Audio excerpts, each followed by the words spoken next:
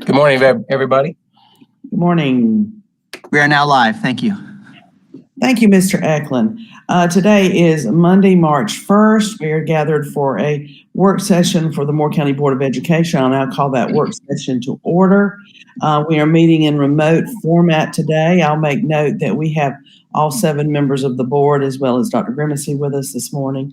And so we will now entertain a motion for approval of the agenda. This is Ed, so move. Second. Motion by Mr. Dennison, second by Ms. Thompson. Are there any comments? All right, hearing none, we'll now proceed with vote. All those in favor of approval of the agenda, we'll raise our hands on the screen. All right, the motion carries 7-0. Mr. Dennison, might I ask you to do the Pledge of Allegiance for us this morning? Yes, ma'am. I pledge allegiance to the flag of the United States of America and to the republic for which it stands, one nation, under God, indivisible, with liberty and justice for all. Thank you, Mr. Dennison. Ms. Thompson, might you lead us in a moment of silence? Thank you, Madam Chair. I would just like to acknowledge that we have, over the last couple of weeks, have had 2 educators who have passed within our Moore County school family.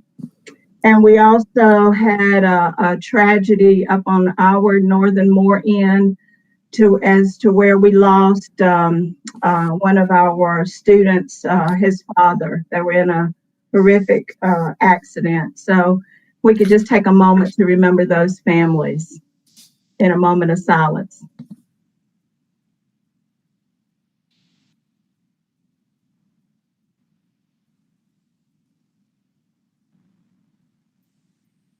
Thank you, Madam Chair. Thank you, Ms. Thompson. Dr. Grimacy, we will go directly on to reports and information. Thank you, Madam Chair. At this time, I'll turn it over to Dr. Tim Locklear for item 2A. Thank you, Dr. Grimacy. Good morning, Board. Chair Carter. Last month, we began to bring the Board updates on the work of our Restart Schools. Ms. Morris, our Innovation and Special Projects Coordinator, and myself brought you an overview of the Restart process, a little bit about the history of the Restart process in North Carolina, a little bit about Moore County Schools' history of exploring that opportunity, applying for it, being approved by the State Board of Education in June 2020. Also last month, Principal Dante Poole of Aberdeen Elementary School brought you a detailed overview of the work of his school at Aberdeen Elementary School, how he's leveraging the Restart process to accelerate the work he's doing to push student outcomes. This month, we have Ms. Marcy Cooper and her team who are bringing you a detailed overview and to talk about how she and her team are also leveraging the work of Restart and the work they've been doing over the last several years. So I'd like to go ahead and turn it over to Ms. Marcy Cooper, principal at Southern Middle School. Good morning. Madam Chair, Dr. Grimacy, and school board members, thank you for having me today. The mission of Southern Middle School is to instill the belief in our students that they can achieve their full academic potential through innovative, student-centered learning in a safe and nurturing environment. Our vision is that we are a community school of academic excellence where all students are empowered to be informed, confident, and independent 21st century learners. So next slide, please. So Southern Middle School, where have we been? In August of 2015, Southern Middle School had 18 teacher openings with 3 assistant principals new to the school. Between October of that year and April, the school had an interim principal who worked part-time. This was the reality of the school when I interviewed and was selected to lead the Dragons in February of 2016. Started working at Southern Middle School full-time in April. My leadership team started to focus on the issues right away. We focused on teacher performance. We reviewed all individual personnel data, including EBOS scores and EOG performance data. I met with all teachers one-on-one. We focused on classroom observations. I visited as many classrooms as possible on a daily basis. We observed students and reviewed the student performance data, both academic and behavioral. We worked on a school-based handbook for both teachers and students to ensure processes and procedures were in place. We learned the budget sources so that we could ensure there would be resource availability for teachers to be creative and innovative in order to engage students in the classroom.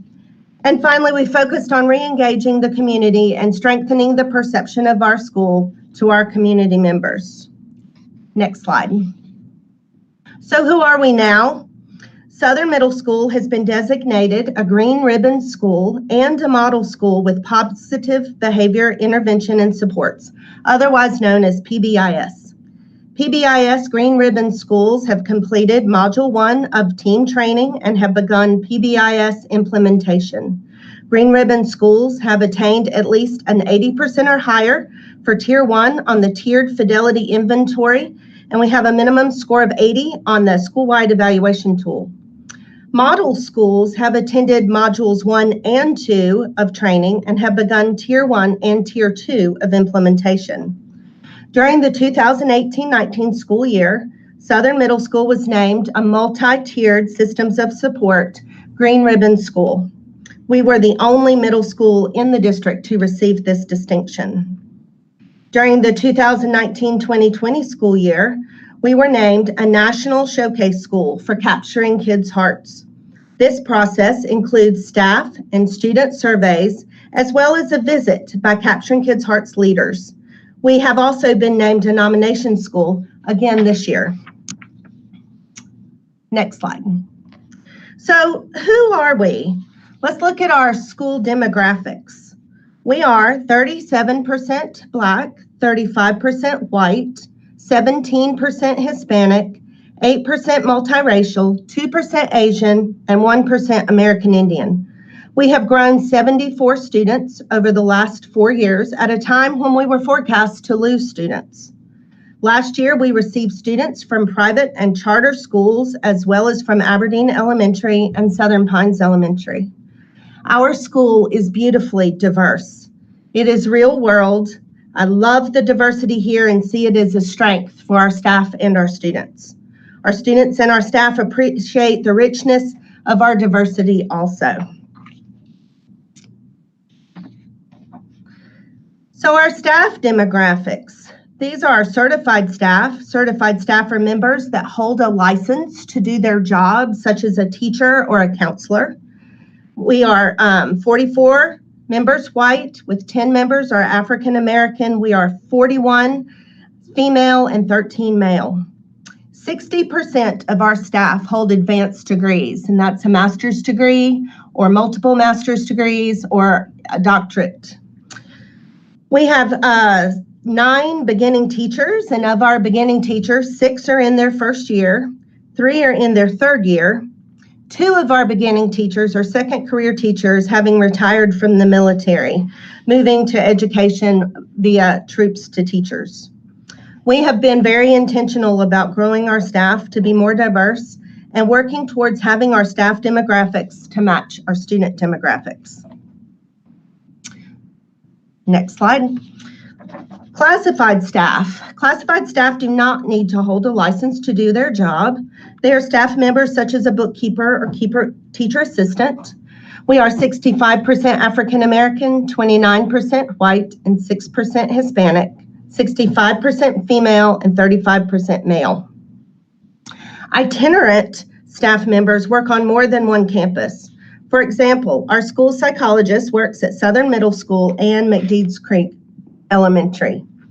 For part-time and itinerant staff, we are 86% white, 14% Hispanic, 71% female, and 29% male. Southern Middle School's report card grade is a D. We have a performance grade score of 53. We have had a steady increase in student performance on the EOG.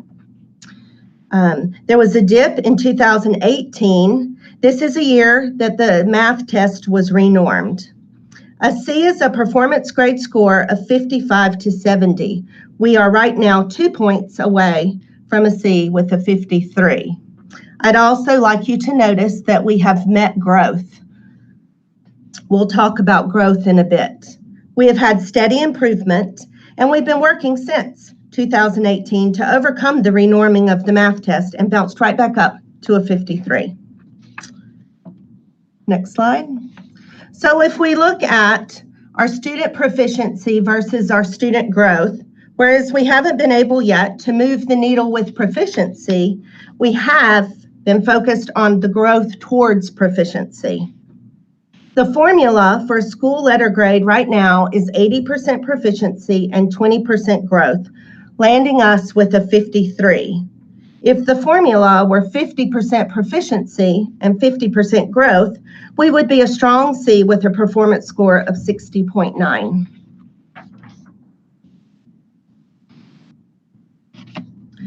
So let's look at our student subgroup data. You can compare our 17-18 growth, which is the orange bar, to our 18-19 growth, which is the gray bar. And I will remind you that a growth score of 70 designates growth met. So in our school, we have subgroups of all students, Black students, Hispanic students, multiracial students, white students, economically disadvantaged students, English language learners, and students with disabilities. Not all schools have this many subgroups. A subgroup is comprised of 30 students in that subgroup in order for it to count. For example, if we only had 25 students with disabilities, that wouldn't be a subgroup. As you remember with our demographics, we do have American Indian and Asian students. Again, we don't have enough students to make a subgroup there. What I'd like for you to really focus on is in the 18-19 school year, all of our student subgroups met growth. Next slide. So let's take a closer look at two of our subgroups. One of our subgroups is academically and intellectually gifted students. Over the last, couple of years, we have been receiving and identifying more AIG students. There are 33 additional AIG identified students at Southern Middle now than in 2016. Altogether, we have 131 identified students. The AIG performance subgroup shows that our AIG identified students maintain a high level of academic performance while at Southern Middle School. We are able to meet growth with our AIG subgroup. Many people have the misconception that it is easier to grow low-performing students. However, the growth formula is a close the gap formula. Low-performing students have to grow more in order to meet their expected growth. It is no more difficult to get growth with high than low students. Next slide. Now we're going to look at our exceptional children data. In this subgroup, we have gained 17 more students with exceptionalities over the last 4 years. While we don't have growth performance broken down in 16-17 for this subgroup, we have met for all 3 years. In 17-18, they began to figure achievement and growth by subgroup. So you can see on this second chart, the performance versus the growth. Next slide. So let's talk about some initiatives we started before Restart. In the 2017 school year, in an effort to broaden our teachers' content knowledge, we took 2 curriculum coach positions and turned them to 4 half-time content coaches. The other half of the day, these folks taught classes just like their colleagues. This served 2 purposes. The coaches would work with teachers during their meetings, and then they would also have a model classroom for other teachers to observe. We had these positions for 2 years. However, we could not continue these positions due to regulatory constraints. Restart gives us the flexibility to do this again if needed. We went to Math Fest competitions. Students chose to stay after school and work on their math, and then we traveled to Greensboro for state competition. After the state competition, we took 70 students to Atlanta to continue with regional competition. This was done to build student confidence in math. And by the way, we had 4 students that qualified for national competition, but it was during the week of EOGs, so we did not attend. Coaching cycles last for 5 days. Many times the classroom teacher requests that an instructional support facilitator do a coaching cycle. Day 1 is observation of the classroom. The coach observes. Day 2, the coach and the teacher plan together. It's collaborative. Day 3, the coach models for the teacher. Day 4, they co-teach together. And day 5, the teacher does her teaching and the coach observes and provides feedback. We have increased the number of school counselors so that we have a counselor available on every hallway. Our counselors also follow our students from 6th to 8th grade, so the counselor can really get to know our students. So if a student has a counselor in 6th grade, the counselor then moves to 7th grade and 8th grade, and then the next year they flip back down to 6th grade. We have had reading programs here, such as Read 180 and language. What we noticed about Read 180 is that some students had done the same intervention in elementary school. If a student is not growing quickly, the intervention does not fit. Language began last year, and our data showed that this program was not a good fit for our middle school students. They were not growing quickly. In years 16 through 18, we held Saturday school every Saturday of second semester. Students could come into school from 9 to 12 for extra help, to make up assignments, to retake tests, or just to work in a quiet place. After analyzing our data at the end of 2018, we found that the most students attended on the Saturday before interim reports and the Saturday before report cards. So in 2009, we changed to having Saturday school 8 to 10 times throughout the year. And this year, we unfortunately have not been able to hold Saturday school due to COVID restrictions. We also began to strengthen our PBIS framework. We began capturing kids' hearts, and we began our Beginning Teacher Support Initiative. You'll hear about these further in my presentation. Next slide. So let's look at our restart timeline. This past summer, we did an analysis of our school data, and we updated our school improvement plan, and we did a deep dig into the restart policies and reform model opportunities. This past fall, we hired a math reach instructor, and we formed a restart team and identified areas of focus for year 1 implementation. In the winter of 2020, we hired a reading reach instructor, and we created an MTSS coach position to begin in the summer of 21. In spring, we developed an MTSS team who will be our MTSS trained through Solution Tree. And then in the summer of 2021, our MTSS coach will begin implementation of our school-wide MTSS model. So restart for Southern Middle School doesn't mean abandoning all of the initiatives that we've been growing over the past 5 years. The restart program means taking the successful things we mentioned in the previous slide and accelerating the work through the restart model. And our team is strategically targeting the 4 components of innovative change: talent recruitment and retention, academics curriculum development, culture and climate, and operations. Next slide. So we will begin our conversation about school turnover components by looking at talent recruitment and retention. The conversation about talent recruitment at Southern Middle School really begins with looking at our teacher turnover data. What does teacher turnover data have to do with talent? Part of building talent is being able to keep the teachers who are successful in the building. Talented teachers want to work with other talented teachers. We have not had any teachers move within Moore County schools since 2018. In 2018, it looks like there was a large number of people that moved within Moore County schools. 2 moved in order to be closer to home, and 3 were due to promotions within our district, such as principal, content specialist, and assistant principal. The other column can include childcare issues, reduced allotment for our school, career changes, and family emergencies. We have had turnover, but a good portion of the turnover was purposeful. Teaching at Southern Middle School is not the career for everyone. Again, you have to have the right people in the building to make the turnaround change that we needed. Next slide.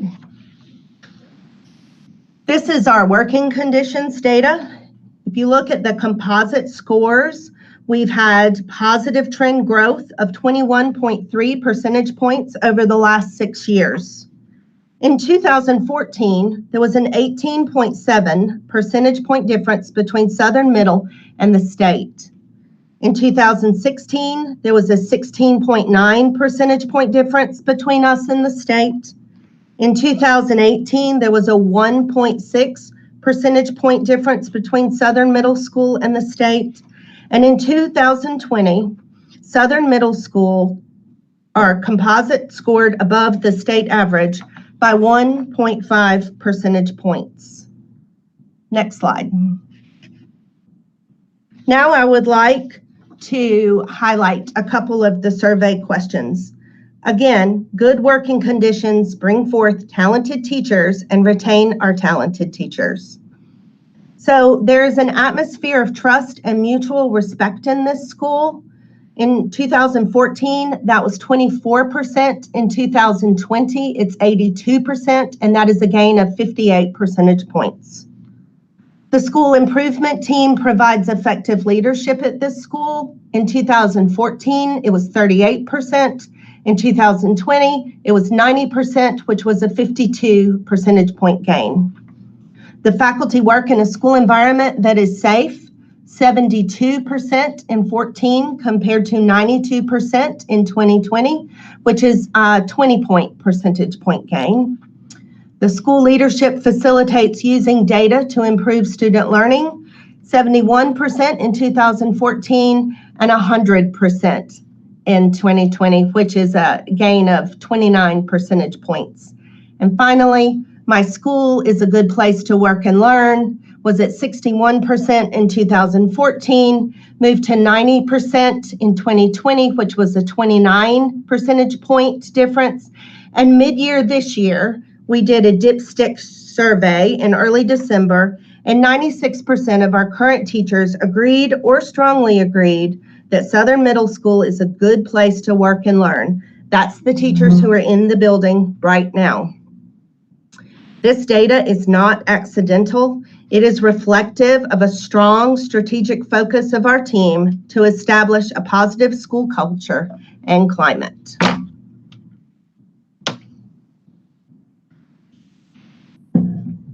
We are still looking at recruitment and retention. We strive to retain our beginning teachers by offering them continuous and collaborative support. Our beginning teacher support is a Title I funded part-time support position. Ms. Oldham was a high-performing teacher and coach who is now retired. She is strategic in her efforts to support beginning teachers in order to improve staff retention. She provides support in classroom management, lesson planning, and research-based instructional strategies. She also works with our beginning teachers on assessment, best practices, and data analysis. This work is done through coaching, modeling, co-teaching, observation and feedback, and reflection. I'd also like to add that this position is not Ms. Oldham telling our beginning teachers what to do, but she is in the classroom with them, being collaborative every step of the way, working with them. Next slide, please. Now we have Ms. Daly Ledford. Ms. Ledford is one of our beginning teachers, and she'd like to share a little bit about her experience of working with Ms. Oldham. Hi, I'm Daly Ledford. I teach 6th grade math here at Southern Middle School. I graduated from the University of Georgia with a degree in psychology, but I left college unsure of the career path I wanted to take. Spent a few years in sales for a document management company, which was not for me. Then my husband and I relocated to Pinehurst for his job, where I learned about the position opening from Stacy Jeffries, our 7th grade assistant principal. A career in education had always been on my mind, so I took a leap of faith. I applied for the job, began working towards my residency license, and thank goodness, Mrs. Cooper gave me the opportunity. I began the school year nervous and unsure, but through the help of the BT and math support efforts by Southern Middle School, I found my way. I could not imagine this year without the help of Becky Oldham. I've learned so much from her. At the start of the year, we began as a co-teaching model, so I had her in the classroom with me. That way, I was able to see all the tricks of the trade in action. I was able to find my groove and style as a teacher naturally this way. From her, I learned how to prepare for objections and questions even before the students asked them. I learned invaluable classroom management strategies. I've learned and seen in action the importance of anchor charts as an amazing tool to support instruction. I learned the reasoning behind the progression of the standards and how to unpack a standard so that we are teaching every component. I learned how to take my lessons and modify them for our EC students and so much more. All in all, I would have been lost without this BT support. I've been taking classes for my licensure, in particular a classroom management course, and I've learned a lot, don't get me wrong, but in front of students and under pressure, those studies that you learn about sort of fly out the window. It's been so nice to have the support of someone with 30 plus years of experience for that on-the-job training to tell you what works and what doesn't work, and also to have that time to reflect on what actually happened within the classroom. Even with the world upside down like it is and only having students a limited amount of time in person, we're teaching them. I say we because we are a team here at Southern Middle School. Seeing students have successes has really solidified my career as an educator.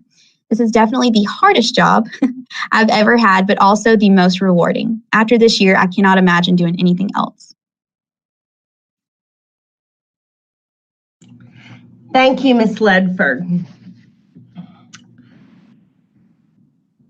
Let's continue now with talent in recruitment and retention while moving toward academics.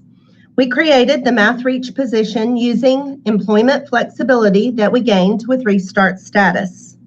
Ms. Warner supports our beginning and veteran math teachers. She provides job-embedded professional development in class management and lesson planning. She also models best practice in mathematics instruction as she works with students in the classroom alongside the teacher. Ms. Warner was also a high-performing teacher who is now retired. She also provides math interventions to students who are well below grade level in mathematics. This instruction within the core classroom is more beneficial to us right now.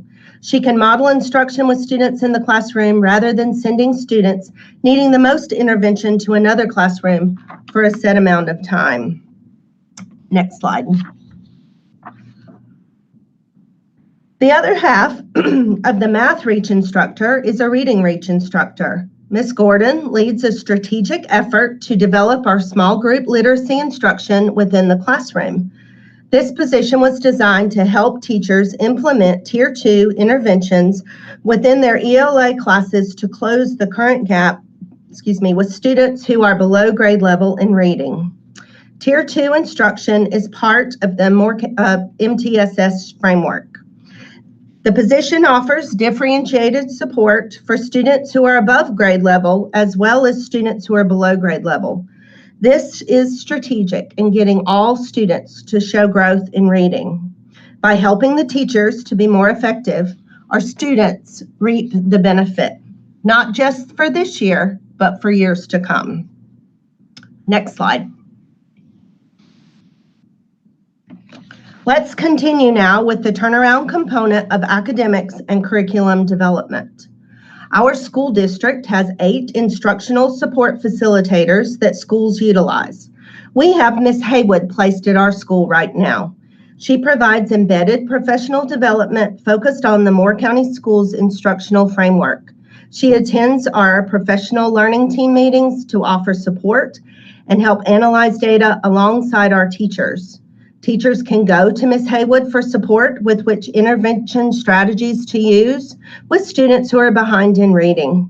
She utilizes the resource that we purchased this year, the Reading Strategies Resource Book. Finally, she is available to plan with teachers to provide rigorous and relevant instruction to each and every individual student. Next slide. Continuing with academics at Southern Middle School, our grade level content teams meet at least once weekly to discuss pacing and curriculum standards. Part of these meetings include analyzing student data so that the data can inform next steps for individual students with research-based strategies. Together, teachers develop common formative assessments that they analyze to determine the intervention that students may need in order to succeed. This information is used to drive the intervention that is given during our intervention block within our schedule. This data is also used to inform the next steps with learning and teaching. Our teachers have learned to trust each other, and they share strategies so that every single student and every teacher can be successful at Southern Middle School. Just like Ms. Ledford said, it is a team effort. So how do we know whether or not what we are doing is working? Again, we meet in professional learning teams, and we use the PDSA cycle. So we plan. With our professional learning team, we set improvement goals. We predict what will happen with those goals, and we decide what kind of data we need to keep. In the do cycle, we carry out the plan, and we gather and document the data that we decided we needed. In the study, we analyze the data, and we examine the learning that has occurred, and then we decide what changes need to be made, what worked, what didn't, and then we start the cycle over again. Next slide. So now we're going to look through the lens of culture and climate, and Ms. Edmister, our school counselor, will start us off on this portion of our presentation. In an ideal world, students arrive to school each morning with their basic needs met. They have adults at home who reasonably monitor their school progress, their social activities, and things like internet access and use. They have caring and responsible adults who provide for age-appropriate supervision when the adults are away from home. They teach about values such as truth and respect, and they provide guidance to help kids navigate the challenges that life puts in their path. Simply said, in an ideal world, students would be provided for, nurtured, and protected. But unfortunately, for so many of today's students, the world I just described is not a world that they are familiar with. The term ACE was coined, can you move to the next slide, please? Was coined to stand for Adverse Childhood Experiences, which are defined as different forms of abuse, neglect, and household dysfunction that can cause trauma or toxic stress in children. Some examples of adverse childhood experiences are experiencing violence, abuse, or neglect, witnessing violence in the home or community, having a family member attempt or die by suicide, substance misuse or abuse, mental health problems, a household member being incarcerated, instability due to parental separation, sometimes caused by military deployments or something like divorce. ACEs are quite common. Why is that? If you would indulge me just for a minute, I'd like to retell a story that I first heard several years ago that helped me understand the why. I'd like you to imagine that you are walking in the forest and you unexpectedly encounter a large angry bear.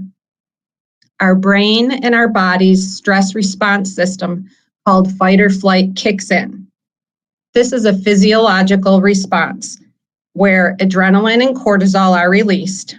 Our hearts start to race like crazy.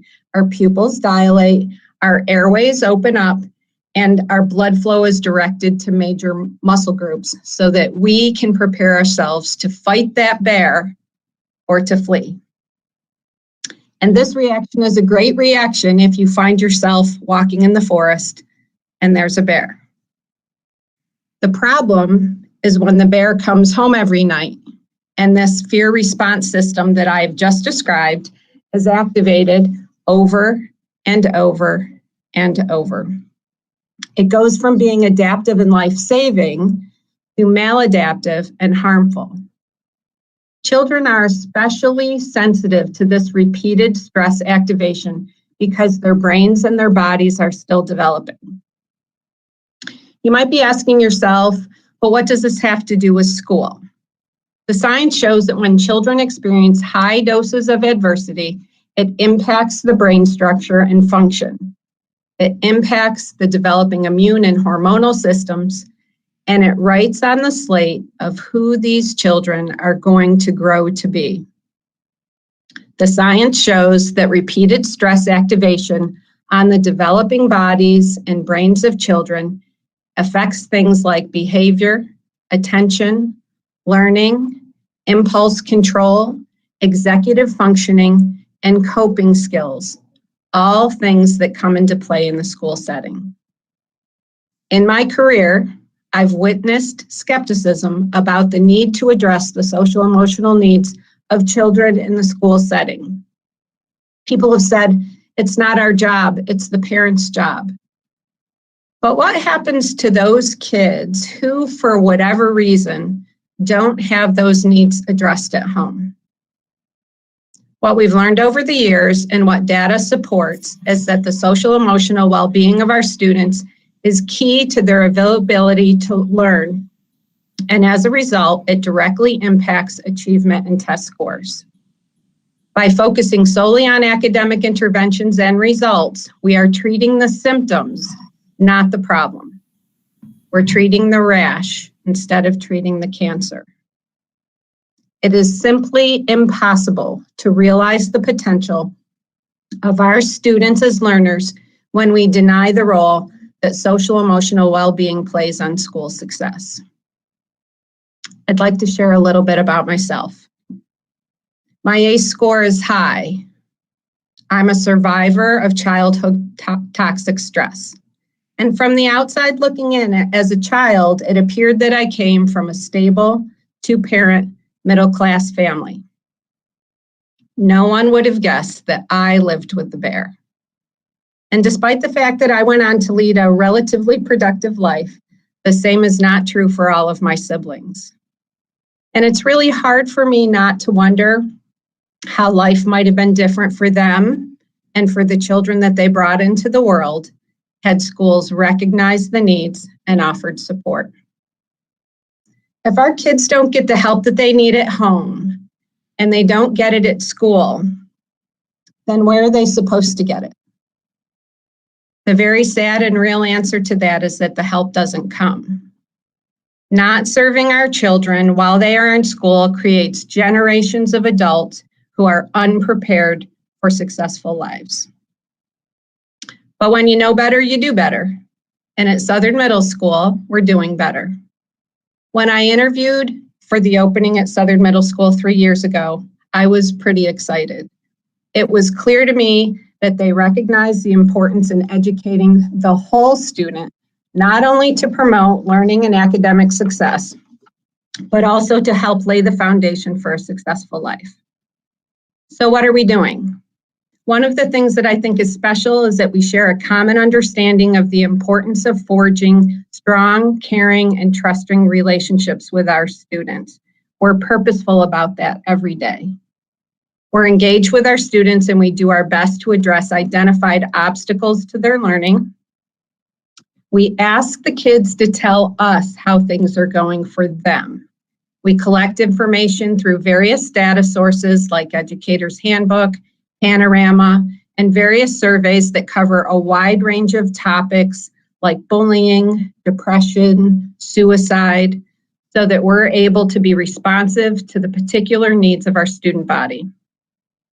We also reserve time each day to teach about things like resiliency, conflict resolution, impulse control, and problem solving, which moderates the impact of ACEs.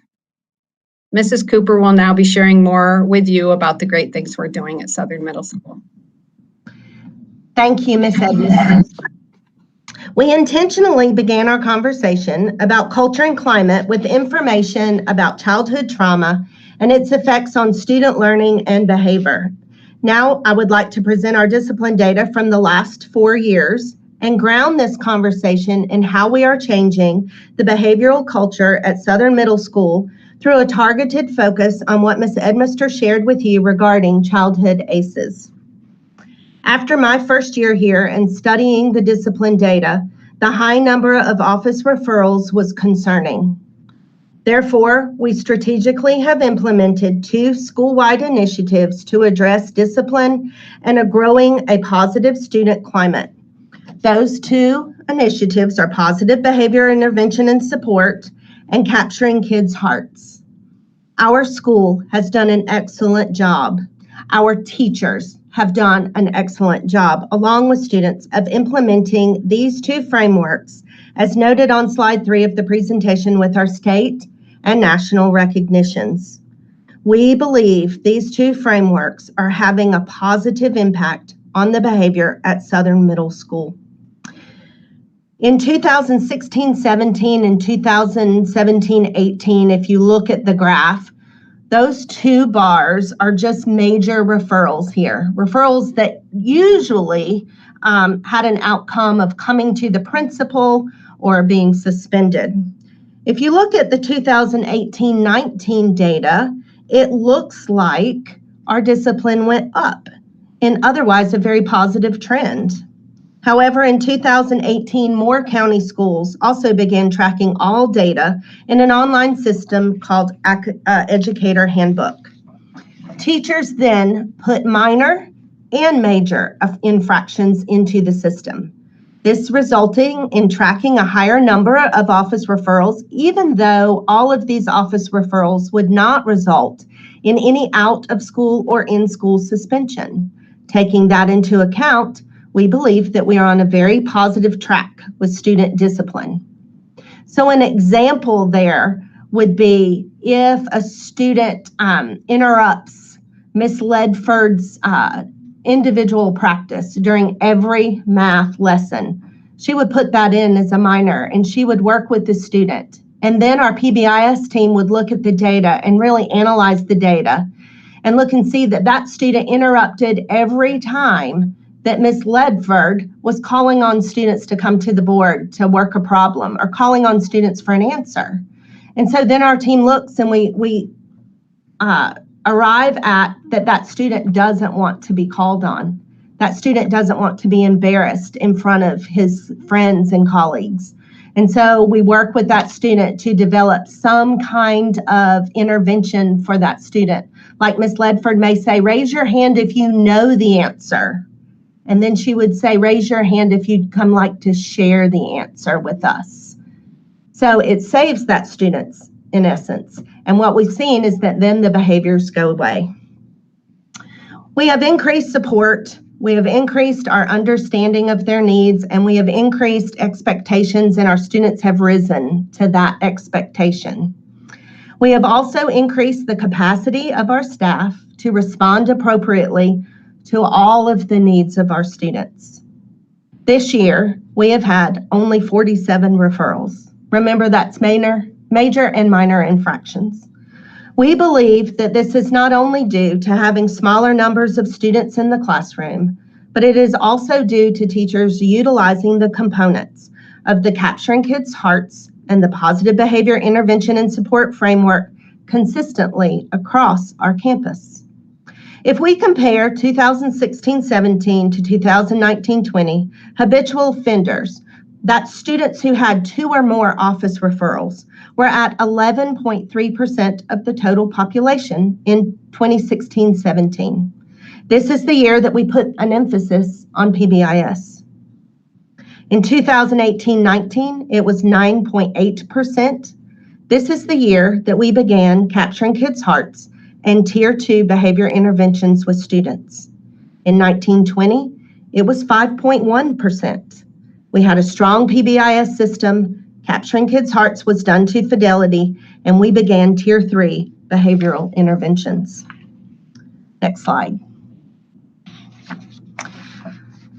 So, what is PBIS?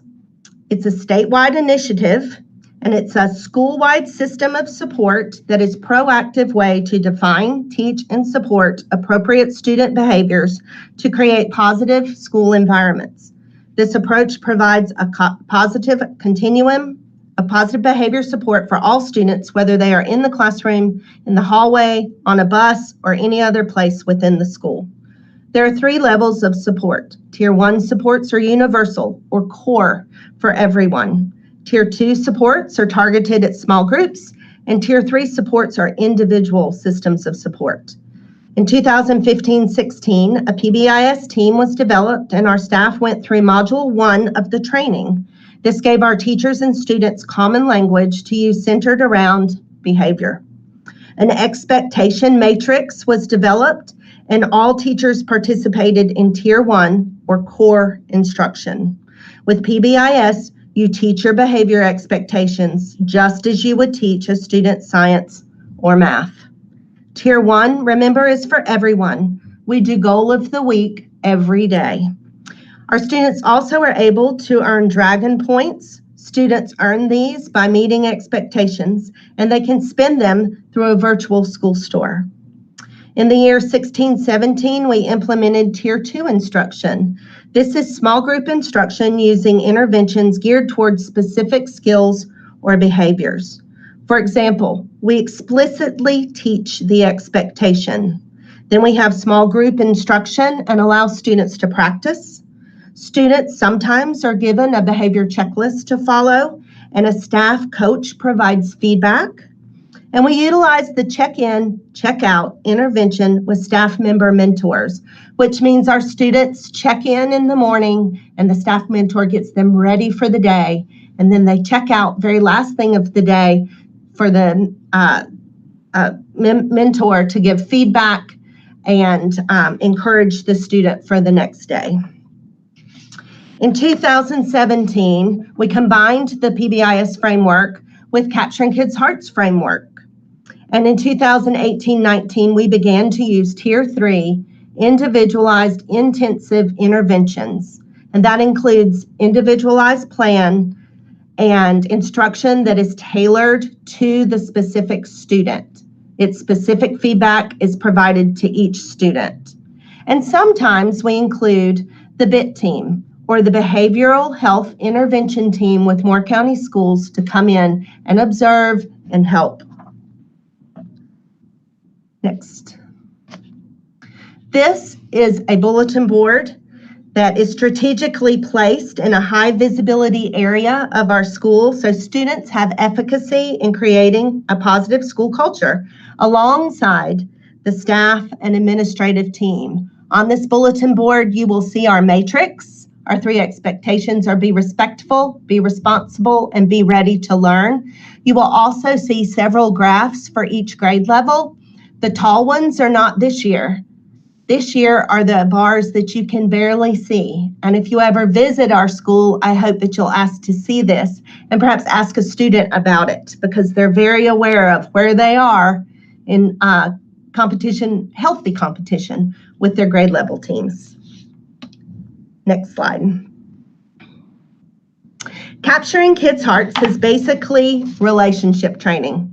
How to develop positive relationships, teacher to teacher, teacher to student, student to student, and student to teacher. We utilize the Excel model. So the first E stands for engage. We greet our students at the classroom door of every class. We used to shake their hands before COVID. Now we give a smile and we look into the eyes of each student to make sure they are okay before entering our classroom.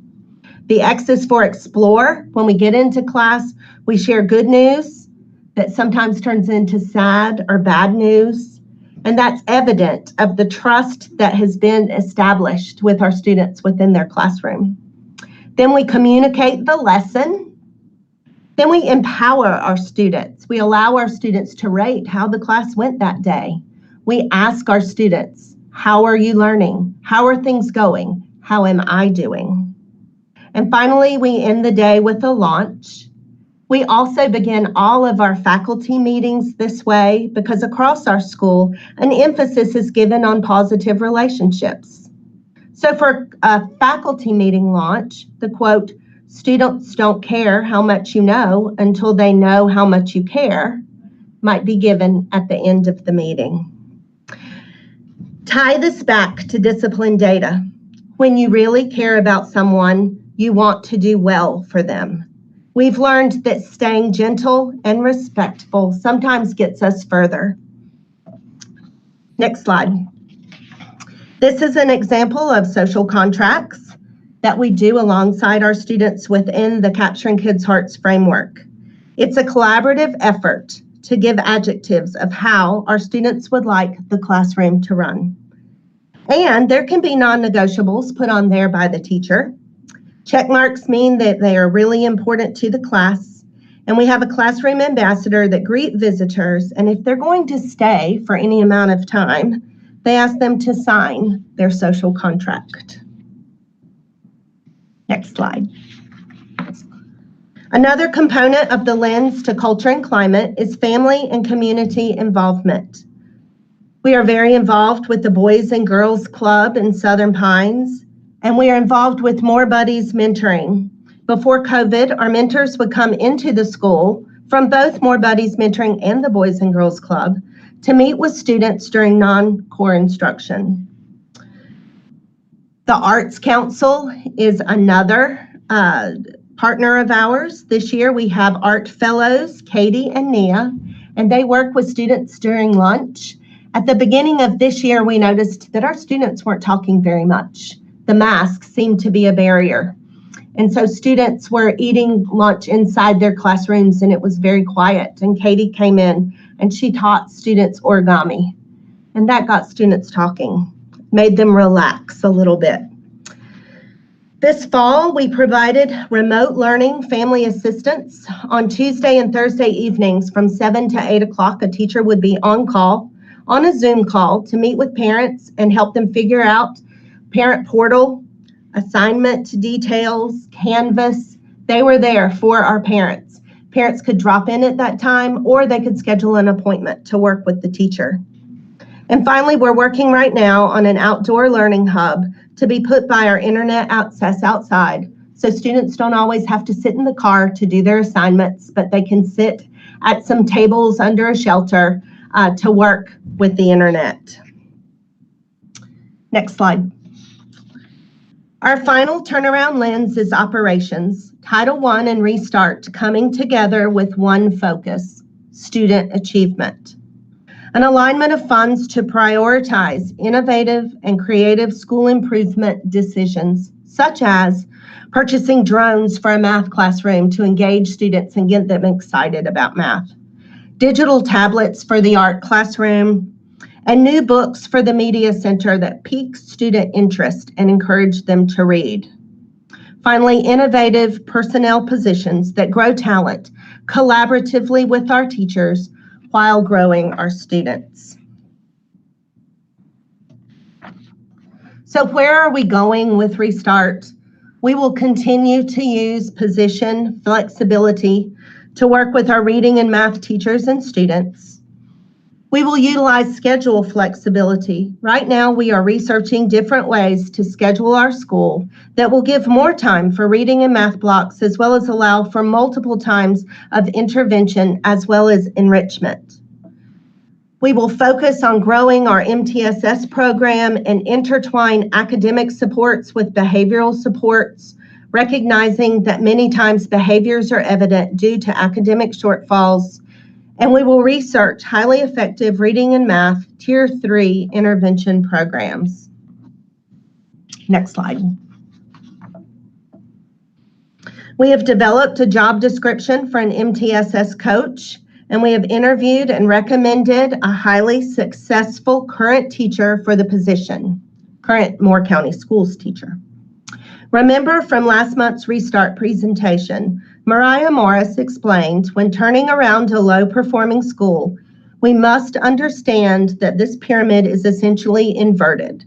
In order to increase growth toward proficiency, our teachers must do more interventions and track data than a high-performing lower-needs school. Therefore, it is essential to have additional support personnel in this role to help us grow this program into a school-wide initiative. Looking forward, this will be more than important than ever to mitigate learning loss that has occurred due to COVID. Remember, Tier 1 is for all students, Tier 2 interventions occur in the classroom with small groups, and Tier 3 occur outside the classroom to provide very intensive support. Our MTSS coach will monitor the school-wide integration of MTSS. He will provide training and ongoing coaching to professional learning teams and teachers regarding the framework. He will lead the research regarding Tier 3 intensive intervention programs, and he will also communicate with parents regarding Tier 2 and Tier 3 interventions along with our teachers. Next slide. Teachers have been given the opportunity to participate in MTSS professional development sessions tailored to the needs of Southern Middle School with an MTSS expert from Solution Tree. The trainer will work with staff to develop a baseline of knowledge and clear understanding around research-based best practices. This professional development will lead to increased teacher leadership opportunities, such as leading data discussions within their PLTs and providing professional development to our new staff members. Our staff members are excited about this opportunity. 47 of our certified staff have registered to go ahead, participate in the training beginning this Wednesday. We will work for 2 hours after school for 6 different sessions. Next slide. I am a proud principal.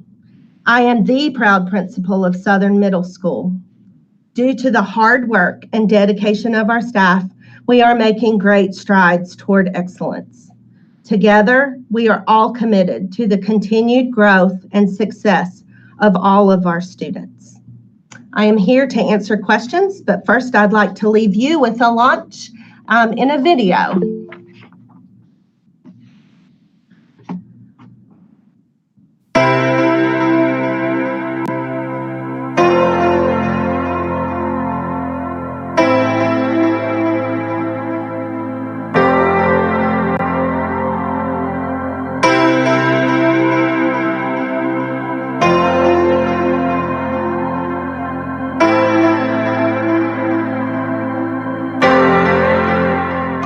Restart to me means flexibility. Restart will allow us to be more innovative and think more outside the box. We have several innovative positions this year at Southern Middle School. First, we have our beginning teacher support.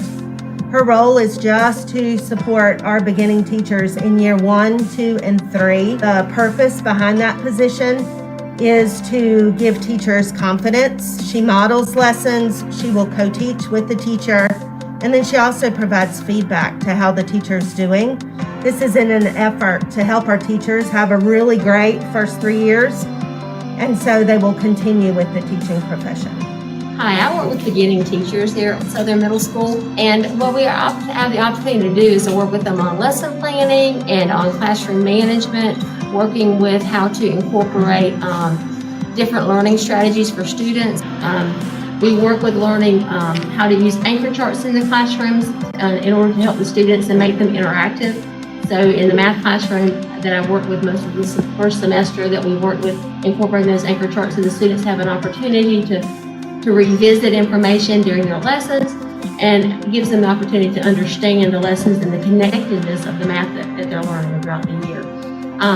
Connecting those concepts helps them to build their conceptual understanding of the math. It's important these days to retain every teacher that you can. There is a teacher shortage. I don't get near the applications that I got even just 5 years ago. So we are trying to retain every great teacher that we have. By having this opportunity to work with beginning teachers, it does help us to retain them, to make them feel as they have support. They're not just out there by themselves trying to figure things out. It helps teachers to feel more comfortable. They have somebody they can go to every day, any time of the day, to ask questions, to talk about their frustrations, and to build those relationships within the building. The Reading Reach teacher works with, right now, our 7th grade ELA teachers, and what she's doing is helping teachers to do small group instruction. What might that mean for them as they're walking? What might that clear in their head? Maybe, do you think they know if something's wrong? Yeah, they know something's wrong. This is the only jacket their friend has. Why is it out in the middle of the street? That makes no sense, right? My long-term vision for the MTSS coach is to get in here, really get to know the data along with me and our other admin and key positions within the school, do data dives, look at individual children so that we can provide the intervention that will help our struggling learners, that will move them quickly. And then we can also analyze and really look at the interventions with the students, and if an intervention is not moving a student along, we can look at doing another intervention. PBIS stands for Positive Behavior Intervention and Support, and it means just that. We try and stay positive all of the time. Every day is a new day. We provide intervention and support to students. Whether they're struggling with their social skills or with behavior in a classroom, the interventions are tiered toward that student. And then we also have some fun things for students to earn or buy out of our PBIS store.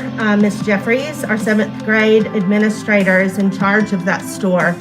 And she asked the kids what they would like to see in there. I would say I'm most proud of my staff and my students. They, especially during this pandemic, have really dug their heels in. Our staff are really delivering rigorous and relevant lessons to the students when they're here, and then doing their very best on the students' remote days to keep those lessons relevant and rigorous so students will want to engage.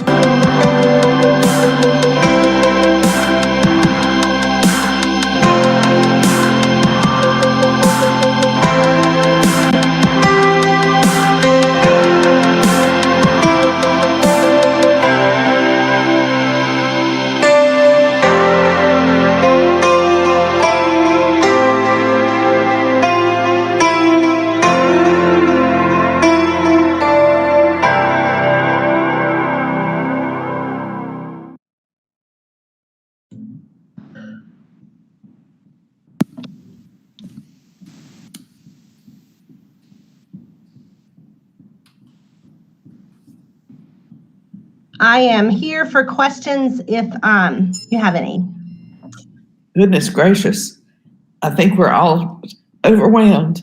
Thank you, Ms. Ledford and Ms. Edmister, and of course, Principal Cooper, for this incredible presentation. I'm sure that the board is full of questions at this point. So if we can use our raising hand aspect to make it go a little bit smoother. So those of you who want to ask questions in your turn, please go ahead and hit that up hand button and we'll go. I saw Mr. Holmes' hand a long time ago, and I don't know if he still has that question or not. Mr. Holmes, did you Yes, ma'am. Start us off? Yes, ma'am. Ms. Cooper, I went to Southern Middle, and I was very impressed with how everything is going. How long have you been principal at Southern Middle? This is my 5th full year. And I was looking at that chart, and I was very impressed at how it's constantly rising, and I commend you with it. That's unbelievable. So Southern Middle, I crunched some numbers, and Southern Middle has an average of 24.7 teachers per year that are leaving Southern Middle. And I was just wondering, there was other section in the graph. What are some of those reasons? Just some examples, please. Some examples would be, for example, we had a teacher leave this year because she had a family emergency. Her mother had a stroke. She had to go and take care of her mom. Another one would be that if our population, say in the EC area, drops, then a teacher is relocated, and we had a teacher to decide to stay home with her son rather than relocate. Other things for other could be a career change. That's why one person left this year. Mr. Wilson left to follow his love of politics. So those kinds of things. I do keep up with how many teachers, who leaves every year, what they taught, and why they left. So, because I think that's more important than just having a number in my pocket. I want to know why they left. Thank you so much, Mrs. Cooper, Mrs. Edmonster, and Mrs. Ledford. I really appreciate it. All right, other questions? Mr. Levy. Yes, can you hear me? Yes, sir. Okay, well, Ms. Cooper, I've had some experience at Southern Middle, and you have your job cut out for you, and you seem to be doing excellently at it, so we appreciate it. But let me know, are there any, if you had carte blanche, and we can give you or deliver to you as a board, we can deliver to you any further resources, because our belief is we want to support you in doing this turnaround. What do you need? So carte blanche, right? The sky's Carte the blanche. Dr. Grimacy is cringing and says, we don't have any money for that. Well, But maybe we can find some money somewhere. I don't know. Well, I'm going to give you what I think would help all of our schools. Currently, right now, if the pre-K enrollment in North Carolina, only 12% of Moore County eligible 4-year-olds are enrolled in a North Carolina pre-K. And so many of our students enter kindergarten behind, and they stay behind with their teachers trying as hard as they can. And it's like a kitten on a concrete wall, that the students are trying hard, they are working hard. But I give the analogy here at school is I've always wanted to be a runner, somebody who gets out there and runs every morning, kind of like Mr. Swafford does, but I'm bad at it. Like, I'm just not good at it. And no matter how much coaching I've had and how much interventions I've had, I'm still not a good runner. But imagine my mindset after 9 years of trying to run well. And that's where some of our students are. We are trying very hard to get them caught up, and they are catching up, you know, as evidenced by Pinecrest's 94% graduation rate. We're getting them there, and we're getting them closer and closer and closer. But it's hard to always be trying to catch up. So basically, you would say that to help you, you would need more universal pre-K. Am I right? Mm-hmm. All right. Well, who knows? Maybe we have some vacant schools maybe we can find some room. Southern Pines Primary might be an example. I don't know. Well, and you know, 12% in Moore County compared to 64% of also rural non-metro counties. Is that in North Carolina? Preschool. Mm-hmm. Is that in North Carolina? You're telling me that 64% of North Carolina students go through pre-K, but we only have about 12? Mm-hmm. Am I correct? Yes. That's it. That is the Moore County overview. Miss Mariah Morris shared that in a principals meeting not long ago. That is that's extremely interesting to me. Well, we have some vacant schools, and who knows? But more to the point, given, are there any resources that we need to provide you at Southern Middle that you're not being provided, or do you think you're adequately resourced from our point, from our stance? Because you know, I can't tell you how to teach. That's your business. Okay. Right.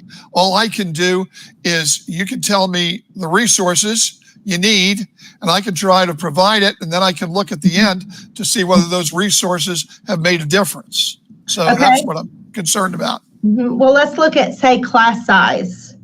When I first got here, our class sizes we were able to have smaller class sizes. There were 4 extra positions given through local funds that just aren't there now. And I understand that, but our class sizes now are 28, 30, 32, and some of my upper level classes are 34, 35. So looking at class size, I would say if we look at our data from this year, just in our discipline data is way down, our academics data is not up, but it's keeping steady with where we've been. And so, for those that say class size doesn't matter, I think our data would show differently. Okay, so your number one on your needs are lower class size, correct? With my current population, I would say yes. Oh, that's fine, because that probably aligns, I would bet, with most of the members of this board, because, and especially me. I want to see a lower class size.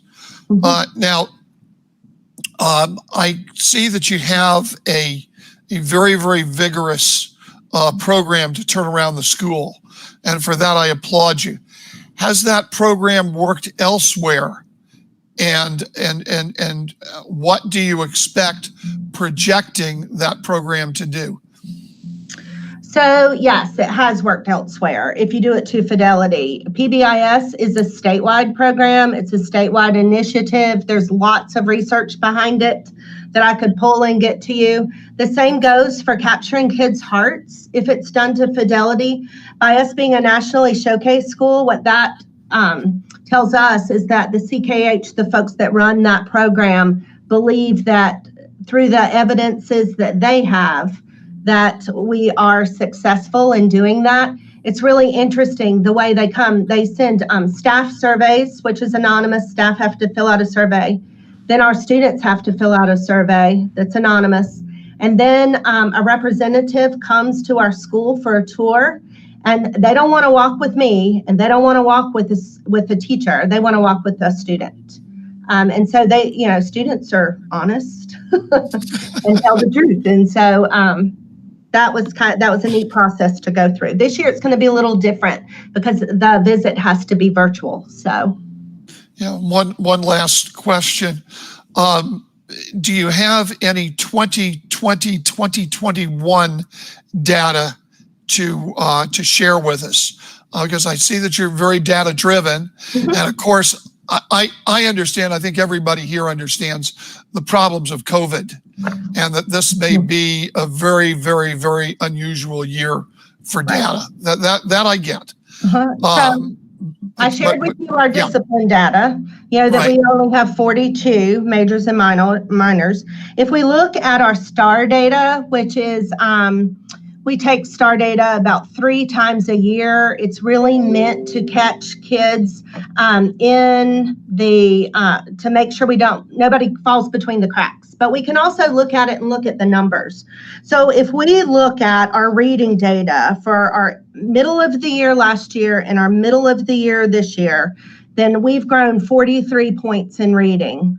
The STAR program says you have to grow 30 to 50 to make a year's worth of growth.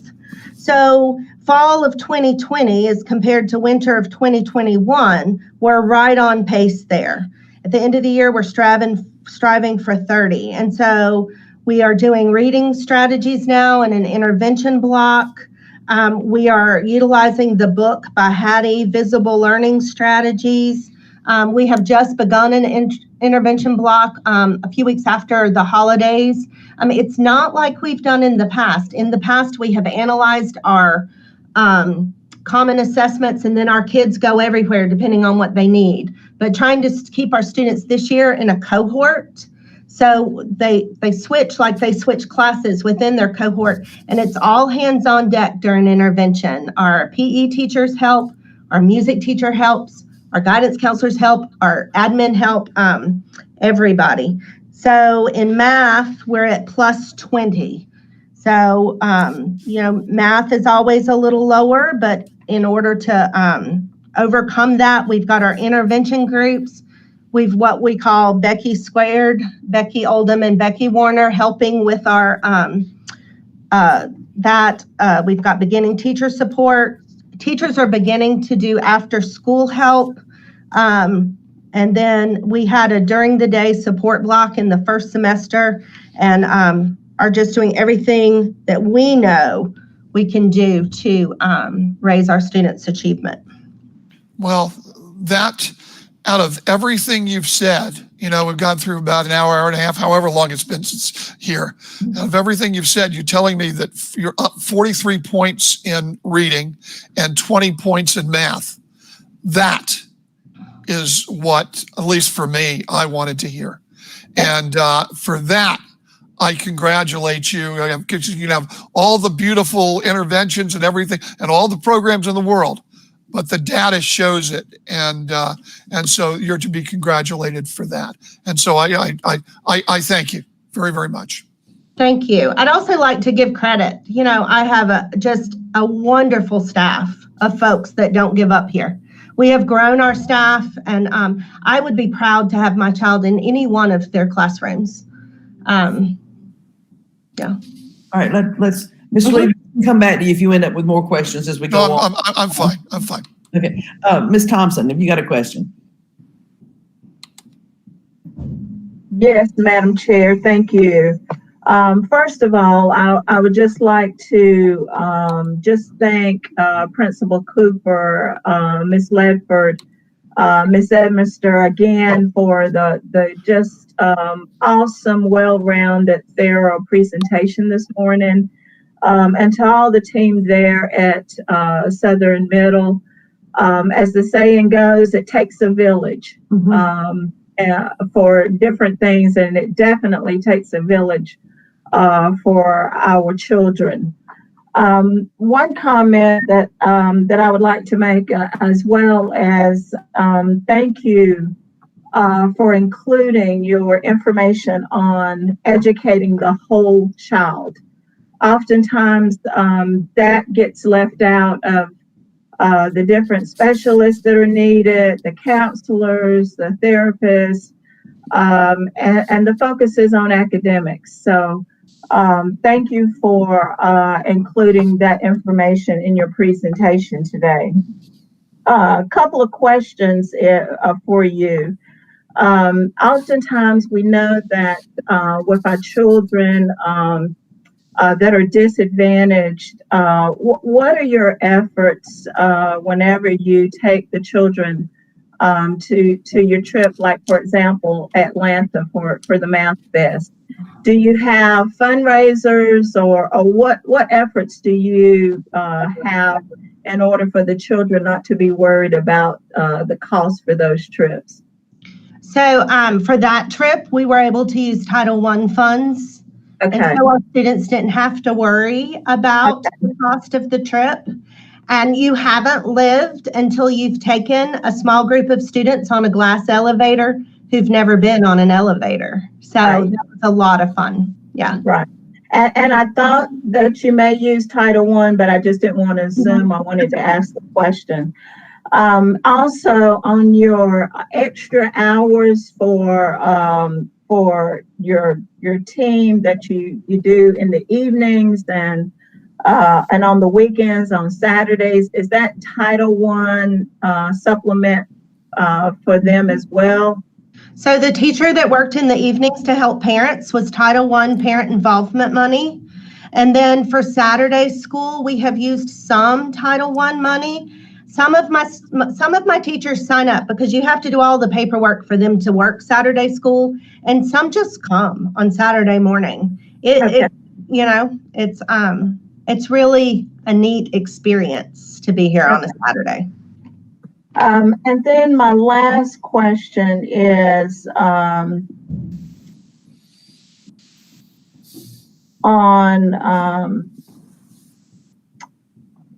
relative to what Ms. Edmister was talking about regarding her illustration and example of the bear.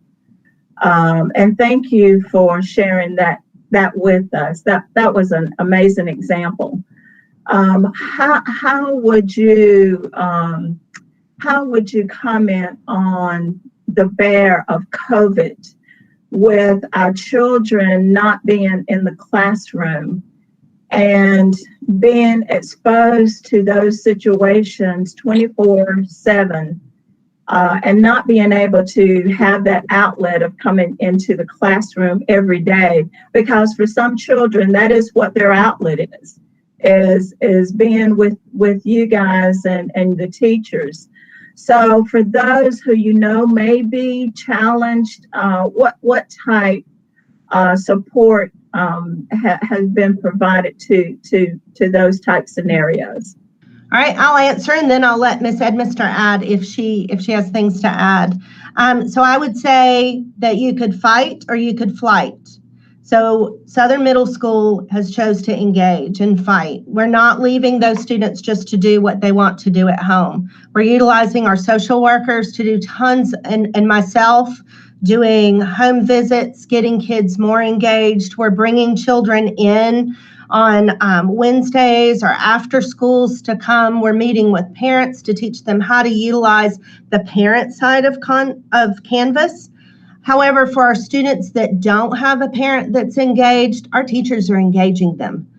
Sending an email saying, meet me during the Google Meet, I'll help you with the assignment. Are all of our students engaged on their remote days? No. Do I really wish they would be? Yes. But I can say that our staff is doing everything they can think of to get students engaged and in their work. Ms. Edmister, did you have something to add? I think the only thing is that we do reach out to the kids. We know our students, and so we make attempts to contact them. We do stuff. And last summer, I was handwriting notes to all of my kids. That didn't last because I was writing them each an individual letter, and it was just taking me so long. So I had to use the computer a little bit.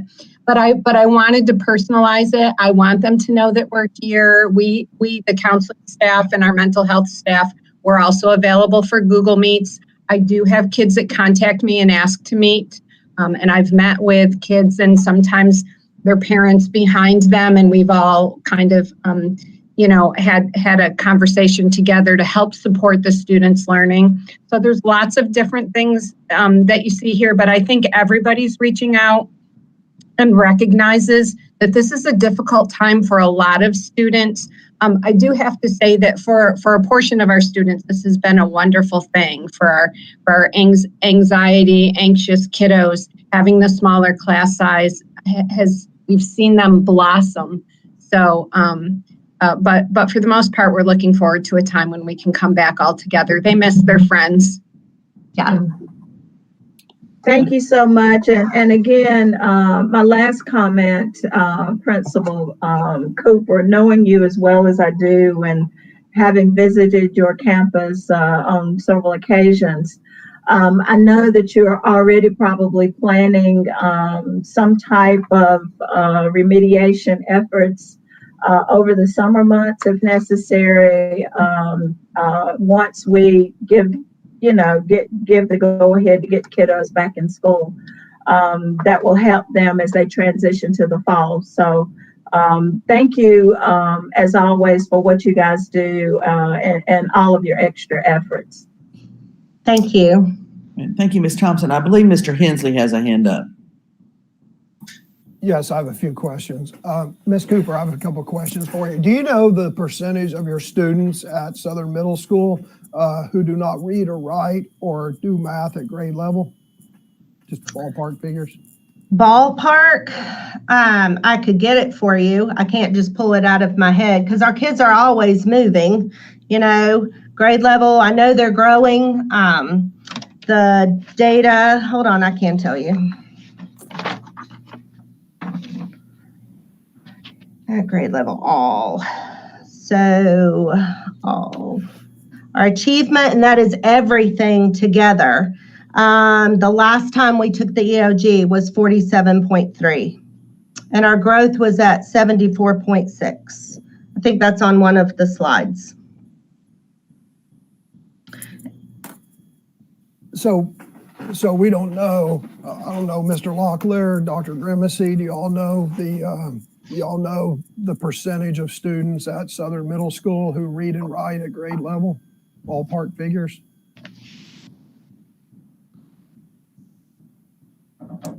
Well, like Ms. Cooper said, there's different universal screeners. She mentioned the STAR universal screener that's used with all our students, and that screens where a kid is, where their holes in their learning are, and how we can attack those holes and get them to grow. She mentioned the points that we've seen on that growth from the beginning of the year to the middle of the year. Those EOGs are a one-day test, and that's the data she's just sharing with you. So we're excited about the growth we're seeing. We're growing kids and catching them up and preparing them to move on and continue to grow at high school. So excited about the work that Ms. Cooper and her team are doing there. But that's one example of a piece of data that indicates where kids are. Until the students are tested again, the 2019 outcomes will stand as the answer to the question. And Mr. Hensley, we do keep a huge spreadsheet with every single student on there and every star score that they have where we measure growth. And then we have our NC check-ins that we are just now disaggregating from our last NC check-in. Yeah. So does anyone know off the top of their head the 2019 results of the students that read at grade level at Southern Middle School? So I just read that. I've got our internal ready review, and but it mixes math, reading, science for 8th grade. All is at 47.3. Okay. Yep. I think that was said earlier, the overall. It was. Sorry to interrupt. Here's why I ask. I hear a lot about 87 points improvement and 70 points improvement. Well, 70 points improvement, if, the children are still at only 47% of them are at grade level, that's an issue. But here's my question that I would like someone to answer. If 47% of our students are at grade level, why do we advance them to the next grade? So I can tell you, we do summer school. Research shows that students are more apt to stay in school if they are somewhere close to their grade level peers. So it's not that we're just saying, go ahead, but the high school is continuing with interventions. And like I said, with the preschool, if they start very, very low, elementary tries to catch them up some, we're catching them up some, and then toward high school, they're also catching them up some. So that's why we look at growth as much as proficiency. Well, but again, the growth doesn't seem to correlate. I'm confused on the growth because I hear, we had 75, I made that number up, we had 75% growth at reading, but we're still in the 40 on reading proficiency. So how can you have 70% growth, but you're still only in the low 40s for achievement? So I'm happy to sit down and like go through it with you. I think it would be easier to do if we're looking at data. The research is also very mixed on whether grade retention works. So I'm happy to sit down with you and go over that. Understood. So Mr. Locklear, Dr. Locklear, do you know the graduating class of Pinecrest, what their reading proficiency is at? Talking about last year's graduating class? Yes, sir. Yes, sir. I'd have to, no, we don't have an end of grade, 12th grade, end of grade, or end of course test that measures reading proficiency. No, sir. 11. But what is your last end of course English outcome? It'd be in the 60%. Right. So English 2 EOC, that's measuring English 2 standards. On that test, that would be in their sophomore year, about 62% in that range. That's again off the top of my head, somewhere in the 60s. Okay.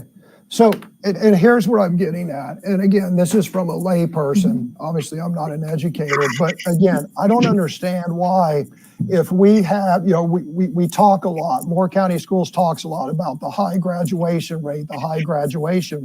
Well, if only 62% of our high school graduates are reading at grade level, then we're just pumping people through.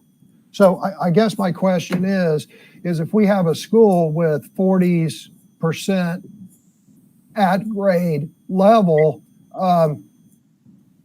again, why do we pass the students by setting them back until they read at grade level?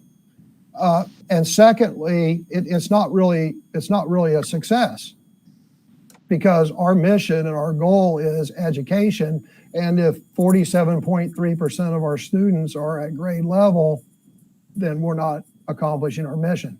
Your assumption is based on one single metric, and it assumes that that metric trumps all other metrics.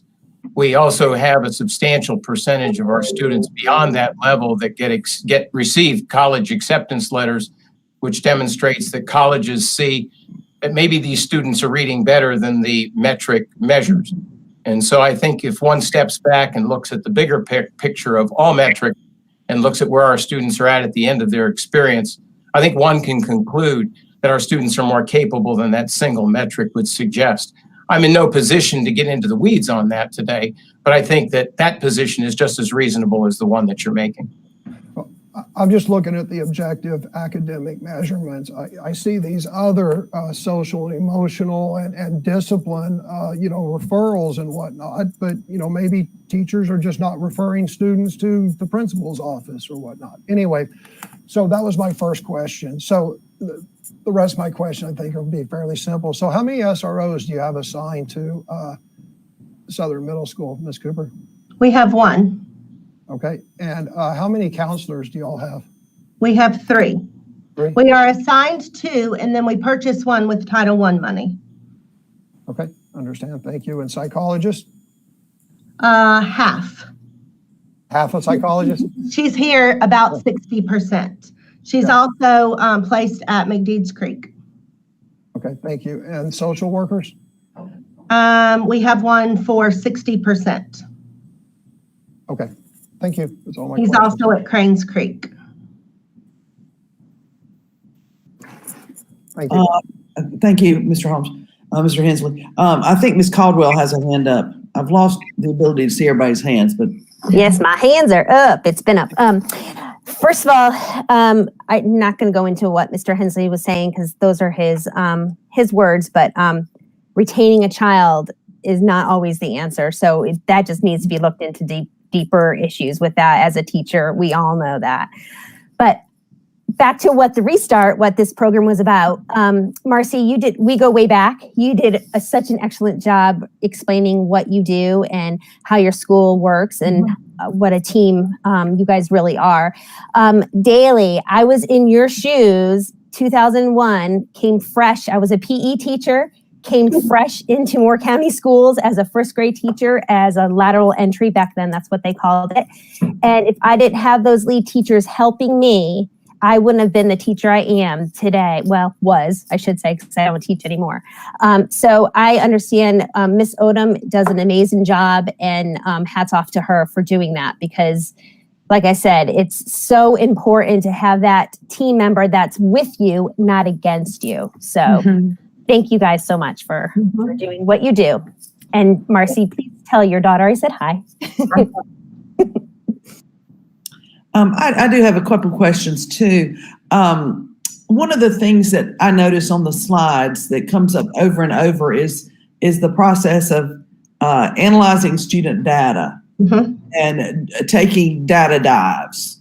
And then what happens? What does it mean when you do a data dive? I'm with Mr. Hensley. There's lots of numbers, but these numbers don't necessarily mean anything. So as you've gone on, you do these data dives. Then explain what that is and then what effect it might have on the educational program offered to a child. Sure, I'll give you a couple.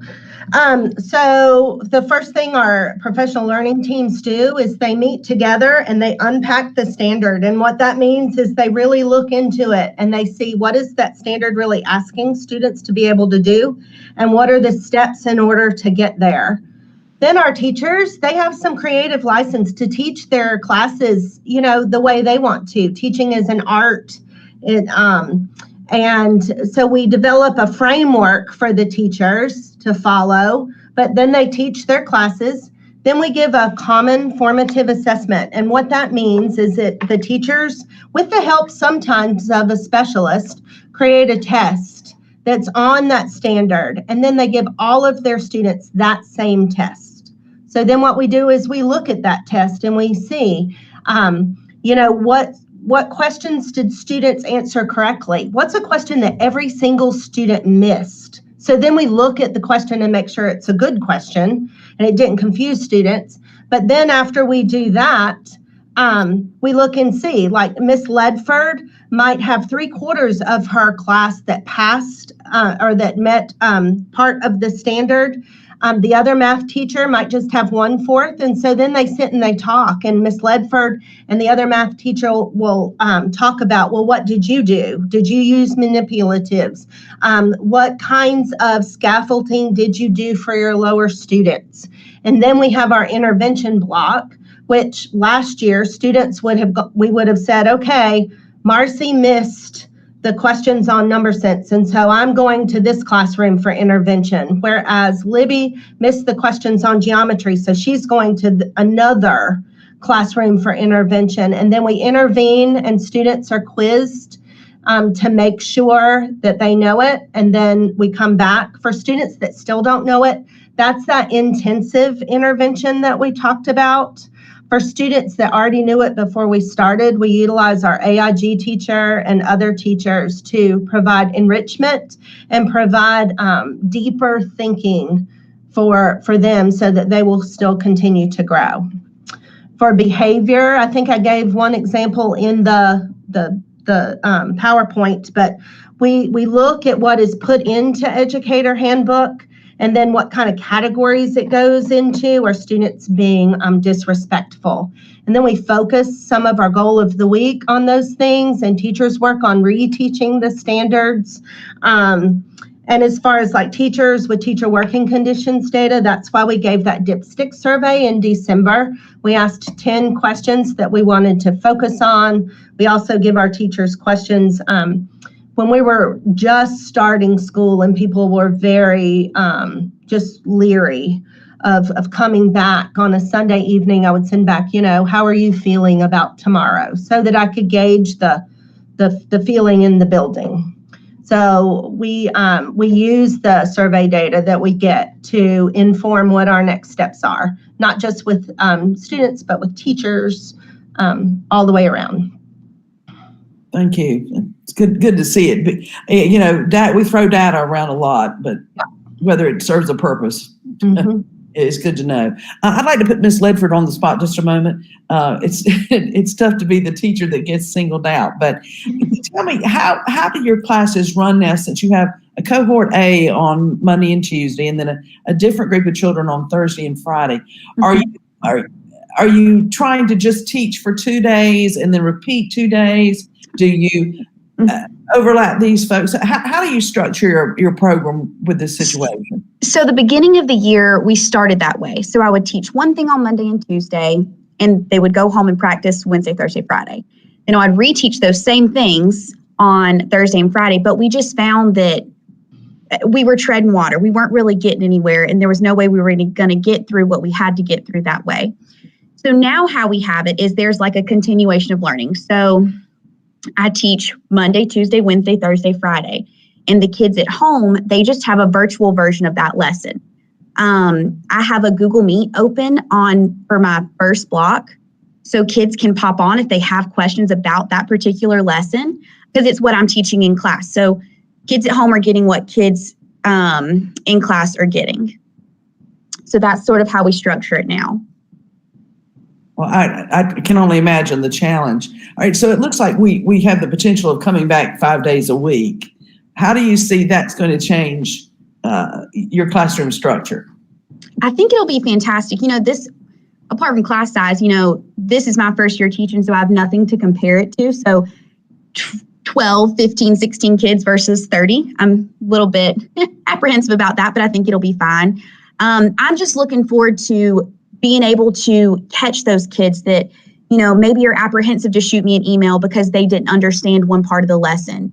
So I can go back and revisit that with them, because even, you have a kid in front of you, even only seeing their eyes, I can sense the confusion or hold on, wait a minute. So I think it's just going to be nice to be able to make sure that they're watching my videos and going through my lesson, because I post them. I'm open for emails and Google Meets, but I can't be there with them to make sure they're actually going through what they're supposed to be going through. So I think that's going to make all the difference. And Ms. Edmister, as we look at returning all these folks, do you feel like or maybe you actually know that there are children that just have become ghosts in the first semester. What's going on with them? Well, the kids who have become ghosts, we make attempts to reach out to them. And if those attempts are not successful, if we can't get somebody to pick up a phone or to respond to an email, we send our social worker to knock on the door. And so we are stopping at nothing to make sure kids are safe. In some cases, kids have moved, and we're just not aware. So we don't stop at the ghost part. We're making attempts to identify where are they, what's going on, how can we help? Well, I know as we look at the spring testing ahead and the fact that everybody that's been enrolled all year must be tested there at the end of the year, we're looking at children that in some cases only got a half year's education, or in the case of our children who we haven't found them so far. Now, maybe we'll round them up in April and be able to get them back into classes because they show up now that school's 5 days a week. It's going to be a real challenge with these test scores, which apparently we're going to receive. Sort of an apples to oranges type thing as we compare with previous years and what kind of progress is going to be made. Ms. Edminster or Ms. Cooper, any thoughts on that? I think we'll have to start over with our data. I mean, you're right. It's going to be like comparing apples to oranges. And so we'll start over with the students that we have here in this building, and we will help, with reassignment. We will help the students and the teachers and the principal know where those kids are. Like I told Mr. Hensley, we have an enormous spreadsheet of individual students and how they've done on classroom tests, how they've done on the EOG, how they do with the STAR test, how they do with the check-ins. I think what you have to remember too is the STAR test is much shorter than the EOGs. And, truth of the matter is some of our kids give up before they start. It is a long, arduous test. And so if you don't have somebody that you care about telling you, hey, do a good job. Some of our teachers do it for me, do it for you. They don't see a purpose in it, except that's why we say do it for your school, and we grow that school spirit and school pride so that hopefully all of our students will try their very best. Thank you. Are there other questions? Madam Chair, I just have a quick comment on end of grade tests for this year. I think it's important that we have them just so that we can assess. And I think Dr. Grimacy and I had a short conversation about this. But I think it's important that we have the end of grade tests. I expect they're going to be disastrous just because, education has been a challenge. But I think it's important that we know where we stand at the end of this COVID situation. I think it's very important. Well, it definitely will help us assess if there has been learning loss or and to look and see, and I'm hoping the numbers when they come back, we'll see, here's virtual scores to kids that were 100% virtual, and here's kids who, in our K through 5, got 5 days a week for a good portion of the year, and then of course here's the ones that got only 2 days in class. To look at those numbers because it will be interesting to see how it stacks up. Mr. Levy, do you have an additional question? Yeah, I do. Actually, two matters. Number one, I was struck by the spreadsheet. And that seems to me to be a great thing, to have every student on a spreadsheet. I guess my message would be to Dr. Grimacy and Dr. Locklear, I would hope that all of our schools do such a spreadsheet and know exactly where each and every one of our students are, because my biggest concern is not for the kids at the top of the rung. And of course, I am concerned about kids at the top and kids on the bottom, but I'm also concerned about those kids in the middle who sometimes, I guess, get lost. And if we have them on a spreadsheet and we know where they are, the teachers can be the teachers can gravitate toward those children. And so I would just hope that that would be something we would do universally throughout the system, if that's possible. It might not be, but that's up to you. You're the professionals on that. Mr. Levy, I want to thank you for making a fine pitch for our multi-tiered system of support initiative, because that's precisely the intent of what we do with MTSS. Give us another plug if you could. What's the next one? Well, actually, see, Dr. Grimsey, I believe we're doing a lot of things right. I've always said that. Surprise. And, I'll also be in there to say when I think things can be improved, but we do a lot of things right. And Ms. Cooper is doing a lot of things right, or so it appears, so I'm here to say the way it is. But the other question that I have is, and this kind of goes to our teachers here, we're obviously going to go to 5 days a week and just as quickly as we can. I noticed the superintendent's recommendation along those lines, especially if the governor, if the legislature overrides the veto on SB 37. What can we do to help the teachers feel comfortable in today's situation, so that not just the kids are happy to get back, because I know the kids are happy to get back, but also that the teachers are comfortable getting back? What can we do along those lines? Is that question for Ms. Cooper? It's for Ms. Cooper or any of the teachers, especially the teachers here who want to answer that, because Ms. Cooper is management. Right. And I'm interested in especially in our everyday teachers. And just as a lead into that, I think the number one thing we can do is support our principals and demonstrate confidence in them. And then I'll let Ms. Cooper and Ms. Ledford speak for themselves.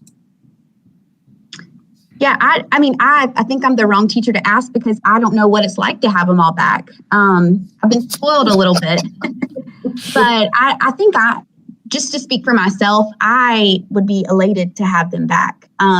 Like I said, just to make sure they're getting something from my lessons daily and not just 2 days a week.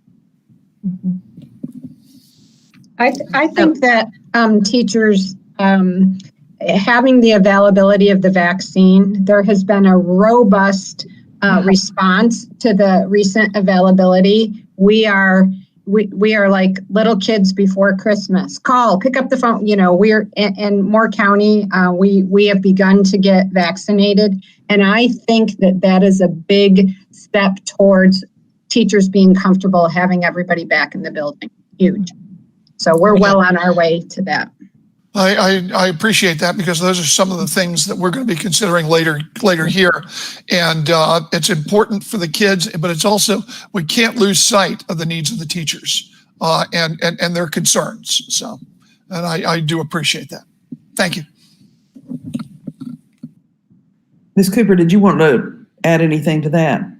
Just that we will do whatever possible to make sure that our teachers feel safe and that our parents also feel safe sending their children to school.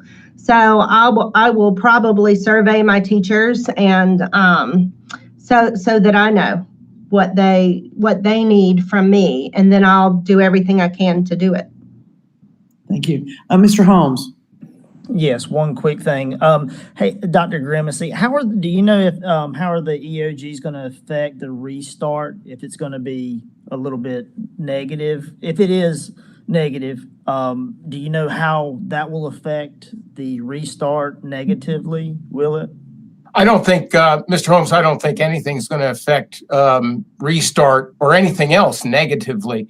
I think that I can't speak for every single one of our teachers and principals, but I think everybody wants to, is in line with what Mr. Hensley said. We want to get that official diagnostic read on where our children are at.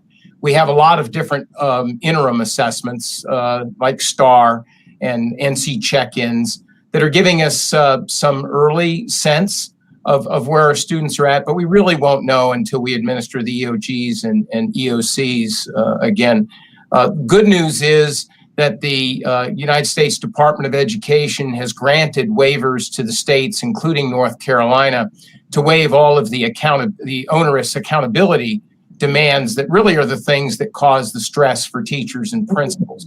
And so to the extent that those can be put aside for at least this year, then everybody can proceed with the testing in a truly diagnostic context where it's all about just trying to figure out where the children are, what to do about it. But there really isn't any consequence at this point, except the need for all of us to make that determination what our children need, so that now we get them all back in school, we can get about the business of how quickly can we make up any ground we might have lost in the last year. Thank you, Dr. Grimacy. I yield. Mr. Hensley. I just wanted to chime in and share Dr. Grimacy's, because I'm not sure I made this clear. Yes, I absolutely want to see the end of grade tests and the diagnostic so that we know where we stand with the education of our children. And I absolutely support waiving, whatever onerous repercussions there are, if you fail to meet the end of grade test. But it is important to know where we stand, good, bad, or indifferent. All right, any other questions? All right, Ms. Cooper, do you have comments, or Ms. Ledford or Ms. Edmister that you'd like to wrap us up? I just thank you for having us today. And I'll just repeat that I am a proud principal of Southern Middle, and that I couldn't do what I've done without the staff in the building, that they are excellent. They are hardworking, dedicated, committed to helping all children. So thank you very much. Thank you. And, we need to acknowledge the fact that school is going on all around these same three ladies while we have been drilling them. So, we appreciate you taking the time out from your school day to share with us. Unless there are other questions, then we will again say thank you, Ms. Cooper, Ms. Edmister, and Ms. Ledford, and back to work. Yes? Yes. Yes. And then I think that we are going to take a 10-minute break. Thank you. Thank you. Madam Chair, what time do you want us to come back? It is 10:51. Let's just start back at 11. Yes, ma'am.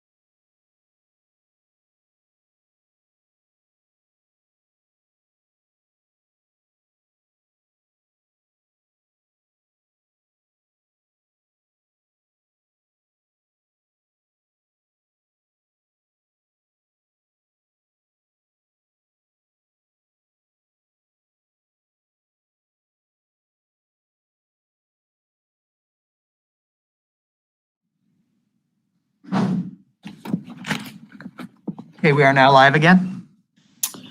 Thank you, Mr. Eklund. I'll call back to order this meeting. Dr. Grimacy, if you are ready, we will move on to item B. Thank you, Madam Chair. Mr. Brath, you look like you're ready. Just if you'd unmute, I'll turn it over to you, sir. Thank you, Dr. Grimacy. Good morning, Chair Carter, board members. The next three topics I'll be introducing to you. The first one is the update on the Southern Pines primary appraisal in the road closure. Board will recall how back in December you had directed staff and council to take those three measures regarding the Southern Pines primary site. That is to clear the roadway right-of-way dedications that remain open and have not been abandoned, to also carve out the portion of the site subject to the cemetery encroachment, and also to commission an appraiser to put together appraisals for the 1924 deeded corner of the site, the cemetery, less the balance, and the property across West India Avenue. So following also the board approved recommendation of village appraisers, we engaged with them, providing them documents and walked them through the campus so they could begin their process. We also at that time engaged with LKC Engineering to perform the survey of the property that indicates all the items noted above. The appraisal is underway, will be presented to the board at its next work session. The survey is complete. It is attached to this document, and it identifies the right-of-ways that remain open and not abandoned, as well as the encroachment of the cemetery. We have submitted to the town of Southern Pines the petition to close those encroached roadways. That's West Massachusetts Avenue and South Glover Street that pass through the Southern Pines primary site. We have notified you previously of our discussions with the town, and this is a process they should have undertaken many, many years ago when the buildings were first constructed on that campus out there. And we are expecting that process to be completed by April. That's just an update for now on the process, and I'm available to respond to any questions you may have. Any questions? Mr. Holmes, do you have a hand up? Mr. Levy. Yes, just one question. This 2.75 acres on the left-hand side of the thing is zone MULTIP, and I couldn't find that. What is that, or do you know? Let me just pull that map in front of me. If you give me just a moment here, I want to look at the same thing you are. The other ones are F. Whatever, that's recreational and schools that I get. Mm-hmm. That across the street, you're across West Indiana Avenue. This is the isolated lone piece of property. Yeah, 2.75 acres. And that is zoned differently. If I recall correctly, when I previously looked into this, that is the zoning consistent with the other blocks around that there. So I believe that's consistent with everything to the west of Indiana and south of Carlisle. But I would have to verify that and look that up, but that is my recollection. Do you know what it is? In other words, I understand it's consistent. I looked, as a matter of fact, at the Southern Pines ordinances and could find the others. I couldn't find this zoning. And I'm wondering, is it possibly industrial? Is it, can it be used for businesses? I've no idea. I'm just. And if you would let me, what I'll be glad to do is get an answer for you and either present it at the March work session with an update on that description, or email it to the board ahead of that. Oh, that's fine. It's just, it's a matter of curiosity, only because I'm concerned about maybe the value of the property is higher. And that was the only question that I had with regard to this property. Mr. Hensley. I didn't have a comment until Mr. Levy jogged my memory on something. I was looking at the diagram that Mr. Levy was looking at, and he was talking about the 2.751 acres across Indiana. But if you scoot back across Indiana and you look at the 3.4 acres, 3.5 acres towards the back of the main property, it's also zoned multi-P. And the valuation of this property is going to largely be driven by its zoning. So, you know, you have, 4, 6, almost 6.5 acres of land there. That's different zoning than the front. That's important. It's important that village appraisers know that, because as we've talked about, you know, there's land half a mile up the road selling for, you know, $750,000 an acre. So zoning is going to play an important part on this. So I'm sure it didn't escape the village appraisal's watchful eyes, but we just got to make sure they see that. Yes, and I have shared this with him as soon as we received it.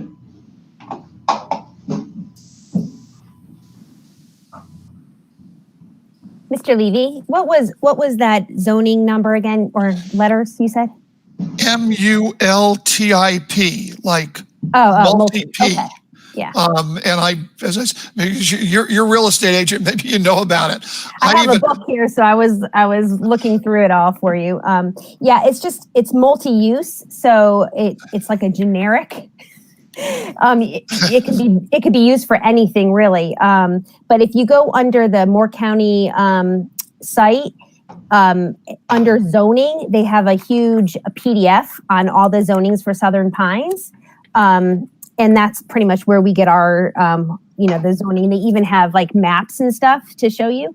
No, and I actually went there, and I actually tried to look this up, and I couldn't find it. But then again, you know, that I'm purely an amateur with regard to this, and I hope Mr. Barath can find it out, because if maybe you can put, say, I mean, I'm not saying anybody would want to put an office building or something like that on this property, or maybe a medical facility on the property, it would be much more valuable than, say, if it was just for single family homes, or especially if it's only for schools.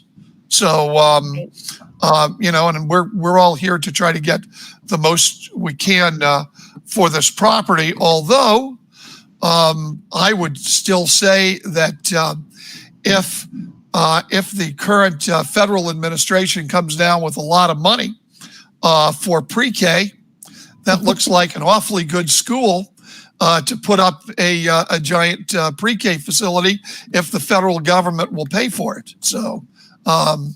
Just to put it in, because I'm one who believes that the more land we keep, the more opportunity we have for our students. So that's just me. I'd be happy to share, John, if you can't find anything, I would be happy to share this book with you as well. Thank you. Are there other questions? Ms. Thompson. Yes, Madam Chair, I just had one with regard to Mr. Barath. One of our steps of carving out a portion for the cemetery encroachment. So that's still part of our next business to come, correct? That will be, yes. We will identify and set pins for those corners of the encroachment and then isolate that. That's approximately 0.6 of an acre over there. So that we will be carving out. We've already notified village appraisers that would be carved out. And Mr. Barath, what will happen? I mean, will that go to any individuals, any one owner of that, or once we carve it out, it'll just stand on its own, and we don't have to do anything additionally with that? That'll be a decision for the board to make. At this time, we will carve it out, and it will be identified as a parcel owned by Moore County Board of Education. Okay, thank you. Other questions? Okay, I think that wraps it up then. Thank you very much, Mr. Barath. We can move on. And Mr. Barath also has item 2C and item 2D. Thank you, Dr. Grimsey. And the next item on the agenda is the update on school construction projects, and also for the update on the fiscal year 2021-2022 capital project budgets. If you would please open the presentation, I will go through that. Ms. Laura May, if you can open the presentation.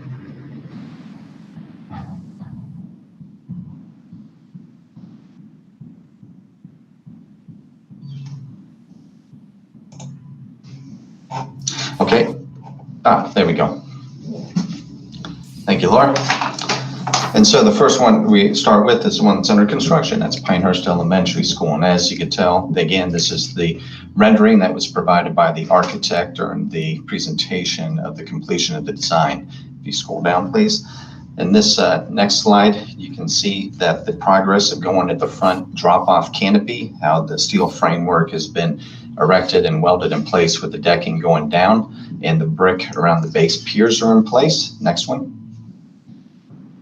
This is a shot looking at the main entry. So this is looking at the entry doors to the building coming underneath the drop-off canopy. Next slide.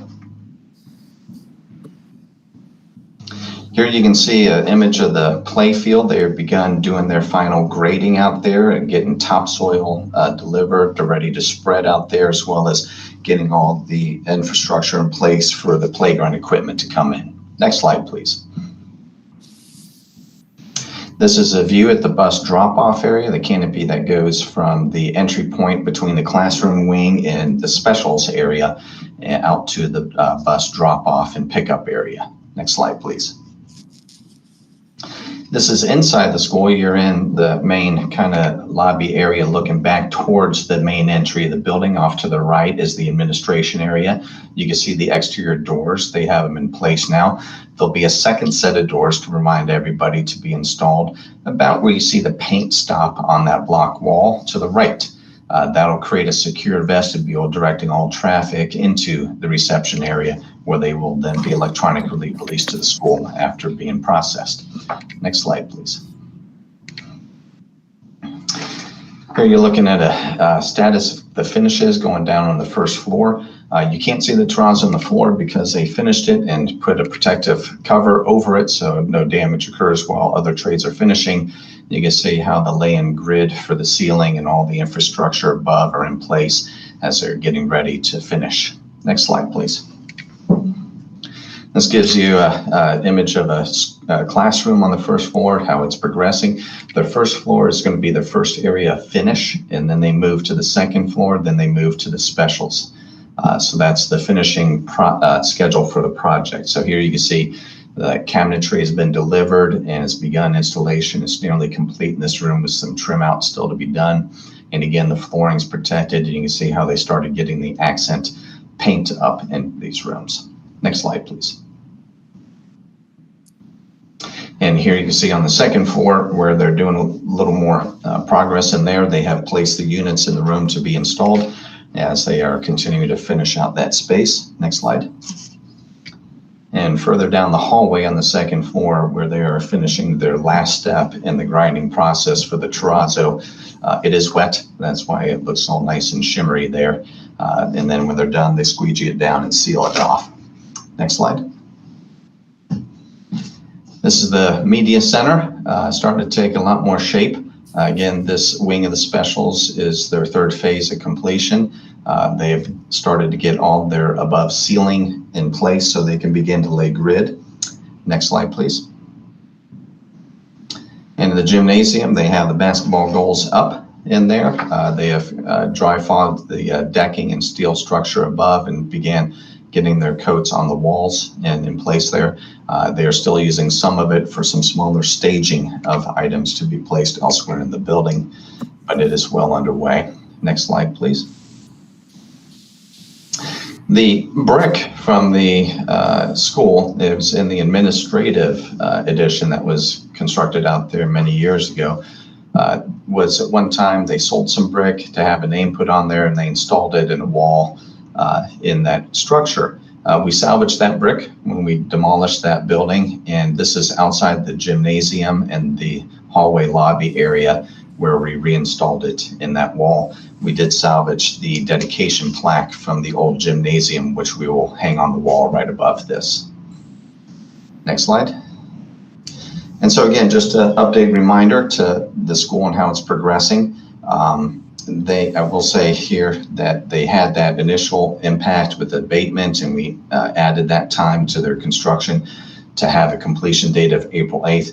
They have just submitted to the architect their substantiating information for the impact of the electrical crew being quarantined on the project. Again, that's a very critical path at this phase to allow them to complete all overhead installations and terminations and wiring. So the architect is reviewing that currently. It says 87% of the construction timeline is passed. That is my error. It is 93%. I will make sure this gets corrected following today's meeting in there. Thomas Construction is at 93% paid, and the deficit remains unchanged from the previously projected $938,028. Next slide, please. So now for an update on how all these, again, as we talked about over the past couple meetings, how the bond projects and the funds and everything have worked. You've seen the slide before. It's just, again, a reminder going into the discussion today of the status of the projected deficit to where we are now. And so again, just like we were last time, we had Southern Pines projected at $144,792 deficit.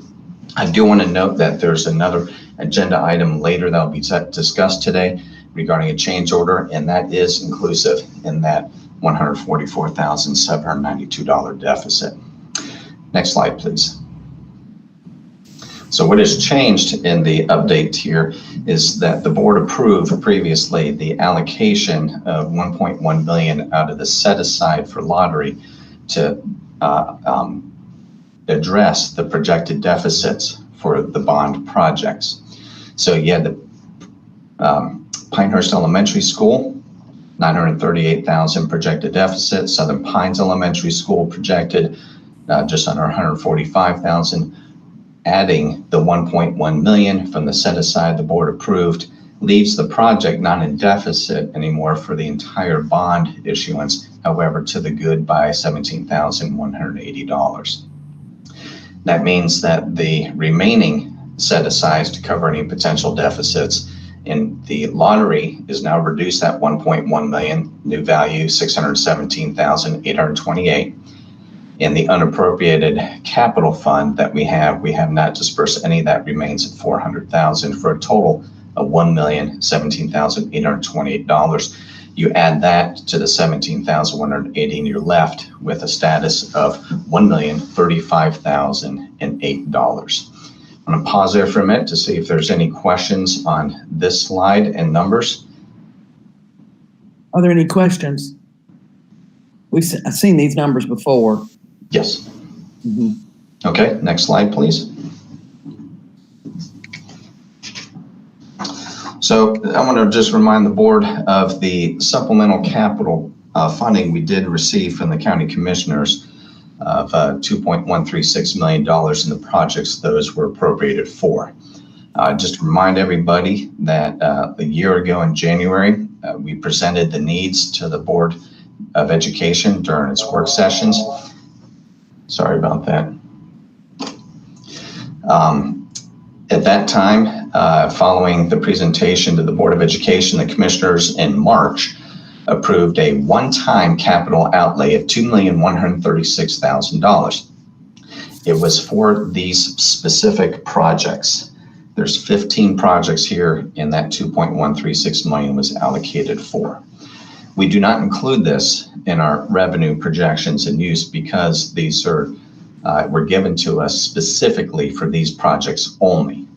And so you can see the list of the 15 projects there, and the strike-throughs are all those that are now completed. So portions of them are now done. The others remain in progress or need to be done once schools are empty of students. So if we go to the next slide, what you'll see are these remaining projects. So these remaining projects, you can see the budget amount that's identified for each, when our projected issue for bid and award dates by the board would be, if applicable, and then when the projected completion dates for those will be. I will note here that of these 8 projects, again, I want to reiterate that they're all going to be done by August of 2022. Now, upon completion, any of the funds that remain from the 2.136 million will remain with the county. They are not given to us directly to use any remainings. However, that would be, with the use of any remaining funds would be up to discussions between the two boards. You may be wondering why August of 2022 and not 21. One of the items we had identified at the Community Learning Center at Pinckney, which is replacing 3 failing air handler units. As it turns out, the units that we would need to replace with new ones, they will not fit in those rooms with the new code clearance requirements. And so we are going to have to put them outside the building and come up the outside exterior of the building and then come through the top of the wall to tie into the new system. That is something that's going to take engineering and design and the bid process, and that will not enable us to accomplish that this summer due to that constrained timeline. That need's going to have to push out to the following summer of 2022.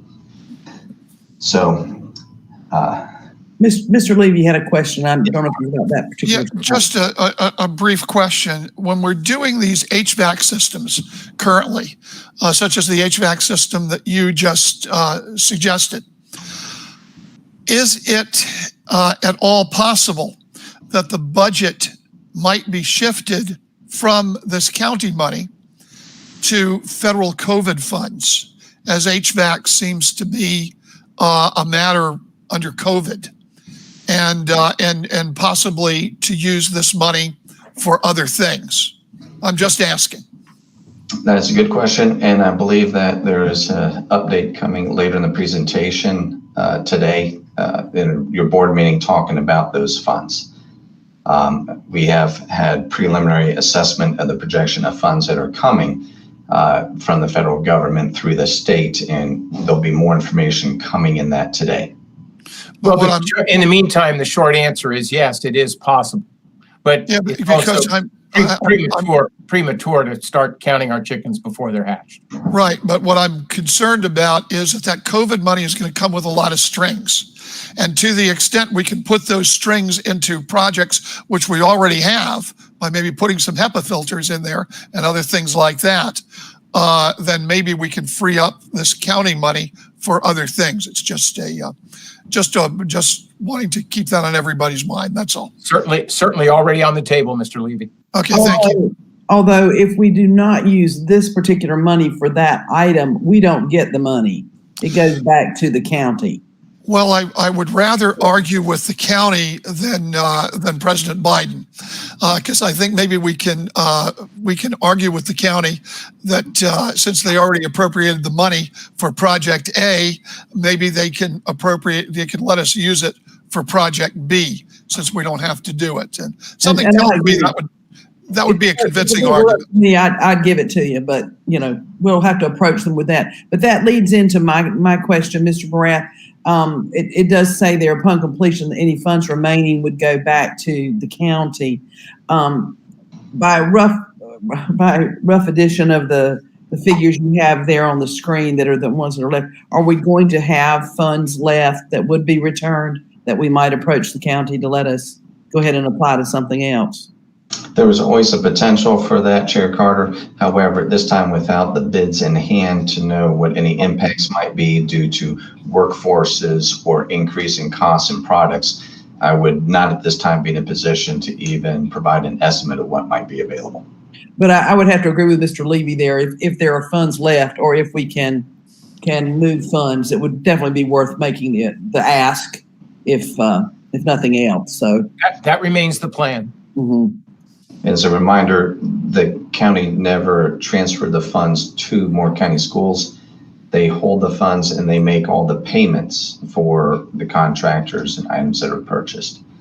So they have not moved it to Moore County Schools. It remains in their budgets. John, I appreciate you trying to be real clear about that, but let me also be clear. The commissioners never said that we could not come back later on and make a request to use additional leftover funds. So I don't want you to overstate it the other way, okay?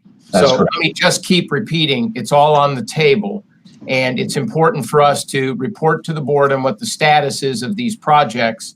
But how this ends positively or negatively is still a matter of speculation. I am optimistic that the commissioners will work with us on any leftover funds, and I am open-minded about what we might be able to leverage from federal funds that we're going to receive. But today it's premature to go too far down that road.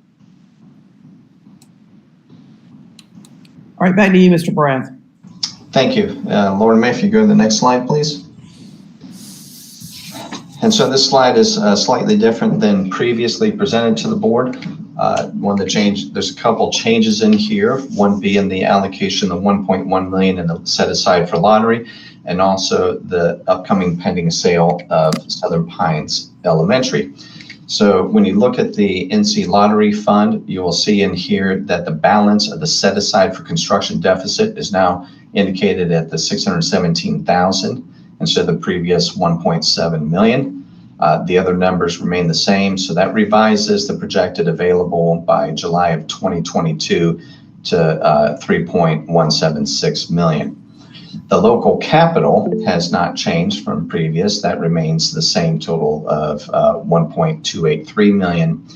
But the sale of the surplus properties now with an agreement in place, the due diligence phase getting near to completion, and the moving forward towards a closing, the $1.6 million becomes a very strong potential fund that will be available. Again, don't count it until it's closed. The current estimated range on the other projects has revised. We right now only have one standing offer, and talk about that shortly, for the Aberdeen Primary School of $300,000. And then combining the appraised value of the properties of $2.6 million.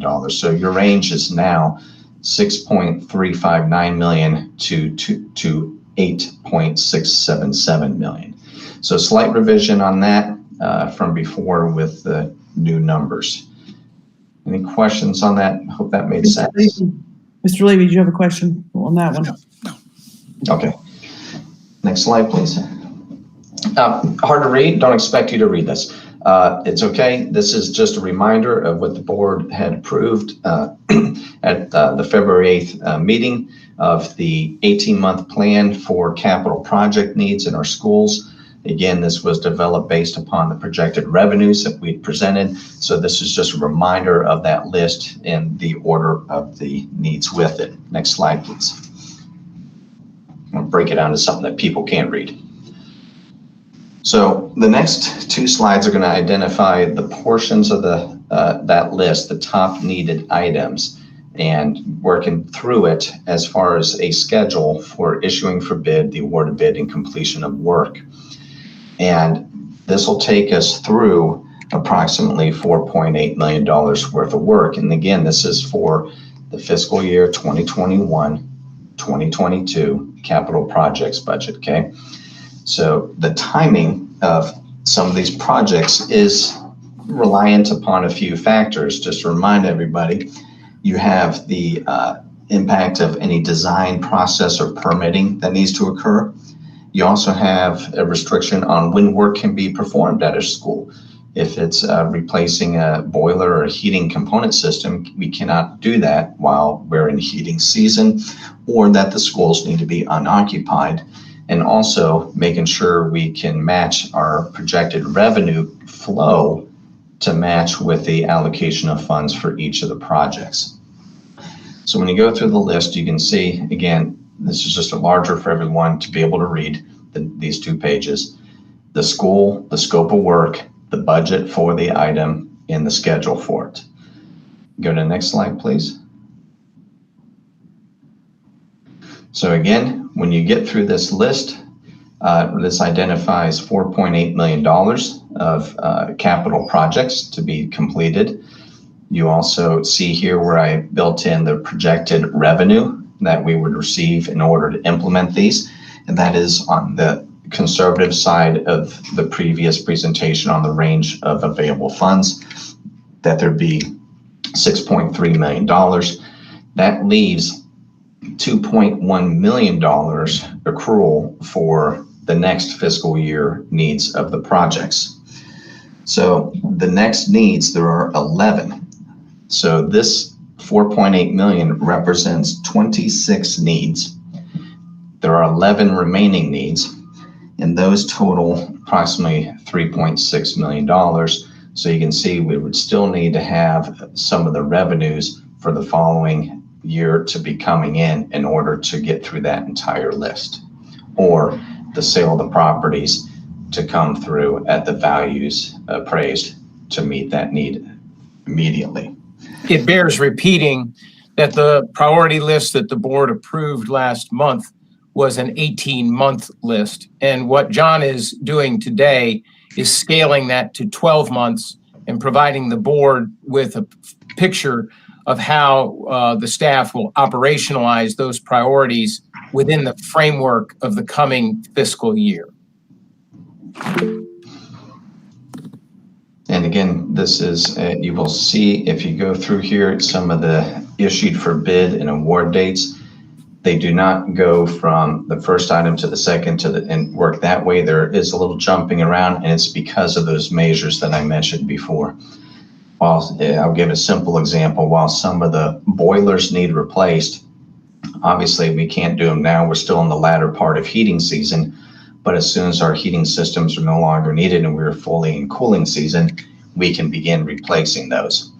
So at the same time, while other design work or getting items and contractors procured to commence in the summer when students and staff aren't in the building for others. So you may see some of that through there, and I just want to give that explanation. It's a lot to receive at this time. And Chair Carter, this will conclude my update presentation, so I'm available to respond to any questions. I think Mr. Levy already has a hand up. Yes, just one question. The Southern Pines Elementary School, maybe you answered that. I didn't quite get it. Has that closed, or is that near to closing, or have we gotten the money, or what's the story on that? No, and I put that in the school board monthly update with the targeted dates for when to close. And if memory serves me, it's the second week of April is the projected closing. I don't have that right in front of me, but it was in the update.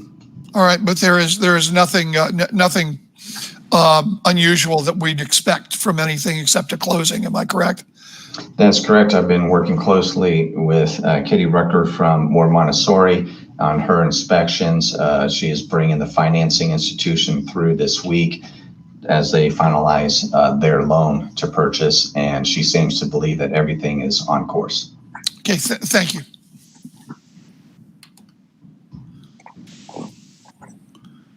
Madam Chair, with your permission.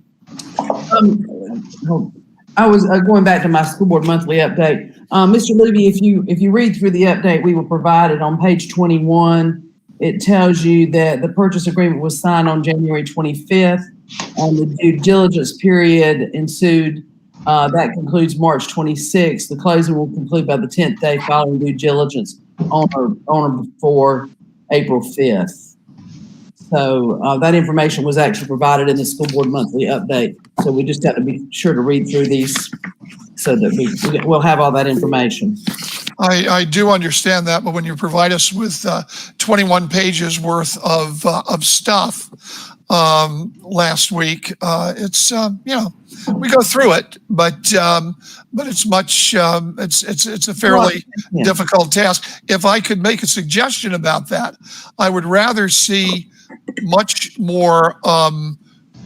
Always, I don't want to say that you're the information in there isn't totally pertinent, but I'd like to see a lot of editing out and putting in more important data. That's just my opinion. Well, I'm afraid I disagree with you on that one, but you actually are getting. Excuse me, but you are getting the vetted. You are getting the vetted version.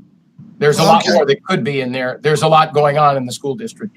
No, I don't doubt that, and I don't doubt. But when you send 21 pages worth of small print stuff, and it becomes very, very difficult to digest. But be that as it may, we've got the information. We've got the information out there. All right, are we ready to move on? All right, to Mr. Brath. Mr. Brath, please proceed with item 2D.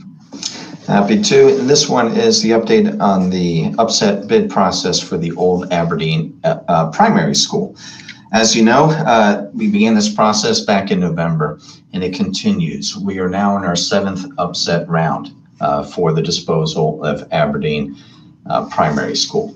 You can see by the executive summary, the tracking of the offers that began at $120,000 and have incrementally increased to our most recent of $300,000. So we have, just as before, we have published just this Sunday the public notification of this $300,000 offer for upset, and this period will conclude on March 11th at 5 p.m.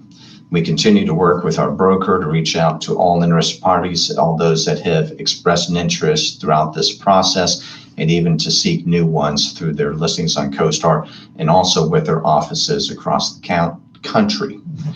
Now, just to remind everybody, just like we did with the Aberdeen Elementary School conclusion of the upset offer, when this does conclude, we will bring the final to the board along with a recommendation, and none of this, just as you experienced with the Aberdeen Elementary School, will be final until you're afforded the opportunity to evaluate the offer against fair market value determination. And I'm here to respond to any questions you may have about this process. Any questions, anyone? Mr. Levy? Yes, just one thing. The land here, the land size of Aberdeen Primary, is about half the size of Southern Pines Elementary. Am I right? 7 versus about 14 acres? Approximately, that's correct. Okay. And in Southern Pines Elementary, it was roughly originally appraised at $600,000. This has already brought us $300,000. It almost seems to me that this information, just as a courtesy, ought to go to our former appraisers who were challenged by certain people in their professionalism. And it looks like they were right on target with Southern Pines Elementary, because we're looking at $300,000 here, and for double the acreage in Southern Pines, $600,000.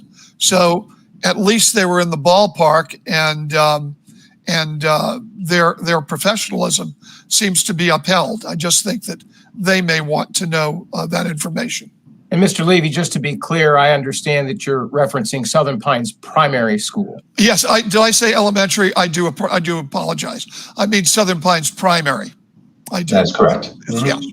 The appraisal of Southern Pines Primary, which was challenged, appears to be right on target with the market price for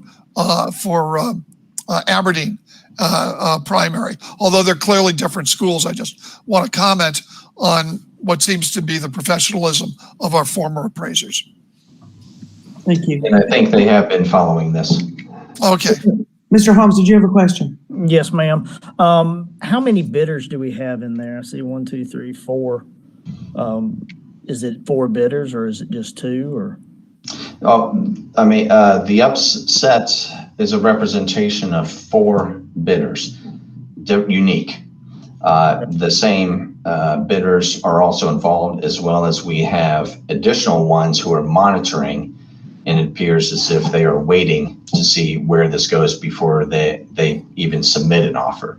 They continue to contact the broker and myself, inquiring as to the status, but they have not submitted an upset at this time. Thank you. Can you advise who the highest bidder is right now? Yes, right now it is, I want to get the name right, so forgive me just a second. KMTC Heating and Air Conditioning. Okay, thank you so much. I yield. All right, other questions for Mr. Barath? All right, Mr. Barath, I think that wraps you up. Thank you. With your permission, Madam Chair? Yes, sir. I'd like to introduce Dr. Anita Alpenfels for item 2E.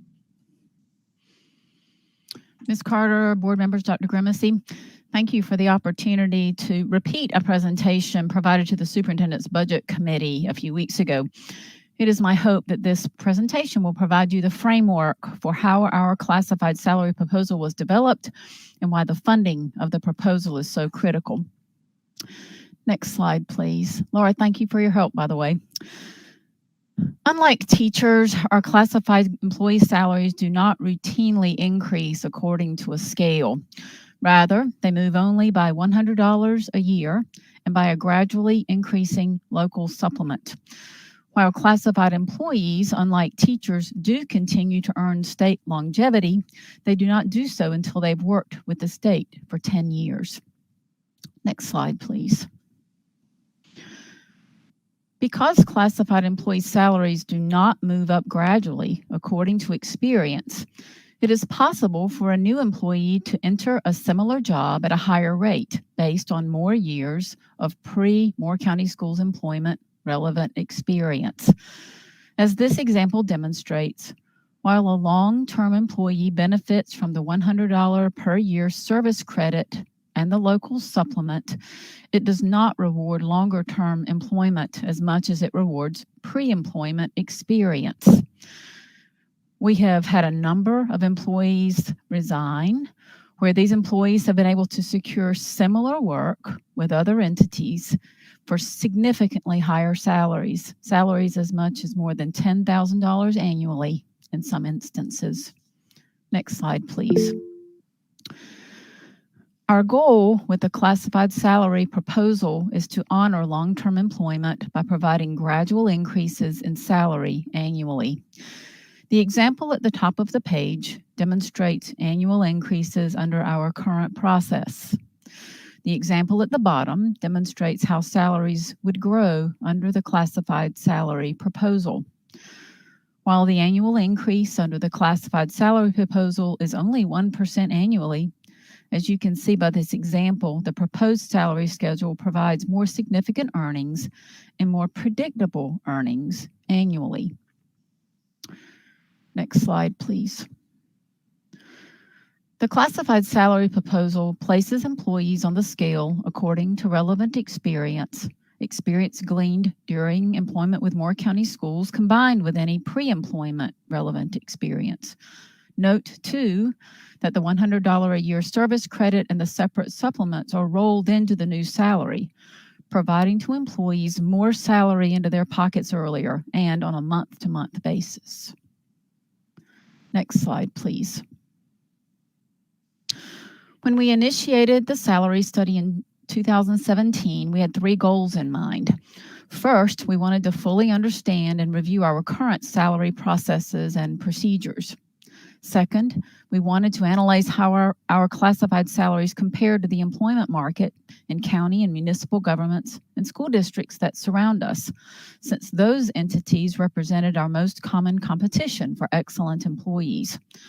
Finally, we sought to analyze how positions should be placed within a broad salary structure for all classified employees. Next slide, please. Further, we needed to ensure that we could be competitive with these neighboring entities to ensure that we could retain excellent employees. We had to right the ship with regard to internal equity, and these analyses had to take place position by position and employee by employee. Next slide, please. As we began to explore entities who could objectively assist us with this work, we learned that the County of Moore had recently completed its own salary study and implemented its own salary schedule. We connected with the same consultants for our work, understanding that they could come to the task with some understanding of our market and its challenges. David Hill and Bob Carter with the Piedmont Triad Regional Council were very capable partners with us in this work. Next slide, please. It's hard to believe that this work began 3.5 years ago in the fall of 2017. We held employee informational meetings beginning in the winter and spring of that school year and began gathering data and perspective from employees. Next slide, please. The consultants also gathered salary data from neighboring school districts, county governments, and municipalities. Next slide, please. In preparation for the development of a salary schedule, Human Resources employees examined individual employee personnel files to ensure that all relevant experience would be considered for appropriate employee placement on the new scale once implemented. A year after the work began, we had initial data for consideration in October of 2018. Next slide, please. At the time of the study, the anticipated implementation cost was $850,000. We also understood that funding the scale moving forward would require additional annual funding as employees moved up on the scale. At the time, $160,000 was considered as the additional annual cost. Since then, we've analyzed actual data and believe that number is lower, and Mr. Cox can address that later during his presentation on the budget. While moving employees to the classified salary schedule would mean the elimination of the $100 a year service credit and the annual supplement, employees would benefit more from the implementation of the salary schedule. Next slide, please. The implementation of this scale will solve a number of the challenges our employees face. First, it will provide assurance of annual movement on the scale, generally at least 1% per year. If, in a given year, state salary increases exceed 1%, employees would earn the higher increase, but not both. The salary schedule also accomplishes internal equity to ensure that new employees don't come in at a higher rate than longer-term employees with more experience. Next slide, please. The salary schedule makes sense for employees. They can clearly understand how they're placed on the scale and what they can anticipate in terms of salary growth annually. Next slide, please.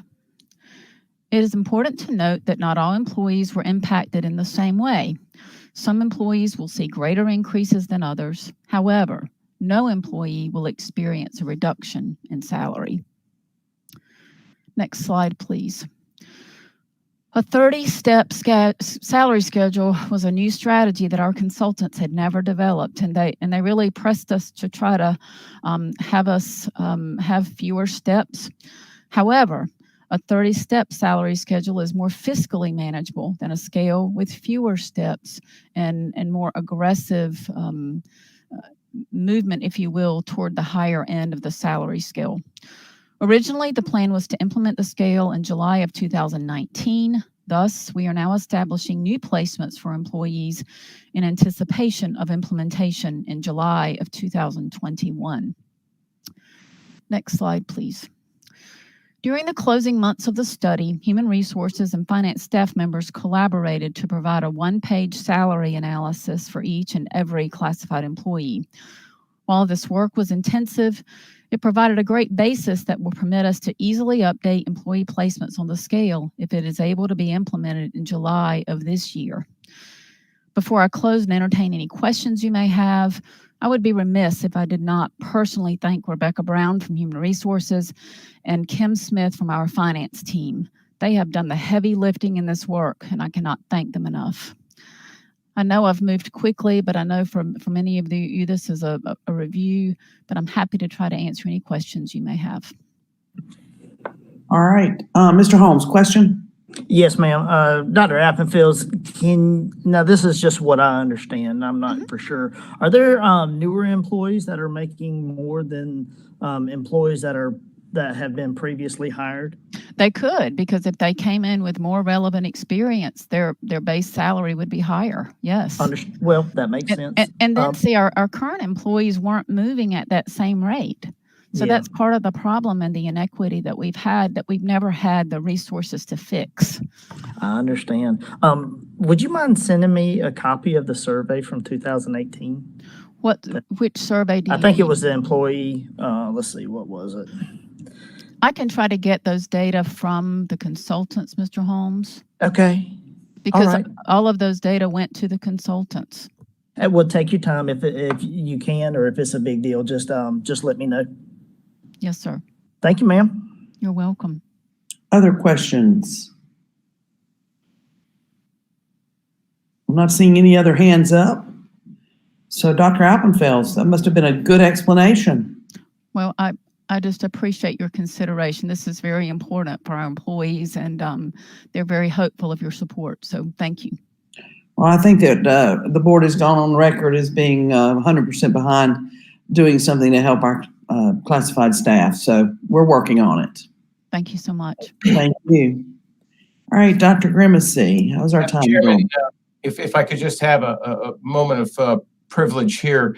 Mr. Cox, would you please unmute and let us know you're available? I am available, yes, sir. Okay. What time did our auditors indicate to us that they would be available for a presentation of our end of year CAFR? I just sent them a message and asked them to go ahead and join in case you asked them to present before we had a lunch break, before we got to the budget item. And I just saw Josh has just joined. I'm not sure about Tyler. Hey, Andrew, I'm in. Tyler's joining here shortly, I believe. Well, I think that answers our question, Madam Chair. Our auditors are present.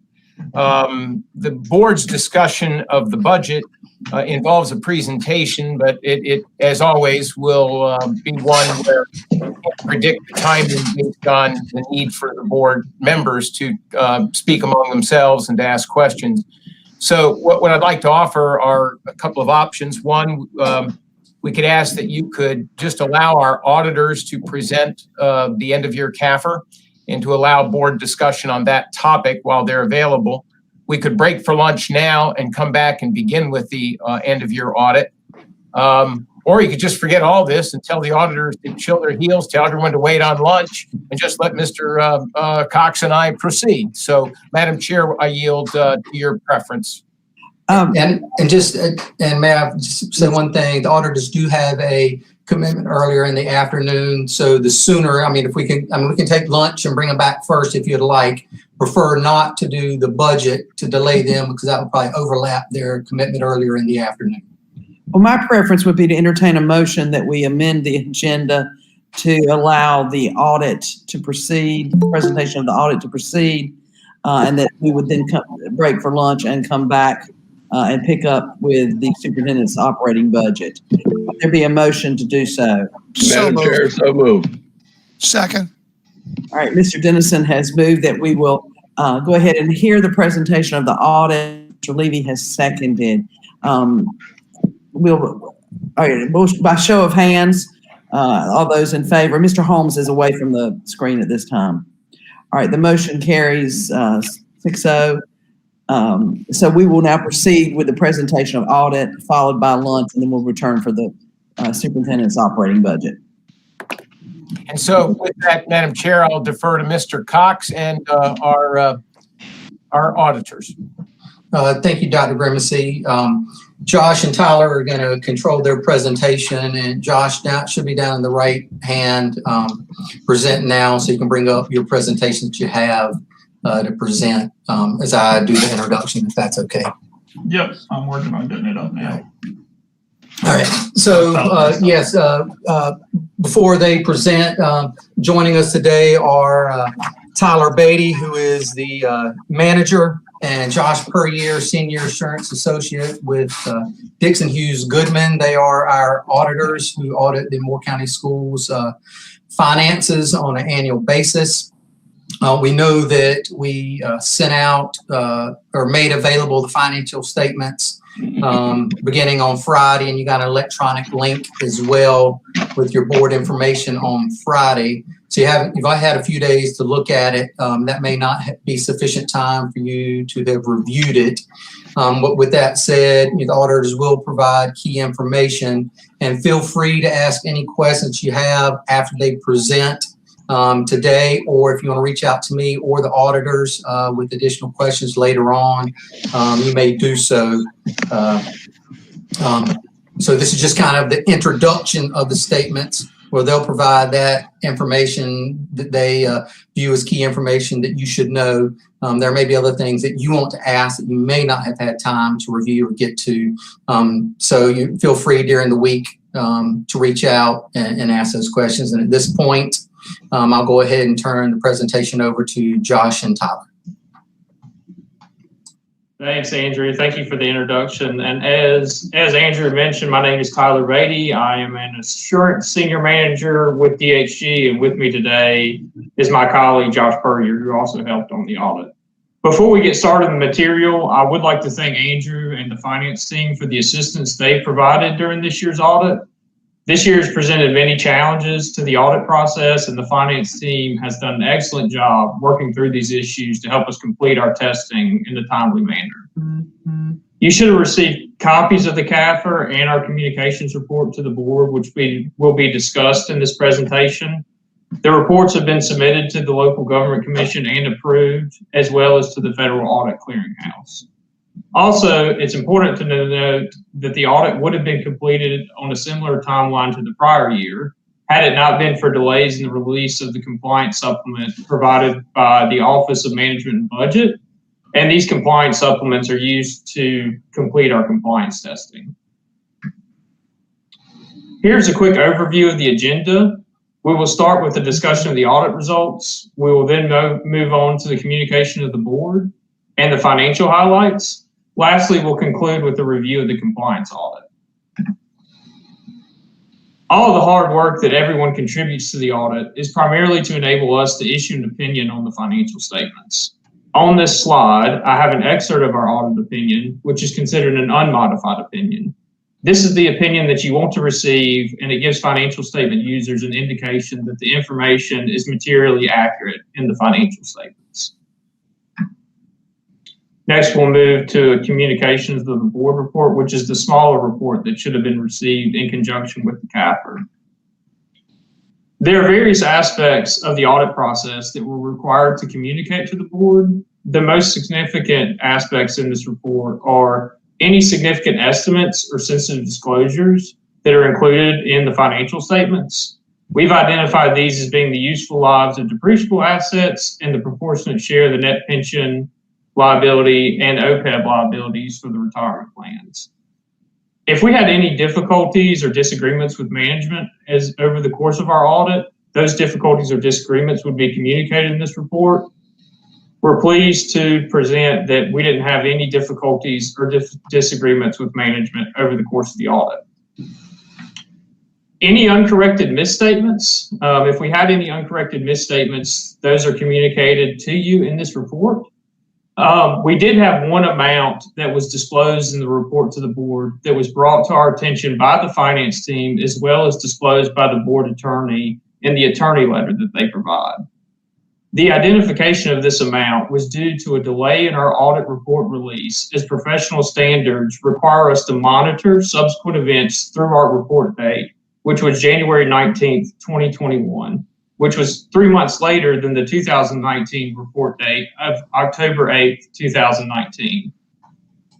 While U.S. GAAP, generally accepted accounting principles, will require the board to accrue for this settlement since it was known before our opinion date, the adjustment would have been inconsistent with historical board practice, as subsequent events are typically ceased after the historical opinion date of October.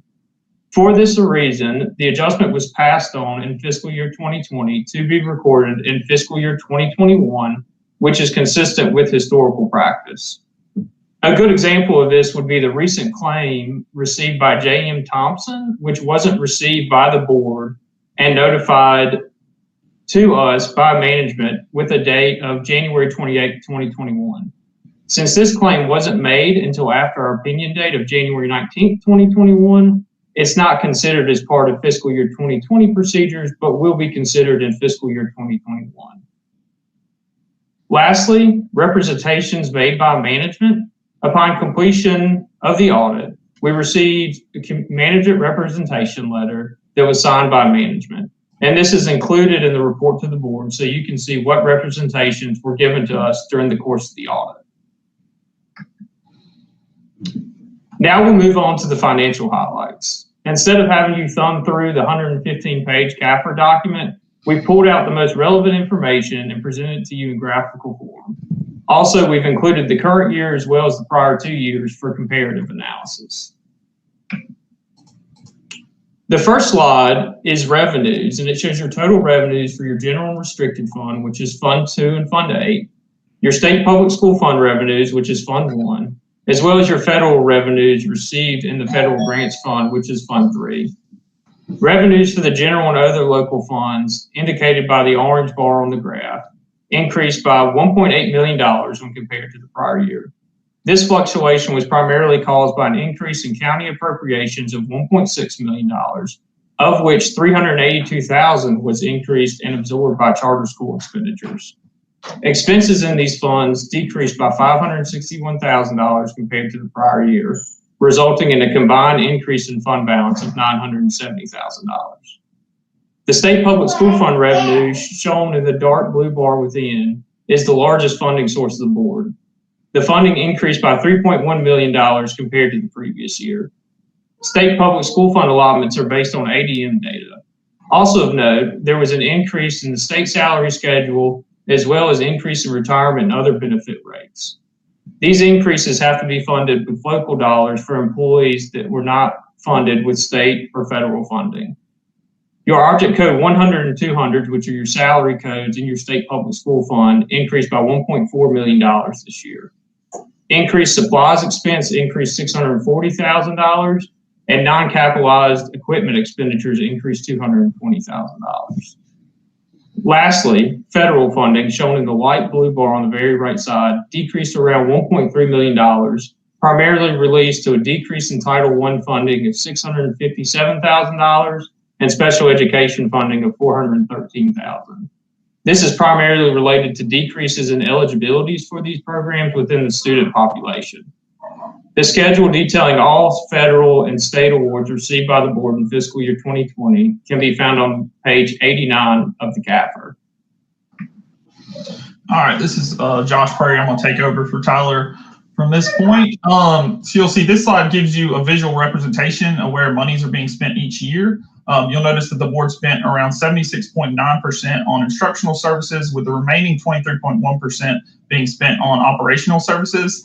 The slight decrease in the percentage of instructional for the prior year was related to additional support services costs in response to the COVID-19 pandemic. We've examined this ratio at other boards that we audit, and the decrease seen within has been seen nearly at all other boards. The fact that this ratio hasn't decreased in a greater proportion, despite all the additional costs and changing guidance related to the pandemic, is a testament to the board's ability to ensure the most dollars possible are being spent on instructional services. So this next slide here details the fund balance for the prior 3 years for the general and other restricted funds. Of this fund balance, as you'll see in the dark blue bar, 3.4 million relates to the general fund, while 2.9 million relates to the restricted revenues fund. Combined fund balance for these funds increased $979,000 as we discussed previously. Available for appropriation, which is shown in the orange bar, increased by $637,000. The available for appropriation amount represents total fund balance less amounts which are non-spendable inventory balances and restricted portions of receivables recorded in the funds which cannot be appropriated. Non-spendable inventory balances total $174,000, while restricted receivable balances total $537,000. The unassigned fund balance, which is shown in the light blue bar, increased by $516,000 due to the increase in total Fund 2 fund balance, less than assignment of fund balance to subsequent years' expenditures of $175,000. I believe Mr. Hensley's had a question. Sure. Mr. Hensley, you want to back up? I did. Thank you for recognizing that, Madam Chair. On the previous slide, I can speculate, but what are you defining as instructional services vice other? What goes in the instructional services bucket? Sure. So it's driven strictly by the AI's chart of accounts. So this would be your 5,000 purpose code accounts. And there's an argument to be made that there's a portion of supporting services, which is defined by GPI, that are clearly related to, for instance, janitorial costs to upkeep the buildings that you could absolutely argue would be instructional services, but we're matching the DPI chart of accounts that's provided for this allocation. Okay, thank you. Sure. You can go ahead and skip through. Okay. Go ahead to the next slide, Tyler. All right. So this slide here gives you a percentage representation of fund balance as a percentage of expenditures. Fund balance available for appropriation when converted into days represents 17 days of operating expenditures, and unassigned fund balance represents approximately 8 days. It's important that the board take a pointed approach when there's a decision to utilize fund balance. Our general recommendation is that fund balance should not be used to pay for recurring expenditures, and a plan should be put in place to build it back up when spent. Also, it should be noted that there's no state mandated thresholds for fund balance. Lastly, here's a snapshot of the school food service fund.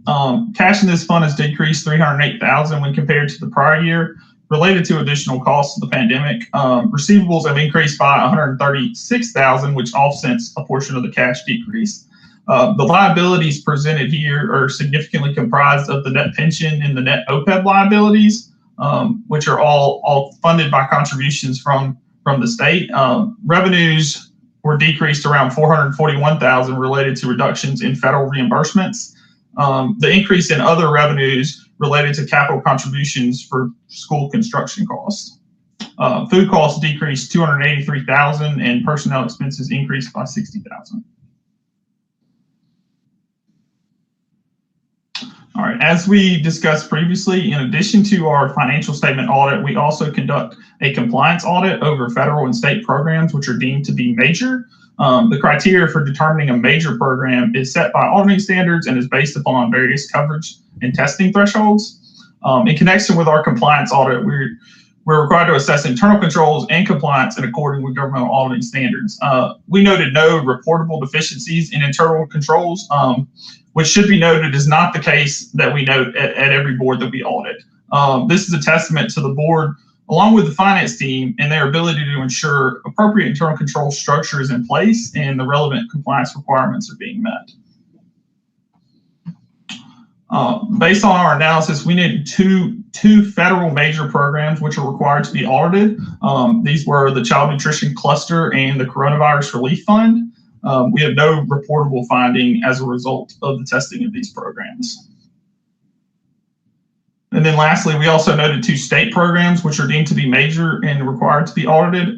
These were the State Public School Fund and the Textbooks and Digital Resources Program. We also have no reportable findings as a result of our testing of these programs. So that concludes our material portion. We'd like to take this time now to open it up to the board for any questions that you might have. Mr. Levy. Mr. Levy, do you have? Yes. Can you hear me? In your audit, there are unallocated what are called depreciation expenses of about $4 million. Total depreciation to date, something like $111 million. I have no idea why we would keep track of depreciation or why depreciation would be listed as an expense. Clearly, we do not have a sinking fund, so the depreciation isn't going into a sinking fund. Are the depreciation costs actual expenses? Are they just listed as expenses? Where's this depreciation going? Sure. Yeah. It's of course. So you'll notice in your CAFR statement, there's approximately 10 exhibits. Your first two exhibits are on a full accrual basis, which is most similar to adjusting from a modified accrual to a full accrual statement. So you'll notice on Exhibit 1 and Exhibit 2, that's where your depreciation charges are incurred. And then also on Exhibit 3 and Exhibit 4, those are your governmental funds that are recognized on a modified accrual basis, which is in most instances what we focus on for the board is your fund trial balance, Fund 2 through Fund 1 through Fund 8, as well as your changes in revenue and expense on a modified accrual basis. GASB 34 requires that each municipality, including LEAs, show a full accrual statement as well as a modified accrual statement. And to determine what the differences are between your full accrual and your modified accrual statements, there's an exhibit under Exhibit 3, which shows the balance sheet items that aren't encompassed in your modified accrual statement that is encompassed in your full accrual statement, which includes long-term assets as well as long-term liabilities. Your property, plant, and equipment, which is a long-term asset, is part of that adjustment to transition from your modified accrual to full accrual, as well as on Exhibit 5. Whether it's on an accrual basis, modified accrual basis, or a cash basis, the depreciation is not a real expense. And I'm concerned that it is being expensed. And if it is being expensed, either on accrual, modified accrual, or cash basis, if it's being expensed, where's the money going? Do you understand my question? Well, it's a non-cash expense, Mr. Levy. It's not a cash expense. It's just like you would calculate depreciation on an asset, which is taking the cost and dividing it by whatever the useful life of the asset is and reducing it over its life. It's I understand what a depreciation is, and I also understand that that when you depreciate an item, generally it's done on people who are doing taxes, because but we don't do taxes because that reduces taxable income. What I'm concerned about is that these expenses are not taken as a charge against income. They are taken as a charge against income in your full accrual statements, which is Exhibit 1 and 2. They're not taken as a charge to income in your modified accrual statements. Okay, so in the full accrual statements, when they're taken as a charge against income, all right, what is done with the money? It's a non-cash item, so there's no money on your cash for depreciation expense. Okay, so there's expenditures incurred. There's expenditures incurred, right, every single year as the board expends money through the 500 object codes for equipment, for buildings, for construction. On a modified accrual statement, those expenditures are recognized as expense on a modified accrual. When you do your modified accrual to full accrual conversion, those costs that are expensed on a modified accrual each year are capitalized when you're adjusting from modified to full accrual. Once again, those adjustments can be seen on the bottom of Exhibit 3, which shows you your total fund balance of $8.8 million, and then it lines out adjustments to go from your modified accrual to full accrual, and this is on page 13 of the CAFR. And then if you look at Exhibit 5, you see those depreciation charges. Once again, they're calculated and recorded on a full accrual basis, but they're not captured on a modified accrual basis, so they have no effect on your fund statements. So they have no effect on the fund balance, correct? Exactly, right. They have no effect on your fund balance. Okay. Now, just one second.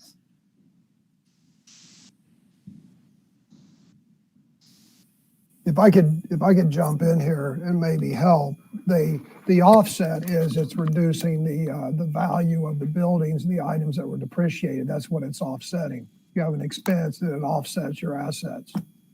Well, I do know that. I'm just trying to make sure that it is not it's not taken out of the fund balance in some way, shape, or form.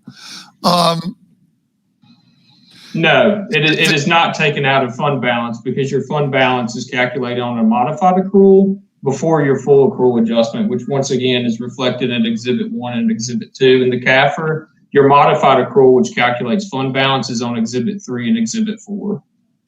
All right. And what are the on Exhibit 4, the co-curricular services, which are charged out at about $4 million? That's all your. So that's expenditures. All expenditures made at the individual schools level is showing up in that $4 million number that you're seeing. It seems to be at a particular school having a $4 million co-curricular services. It's not at a particular school. It's all, that's the total of all individual school expenditures at the individual school level. That's not one specific school. And what are co-curricular services? I mean, that would be anything. Go ahead, Tyler. I was just going to say, so co-curricular services is a purpose code that's defined in your salary, DPI chart of accounts. It's defined by the LGC where those expenditures are recorded for individual schools as specific to the DPI chart of accounts. So in this instance, as Josh mentioned, the $4 million encompasses all the expenditures that were incurred at each individual school for fiscal year 2020 that rolls up into the individual schools fund. And those co-curricular services, go ahead, Dr. Grimsey, sorry. Mr. Cox, examples? So, well, yeah, what I was going to say, so some of the codes that are in there in the chart of accounts are for athletics, arts programs, clubs, things of that nature. Okay. As part of the co-curricular budget codes that are as part of the chart of accounts. So we're spending about $4 million on all those services at all our schools. Is that what it is? Well, the individual school fund recognized revenue of $3.8 million in the current year through ancillary fundraisers, whatever fees that are charged at the individual schools, and then that money that's expended at the individual schools is showing us the $4 million in co-curricular services. All right. Now, your pension inflation assumptions are 3%. And isn't that a rather high assumption for a pension, given? Those are all determined by actuaries that perform evaluation on the TSERS plan, the RHBF fund, and the DIPECN plan. We as auditors don't perform the valuation. We rely on the valuation specialists, which are, once again, they are engaged by the state of North Carolina to perform the valuation on these plans. But the higher the percentage, the less unfunded liability we'd see, the lower the percentage, of the vice versa. Am I correct? Correct, and that's disclosed in page 36 of the cap. Right. No, it shows you what I understand. So I'm concerned. I guess I'm a little concerned about the assumption going back to 2018 of 3%, which seems a bit high for inflation and seems to be lowering the unfunded liability. And I also see an assumption of investment return of 7%, which seems a bit high, but I assume that's done by actuaries. That's not done by you, right? Correct. All right.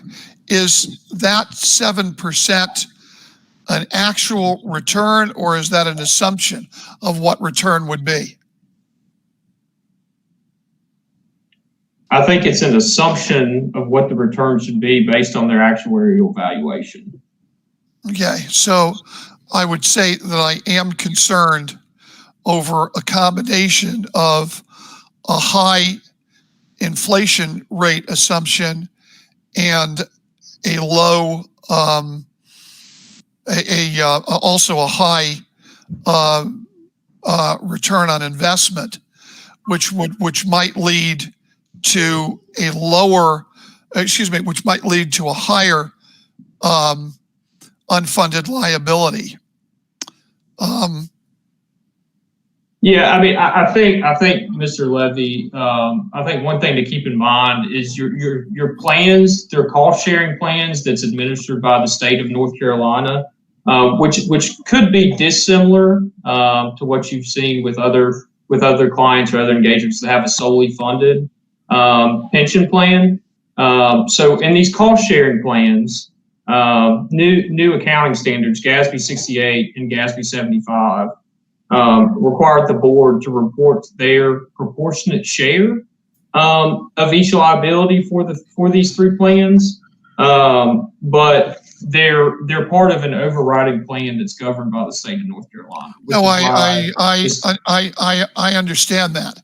And do you know, are these assumptions from the state of North Carolina, or they are local, the actuaries who deal with our portion?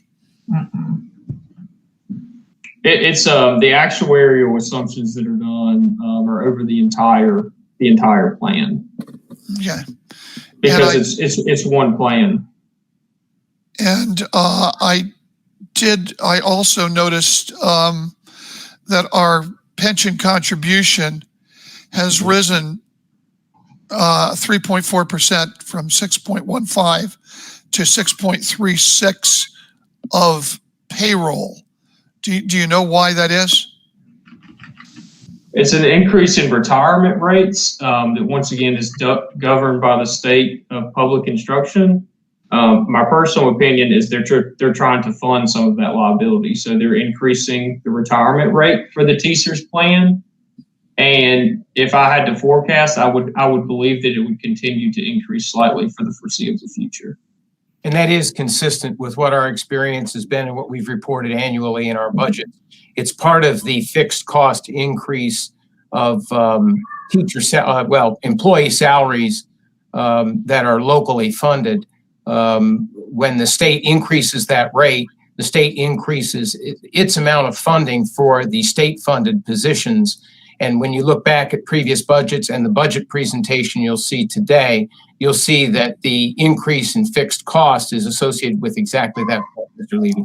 Right, and I'm concerned that is more money that we would need in the future to meet our costs, and perhaps maybe shared with the county commissioners. Yes. That our, just like theirs, I'm sure the county commissioners' share of pension liability is going up, but I do note that it did go up 3.4%, which seems to be in line with some of our requests for increases. Yes, and sir. so I just thought that would be important. Lastly, I saw, and perhaps someone can explain to me what the Sandhills Region Educational Consortium is. It's a creditor on the books at Exhibit 10, but seems to be zeroed out. So I just couldn't figure out what that was. Can somebody explain that? Are you waiting on me or? Well, I'm waiting on somebody to tell me what. I can answer the question. I just wasn't sure if one of them were going to answer that. The Sandhills Regional Education Consortium is a regional program, and Moore County Schools serves as the fiscal managing agent. And so the funding in that comes from fees paid by each of the districts in our region as membership fees. It has its own separate executive director and secretary, and we just keep the books for that organization. It oversees regional professional development, and that's really about it. Regional professional development opportunities in line with the North Carolina Department of Public Instruction. Mr. Cox, I yield to you for any other details. And it's in a separate fund by itself, so all the accounting is handled by itself, separate from the school district. What I noticed in the audit that it's listed as a creditor, but perhaps that's just an accounting thing, because the assets look like they're about the same as the amount which we owe them. I'm not sure where it's noted, but yeah, it's a fiduciary fund, so there's no income or expense recognized. It's only right. assets. It's in Exhibit 10. Yeah.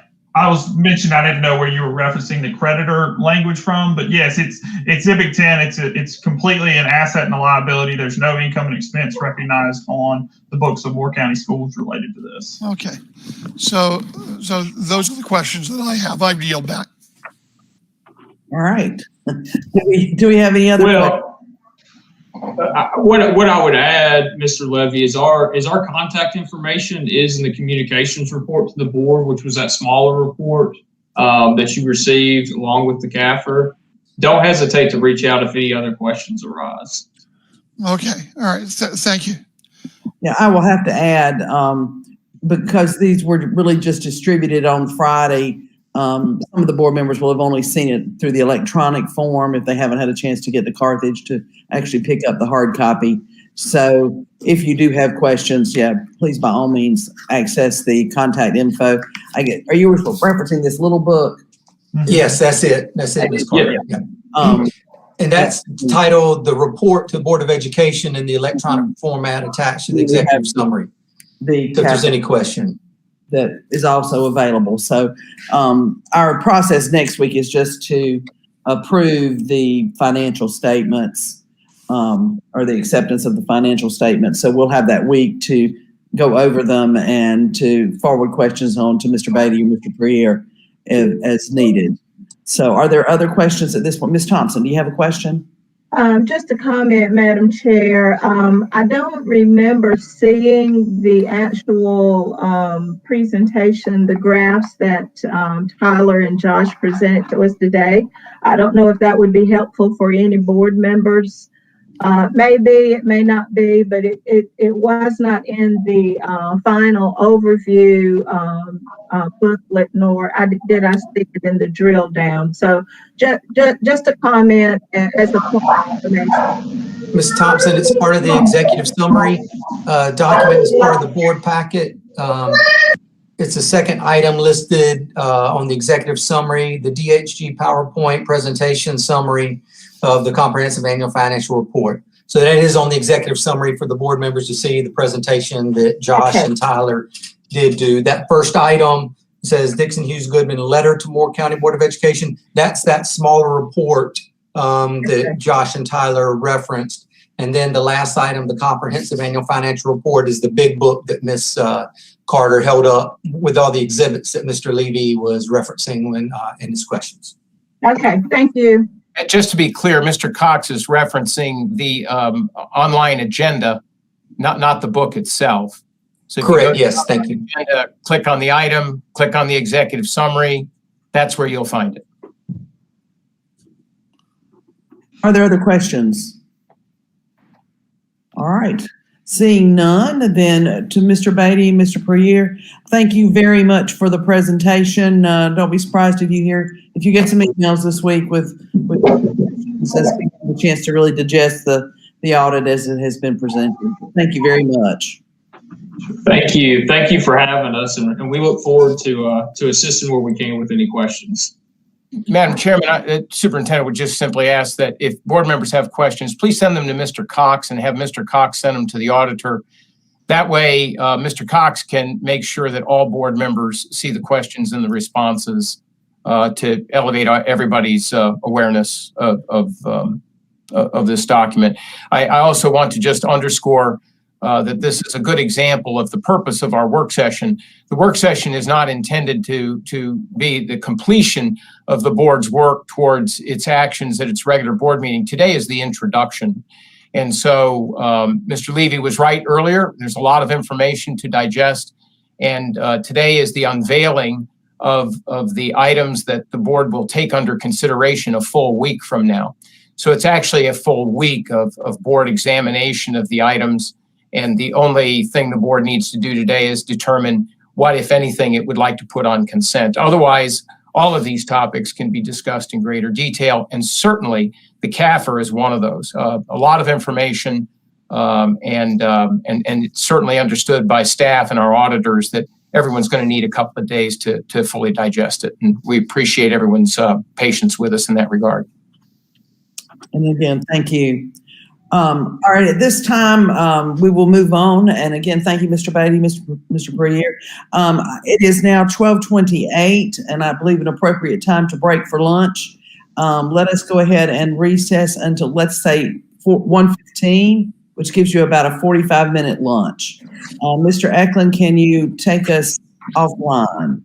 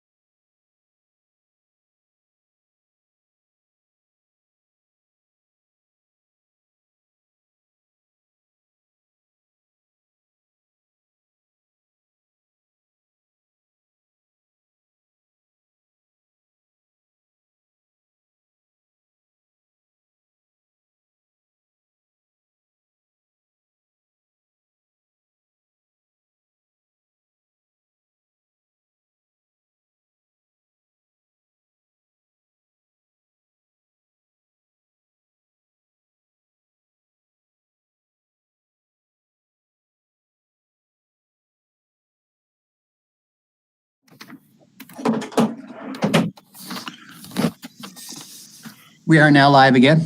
Thank you. Thank you again, Mr. Eklund. All right, we are now live and back in session.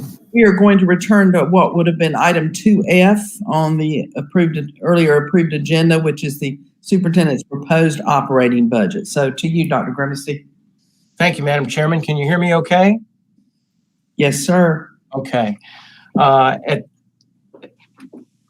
Mr. Cox, are you prepared? Okay. And Mr. Cox, are you? Yes, sir, I am prepared.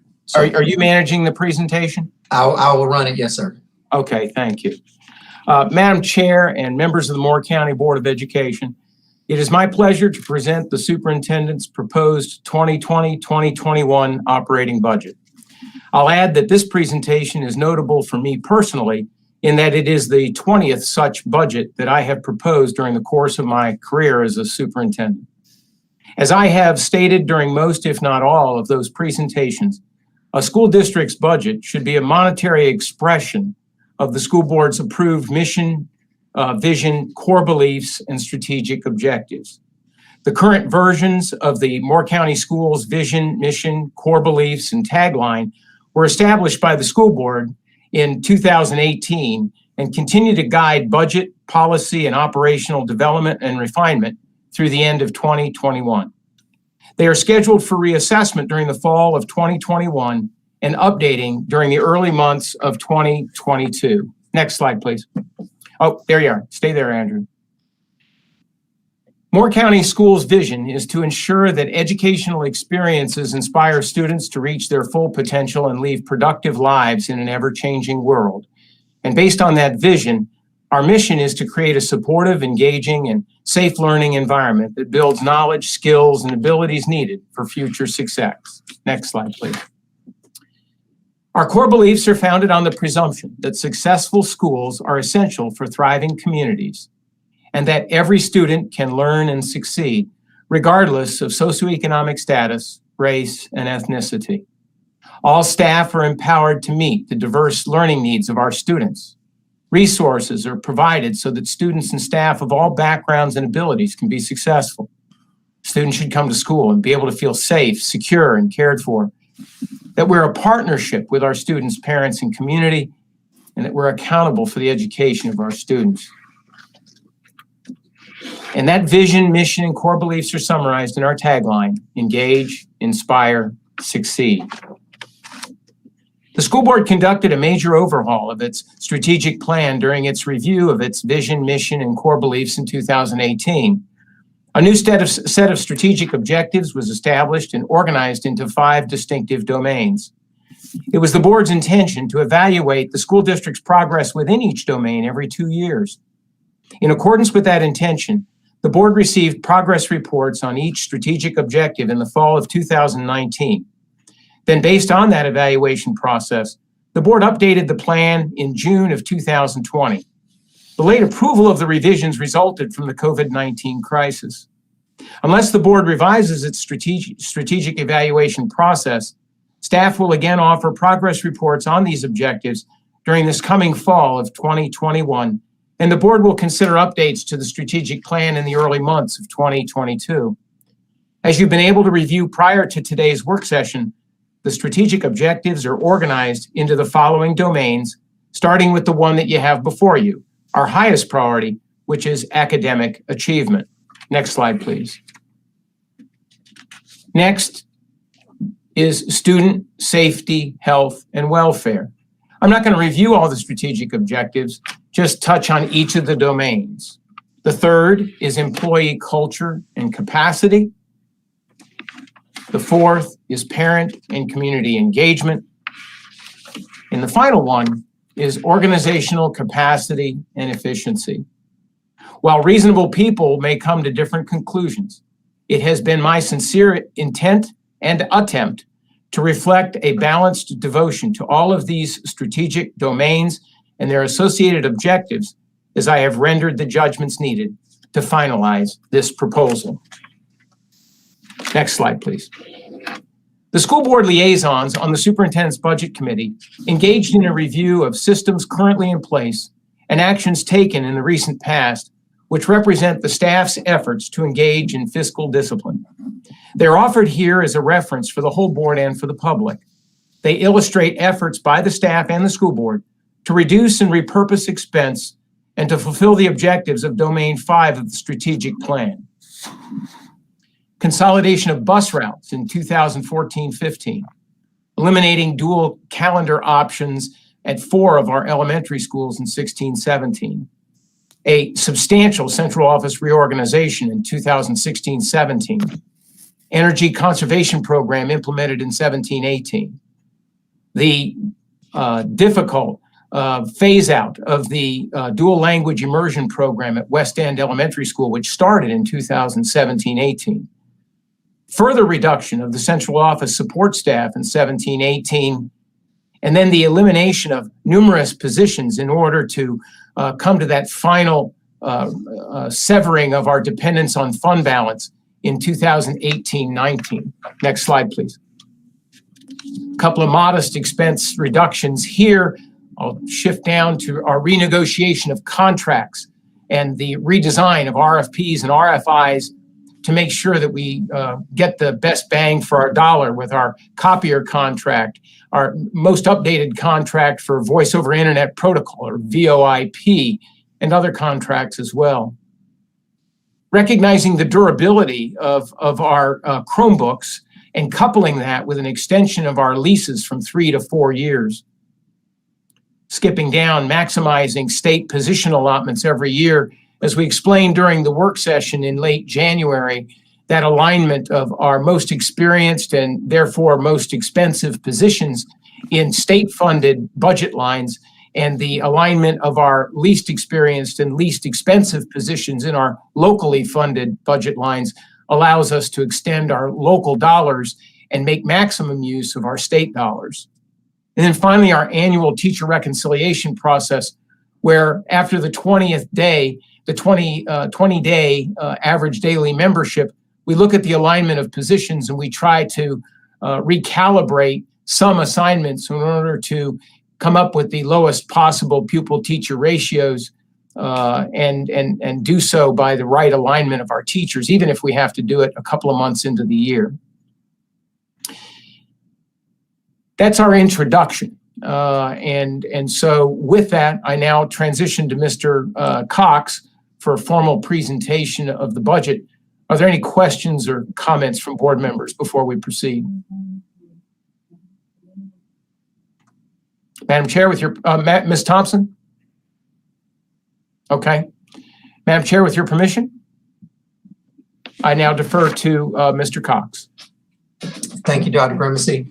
We've done an analysis of fixed costs for the fiscal year 2021-2022 school year.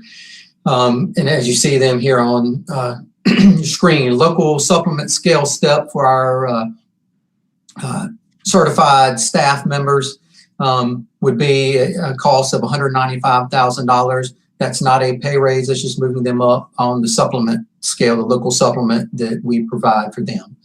You see there the local salary pay increase for certified and classified staff to match increase for state. What that is we're anticipating the state providing a raise to our employees or to state paid employees, and this is to cover the matching salaries for those that we pay from our local funds to cover that amount. It also includes in there an anticipated increase of retirement rate and hospitalization rate increases. And I'll clarify where we came with the 3% and 1%. And this was discussed in the superintendent's budget committee. That 3% is almost an average over the last 4 years of what certified staff have received. And then the classified, same thing.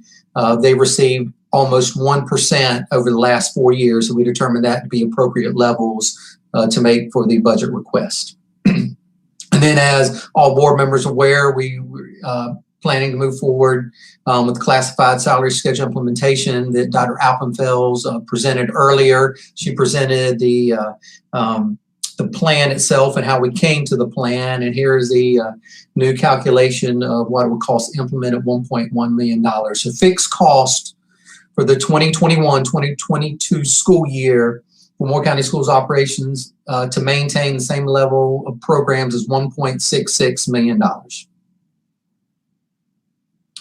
So what we've done this year, as you may be aware, last year the county commissioners waived their 40% county funding allocation to Moore County Schools. So this year, as part of the Superintendent's Budget Committee, a recommendation came out of that to propose another funding calculation with the county. So what we've come up with is a proposed per pupil allocation calculation. And what I'm going to do is walk through that calculation and how it was determined, the numbers here that you see on the screen. For charter schools this year, based in September, the number they're reporting to us was 1,176 students. When you look at 4 years of growth, based on that, the annual average growth rate for those charter schools is 18.3%. which would give you a growth of 215 new students at the charter schools for next year, which would be a projection of 1,391 students in the charter schools that reside in Moore County. For Moore County schools, we had approximately 12,400 students at the same time frame. Over the same 4-year period, annual average growth equated to just under 1%. What we've done, as I've noted here, which is down at the bottom of the screen or bottom of the slide down here, we have seen enrollment start to increase in the second semester when our elementary students came back when we went to 5 days. So based on that, we're anticipating a modest increase of 100 students going into next school year. So that would be 12,500 students. So when you add this up, currently, total students is 13,576 between Moore County schools and the students that go to charter schools that reside in Moore County.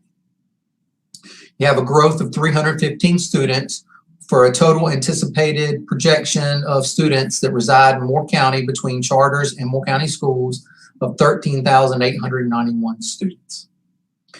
So what you see behind this, below this solid line is how we came up with our per pupil allocation amount. Currently, when you include all students in Moore County, the county funding per pupil is $2,255 for this year. What we did, we went back and looked at, same thing, a 4-year trend of the per pupil allocation from the state. When you look at that funding, it increased annually, an average of 3.77%. So when you factor in the amount of money that the state gave you, the increase that the state gave, we're going to add that to the per pupil county allocation, and you get an increase of $85.01. So our new proposed per pupil funding for all students in Moore County would be $2,340 that you see here. When you multiply that $2,340 times anticipated enrollment of $13,891, the funding request to the county would be $32,505,128. And this would be for operations. It does not include the capital fund that the county holds, and it does not include the digital fund, the capital funding that the county provides to us, or the digital fund that the county holds on our behalf. I believe. Let's pause and see if there's any questions at this point. Yeah, I believe Mr. Levy had a question. Okay. Anybody else? No, I didn't. No. Oh, okay, I thought your little hand went up. Mr. Dennison, you have a question. Yeah, I have a question. I thought that what we were going to request from the commissioners was a percentage based on what our state budget was. So this is not what it was. This is a guess of what it's going to be, correct? No, so this is a 4-year trend of what the state has given us on an average basis. Right, so we looked at the last 4 years, what they've given us, and that's a 3.77% increase when you look at what the state has actually given us. It does not include the 2021 year because we don't know what they're giving us for the 2021 year. Exactly It's right. the prior We don't 4 know. years. We don't know. So this is all just a guess then based on trends, because we don't know exactly what we've been received from the state, because we can't know, because our budget and the county budget both have to be before we know what our expenditures were for the state. That is correct, sir. Okay. That is Okay. status every year. Yeah. Well, I hope it doesn't cost us anything. All right, any other questions? I think Mr. Levy has a question. Or at least it went up again. Mr. Levy, did you have a question? All right, maybe not. Yes, I do. Oh, there we go. I had to turn on my mic. Do we know how many new students are going to be taken in by the charters for next year? And I'm talking about primarily the Montessori school, which I would guess would be opening up their new school. I don't know, actually. And the Academy of Moore, which I understand is going to be increasing capacity. Do you have any information on that? Yes, we do. As best as we possibly can, Mr. Cox. Mr. Levy, yes, I reached out to the charter schools. The Academy of Moore provided their overall numbers, which would be a total increase of about 50 to 60 students. That was not specific to Moore County. They said that's our total increase of about 50 students. I'd say half to the majority of that would be Moore County, but they did not provide us an exact number for Moore County students. For STARS, their projection was to remain even of what number they had this year based on the numbers that they provided me. And when I talked to Ms. Rucker with Moore Montessori, she anticipated about a 65 student increase over this current year. So based on their trend of 18.3% on an annual basis, them showing about 120 students increase is well below their trend. So we think we want to stick with the trend of the 18.3% because that is based on actual numbers over the last 4 years. And that's how we came up with that 215 students. But the numbers they gave us are less than that. Okay, that's what I wanted to know. Thank you. Yeah. Yes, sir. Any other questions at this point? All right, then, Mr. Cox, I think we'll move to the next one. All right, so what you see here now is a comparison of the current year, fiscal year 21, compared to the proposed per pupil allocation and what it would look like for funding levels in fiscal year 2022. The current year, for current expense, Moore County schools have received $30,350,000, or will receive when they receive the final county allocation. That's broken down $2.7 million to the charter schools and $27.6 million for Moore County schools operations. Based on the proposed per pupil funding allocation of $32,505,128, $3.25 million will be allocated to the charter schools and $29.25 million would be allocated to Moore County schools for current expense. Total difference is $2.155 million. Of that additional, $543,000 would go to the charter schools and $1.611 million would go to Moore County schools. So now what we're doing is showing a breakdown of how that $1.611 million of new revenue would be allocated to Moore County schools. You see here, the first line is at $1.611769 million. The second line item here, as you see, is the implementation of the classified salary scale at anticipated cost of $1.1 million, leaving a balance of $511,769. I presented the fixed cost a few slides earlier for the matching salary increases that are anticipated from the state that we have to give to our local employees, along with the matching retirement and hospitalization rate increases. That's the $365,000. Unless all other funded projected fixed costs increase, additional $195,000. So you see there, we would have a projected expense reduction of approximately $48,231 based on the requested or proposed per pupil funding allocation amount. Pause for questions. Everybody clear? I have one quick question, Mr. Cox. The 1.1 million for the classified salary scale, that's 850,000 for the base implementation plus $160,000 for the first year increases. Is that correct? No, it's so we proposed to implement this 3 years ago at $850,000. Now those employees that are here will have 3 additional years of experience starting July 1. So that's the difference when we did a reevaluation of moving everybody up. It was initially projected at about $160,000 a year to move everybody up.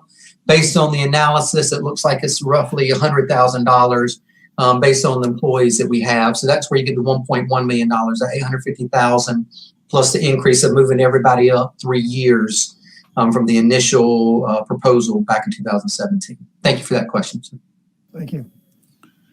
Yeah, well, just two further questions. Number one, so what this is, in just simple terms, is exactly what we did last year plus a salary increase. Is that correct? Hello? We haven't looked at it that way. We've just sort of started.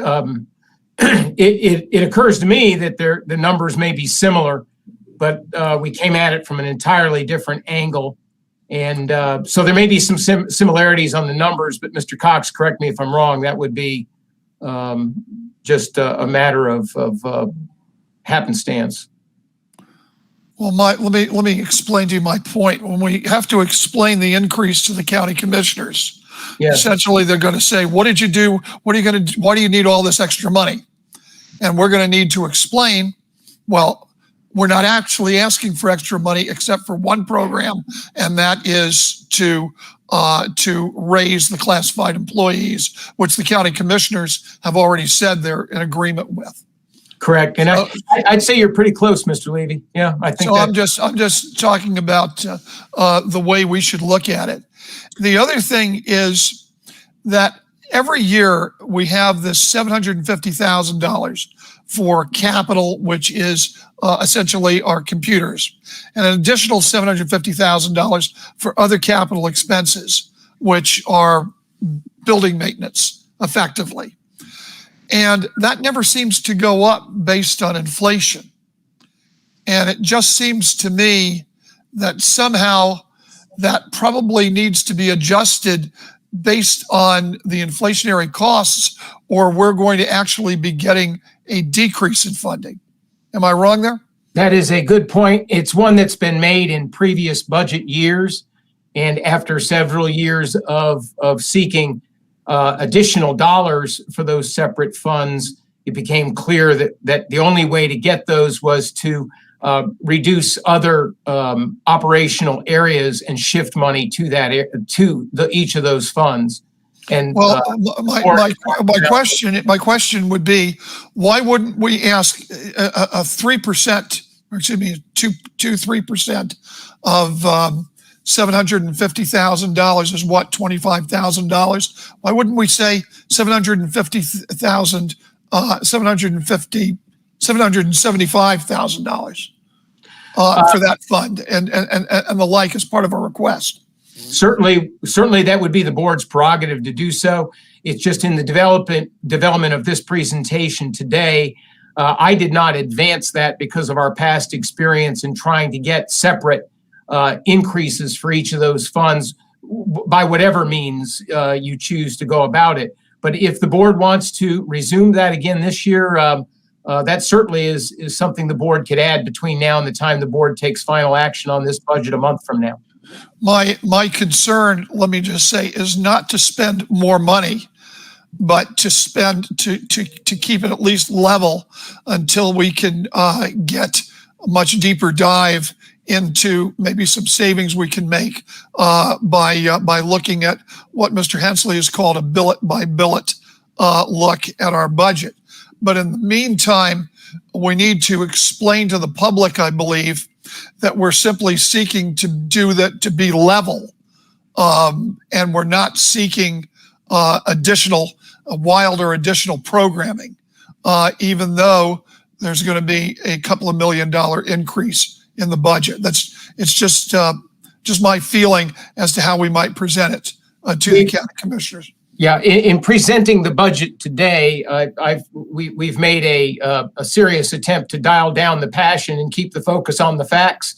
And so the degree to which the board wants to introduce some more passion to the marketing campaign, we certainly are ready to support the board's interest in that area. But today's focus has been on the facts, and I think you are accurate when you say our attempt is to maintain a current level of operations and add the classified salary scale. That's an accurate depiction of what we're presenting today. And I think that the public would understand if we, and that's, by the way, that's not passion.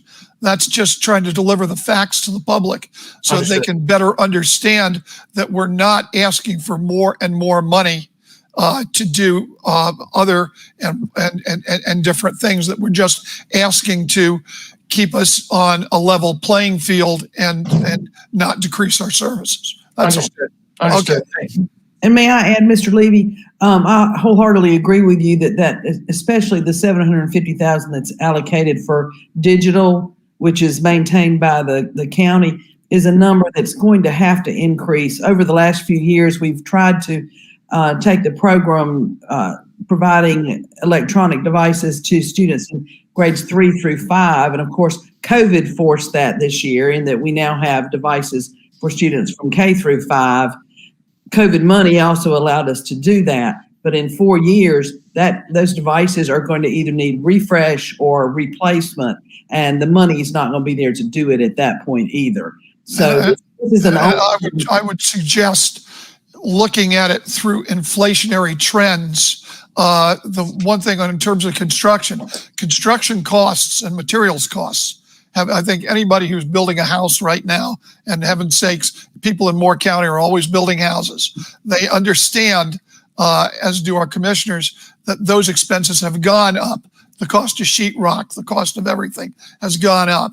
And to make sure that as we ask for increases in these, that they simply reflect inflation. I think people will understand that. I believe they will. And I think our commissioners will understand it too. Well, it's definitely worth something, a point of revisiting to see if there's a way we can present that the digital money especially, and it's my understanding they maintain that account because the purchases are made through the county such to avoid sales tax. Is that correct, Mr. Cox or Dr. Grimacy? That's correct. Yes, ma'am. Okay, thank you. I think Mr. Hensley, did you have a question? I did, but I believe Mr. Dennison was next. Oh, Mr. Dennison, do you have a question? Or is your hand? I'm sorry, I forgot to put my hand down before. Okay, on to you, Mr. Hensley. So, yeah, that's the problem with the virtual hand up. It never gets tired, so you just leave it up. Just a couple comments, really in response to Mr. Levy. First is technology costs tend to stay the same over time because it's really a decreasing cost industry. So you end up with more capability at the same cost. So you really generally for technology, there isn't a whole lot of inflation factored in unless you're adding software licenses or whatnot. That's where the real cost inflation is, in my opinion. Secondly, the per pupil funding, at least my proposal and my thoughts on it were that the county agrees, and we talked about this in our budget workshop a month or so ago. Look, if the county agrees to do per pupil funding with the model tied to what Raleigh does, you know, if they have a 5% increase and the county does a 5% increase.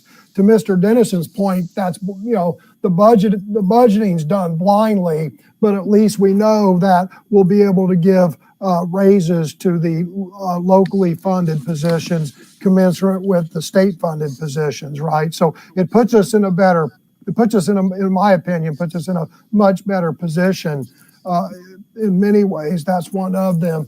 But The other thing that I need to speak to is, in my mind, if the county commissioners agree to this, and the other shoe is we got to work out a framework for the capital repairs and deferred maintenance. But if the county commissioners agree to this per pupil funding with increases tied to Raleigh, I believe part of that agreement is, unless there's a big black swan, that comes out of nowhere, we don't run back to them. If there's a $200,000 technology increase, we have to look internally and see where we're going to make adjustments to accommodate that. So that's all my comments. Thank you. Anybody else? Back to you, Dr. Grimacy or Mr. Cox. Okay, Mr. Cox? All right. So you've seen how we plan to allocate the proposed increase. And now, sorry, I keep jumping. There we go. So what this slide shows is the historical funding for Moore County schools in total over the last few years. This column shows annual increase in funding, which does include one-time cost increases or funding increases they gave us, which you see here, additional $841,000, additional $739, which was taken back in subsequent years, which is reflected in the annual increase without one-time funding column. Both overall still total from this past year increase of 2.155128, which you saw on a previous slide. And this amount does include your capital and digital fund that the county allocates to us.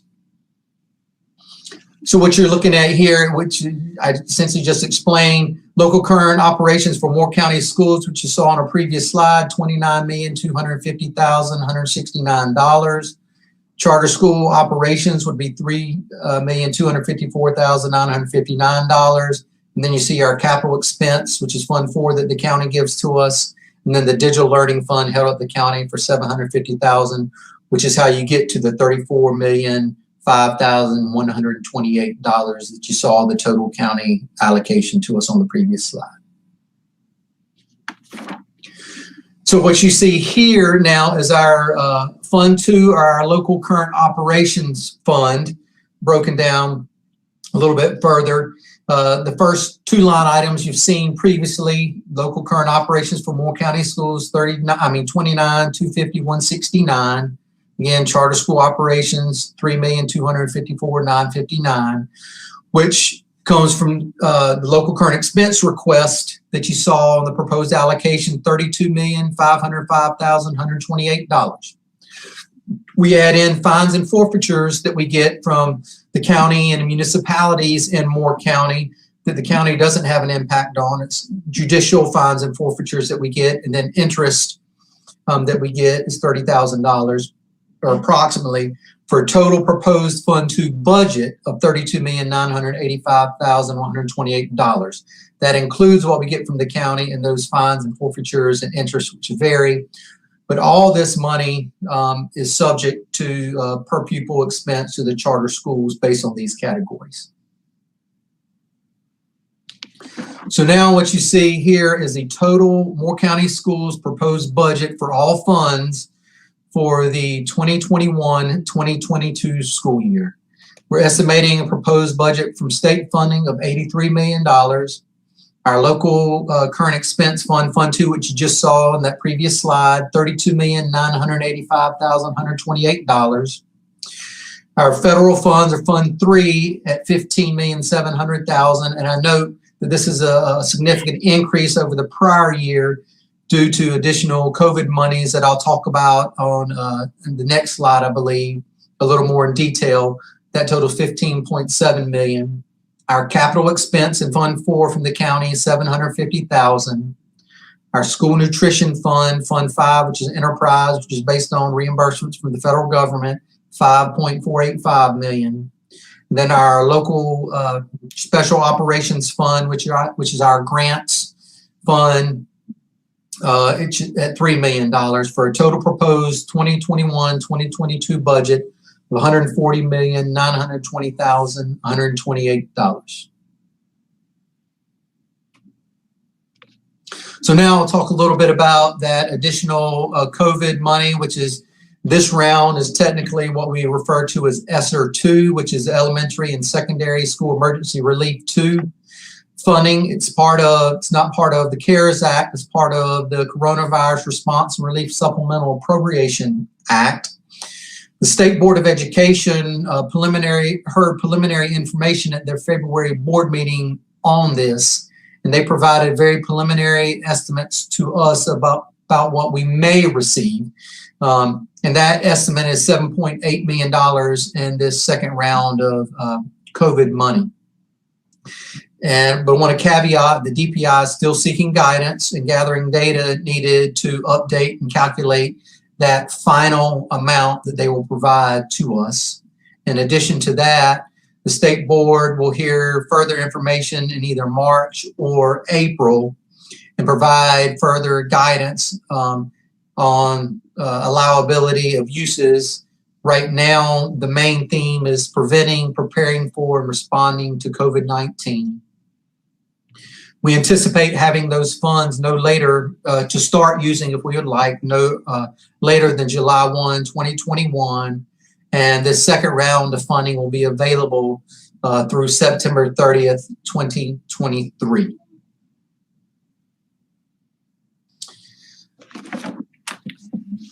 Thank you, Mr. Cox.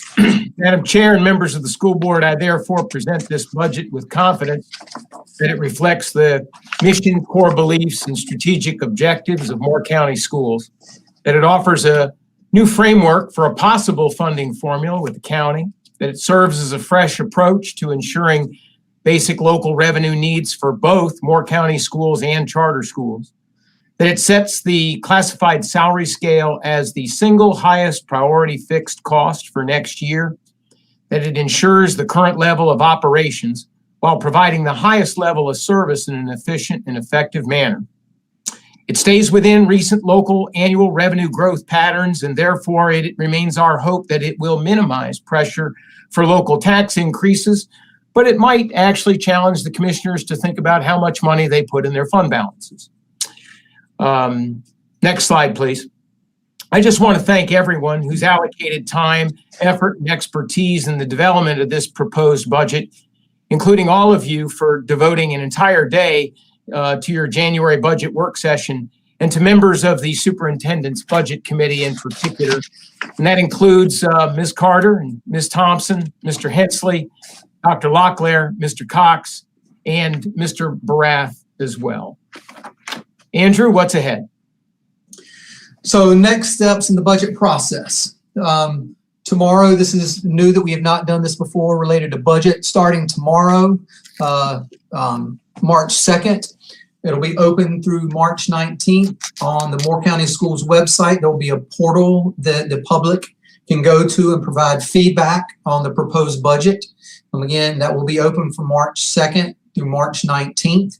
The public can provide feedback through a web portal, and we will bring information from that feedback back to the board at a later board meeting.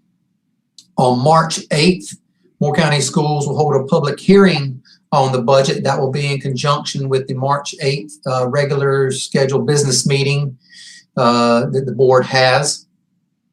Public will be invited to provide feedback there if they choose at that meeting, whether in person or through virtual means.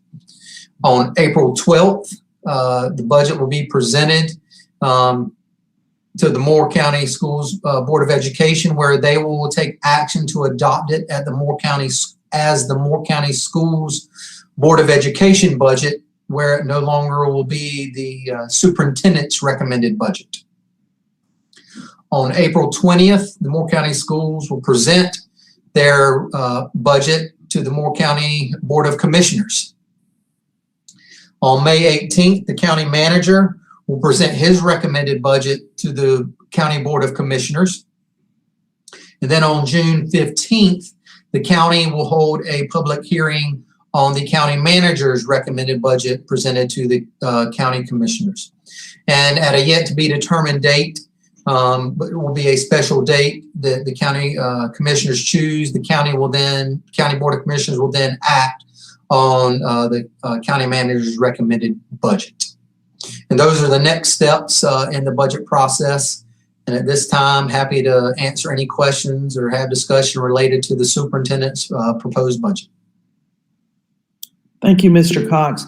I'll have to say, having worked with Dr. Grimacy and Mr. Cox, along with Mr. Hensley and Ms. Thompson, and of course, Dr. Locklear and Mr. Brath on the superintendent's budget committee, it has been a very worthwhile endeavor this year. I think the committee did some good diving into figures and looking at costs associated with COVID and how those things have been covered, and just what the future might hold for enrollment, and our new buildings opening, and how our students would return. So it has been a pleasure to actually work on this budget this year, and hope that it will meet the needs of our schools and continue to allow us to offer the same programming. As Mr. Levy said, it's pretty much a maintenance budget, but we have prioritized our classified staff. We have been 100% behind that effort, just as we were last year, and hopefully we will see that through to fruition in these upcoming months. So we value what they do for our schools, and hate the fact that they have not been sufficiently reimbursed for their efforts. So it has been a pleasure for me to work with the rest of the committee to come to this point. So are there questions directly for Mr. Cox or Dr. Grimacy about the superintendent's proposed budget? Mr. Dennison, your hand appears to be back up. Yes, ma'am, it is. I'm going to lower it now before I say anything, so I will leave it there. I just have to state my frustration in my 10 years on the board with our facilities and the upkeep of our facilities. For 10 years, I've watched them go down further and further and further, and we're not really making a lot of progress. And the county is the only one that's responsible for funding the needs that we need for that. So I just want people to understand I'm not happy with that situation at all, and it doesn't look like there's going to be any end. We're going to continue to have these problems for years to come, the way it stands right now. Thank you. Well, Mr.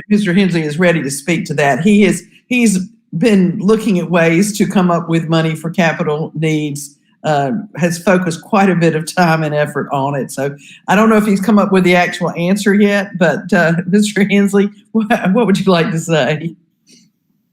I, like Mr. Dennison, I'm going to lower my hand too at the beginning. Actually, I couldn't agree more with Mr. Dennison, and I'll address his concerns towards the end of my remarks.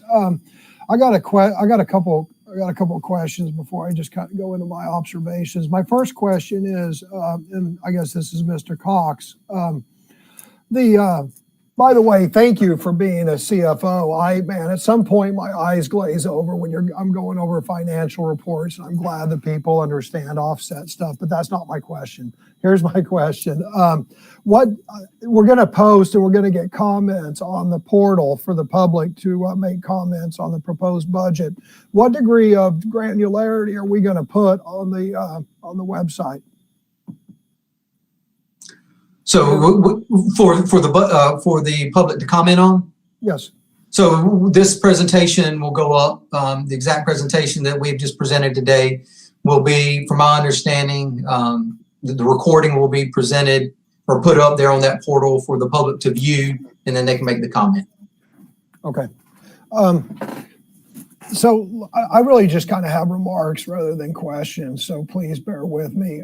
Some remarks are more important than others. So let me say this as a new board member. It's really very, very difficult. Look, Moore County Schools is as you saw, it's $130 million, $140 million a year enterprise just in operational funds, not including, construction of new schools and whatnot. And it's very difficult to jump in mid-budget cycle and, sworn in December and go, oh, hey, you're on the budget committee, which is great. But, you got to vote and approve this budget in April. And it really doesn't give time to do a deep dive and really understand all the mechanics and where the money is going. So some of what I'm going to express here is really an artifact of jumping in and not having, a year's cycle under my belt, so to speak. There's a lot of really, really good things in the budget. But overall, and I'll say this at the very end, I don't support the budget overall, and I'll tell you why at the end, but let me start with the good things. Clearly, the implementation of the classified staff pay schedule is a great idea. It's a long overdue. Everyone agrees on that. Hopefully, we'll get to where all the school employees have the same $15 an hour minimum pay as my understanding state employees have. The per pupil funding with future increases tied to what Raleigh does. Again, in my opinion, it's absolute home run, which, will, if nothing else, it gives a higher degree of budget certainty. So what are the downsides? My opinion is this is more of what's gotten us here. And I'm going to reverse the order that I'm going to approach the two downsides to this. And I'm reversing it for Mr. Dennison. The biggest issue with this budget is it's not integrated. And you can't talk, in my opinion, you cannot talk about the operational budget without addressing the elephant in the room. And the elephant in the room is the $103 million worth of unfunded maintenance and deferred maintenance and deferred repairs. Now, a lot of that, 40 million of it is offset by lottery funds and whatnot. So really it's $65 million. But you cannot have a discussion of your operational budget while your schools have some serious, I was going to say falling down. That's not quite accurate, but you have serious issues with your physical plant. And the more I got to thinking about it, I hear everyone say, oh, the county doesn't give us money. The county doesn't give us money. The county doesn't give us money. I beg to differ. The county gives us a little less than 50% of their county budget. They give us, per the previous slides, we just saw $30 million a year that we, the Board of Education and the central office choose to spend that $30 million on operational things, vice physical plant. So I believe as a board, we need to have a serious discussion of the reality that Moore County, look, the state gives us a per pupil funding. We get all these funding sources, and according to the state, they say that's all the money you need to run your schools, minus the physical buildings. Now we know to a large extent that's not 100% true, but the fact of the matter is Moore County commissioners give us $30 million a year, and we choose to spend that operationally and not spend it to do school maintenance or build new schools. So that is actually my major complaint with this budget process, is it's not done in context with our physical plant needs. The other problem that I have is, and I hate to phrase it this way, I have up here no transparency, but that's not quite true.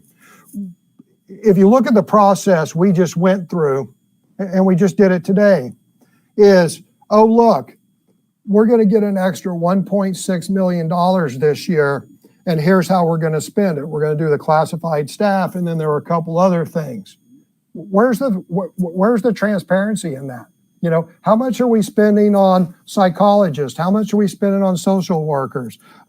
Let's look at teacher pay. I was looking when we were talking about the proposed classified salary scale. I was on the Department of Public Instruction website, and there was a little neat thing you could click on. I did a little math. Our teachers, mainly due to local supplements, make between 3.8% and 12.5% more than surrounding counties. Do we need to pay our teachers 12.5% more than surrounding counties? I don't know the answer to that. I just know that I don't know where all our budget money goes. All I know is our budget process is we got this extra money. Here's what we're forecasting. Here's how much extra money we think we're getting, and how are we going to spend it. That is not a let's tear the budget down and let's look at line item spending. Let's look at a billet by billet spending and justification. So for those two reasons, I'm not satisfied with the budget process. And I'll say that there's two things that would really get me behind and supporting this budget. And I think I voiced both of these during the budget meetings, maybe not as concisely as I'm about to do. But I would like to see a framework. I'd like to see two things. One is a framework, and this is all in the out years, because again, I jumped in here, sworn in December. Here it is, March. This is December, January, 4th meeting, 3.5 meetings. I'd like to see a framework agreement, and Mr. Dennison, this goes to exactly what you're talking about. I'd like to see a framework agreement between the Moore County Board of Education and the county commissioners to address the $103 million unfunded capital repairs and maintenance, starting with the 2022-2023 budget. And in my opinion, we need to look at reprogramming part of that local funding that we're currently spending on operations, maybe 15-20% of it, to capital repairs and construction. Again, the county's given us 50% of their budget. The other 50% is funding public safety, public health, recreational, whatever everything else the county does is 50%. And then the second thing so the first thing is, before we approve this budget, I believe that we need to have an agreement in principle on how we're going to address the capital repairs and construction. The second thing is that we agree to do a line by line and position by position budget review sometime this calendar year, so that we really have an understanding of where to spend our money. And if we look at reprogramming money in 2022, 2023 academic year from operations to capital, then at least we know where our money is being spent. But I cannot tell you after sitting through budget committee meetings or any of these meetings where our money is being spent. So anyway, Madam Chair, that's all I have. Thank you. Are there other questions or comments at this point? Mr. Dennison, you back up? Yes, ma'am. I just wanted to bring up the elephant in the room. We're talking about county and our school district, but let's look at how many positions we have funded by the county, because, like the number of teachers, because the ratio or allotment that the state allows is fine if all our kids are in one school, but when you have 20 different schools, it just doesn't work out that way. So the elephant in the room is really the state. If we didn't have to pay for all the positions that we actually need for our students in the county, that would make a significant difference in how we would be able to use the county money. And I don't know how much that is, Andrew, but you can probably give us a ballpark figure. And I'm not talking about the supplement. I'm talking about the base salary report. Thank you. Are there other questions or comments? All right. Then in the course of this next week, I would encourage you to look carefully at this. And if you have additional questions that you want answered before next Monday, we're not going to be making a decision about this next Monday. You would go ahead and email to Mr. Cox and Dr. Grimacy so that they might get together the facts and figures that you would need. As Mr. Cox showed us, a portal will be opening tomorrow to allow for public comment on this. As part of next Monday's business meeting, we will have a public comment period specifically for budget comments, such that we can hear information from the public as to whether this budget seems to meet their needs and or the direction in which they would like to see funds spent. So, Dr. Grimacy, do you have additional comments there? No, ma'am. All right. Unless someone else has one, then we can move on to the next item. Yes, ma'am. At this time, I'll actually defer back to the school board's own legislative committee, which is chaired by Mr. Dennison. Mr. Dennison.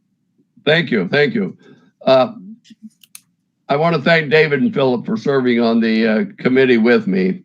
And the items included in our proposed legislative agenda were prepared after reviewing the Moore County School staff suggestions, North Carolina School Board Association legislative agenda, and the North Carolina Association of School Administrators legislative agenda.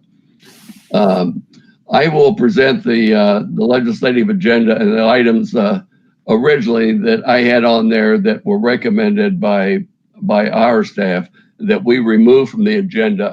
There are 3 of those. I'd like to cover those, start with the items removed. And after I presented each individual item, I will ask David and Philip as members of the committee for their comments before we have a general discussion on that item.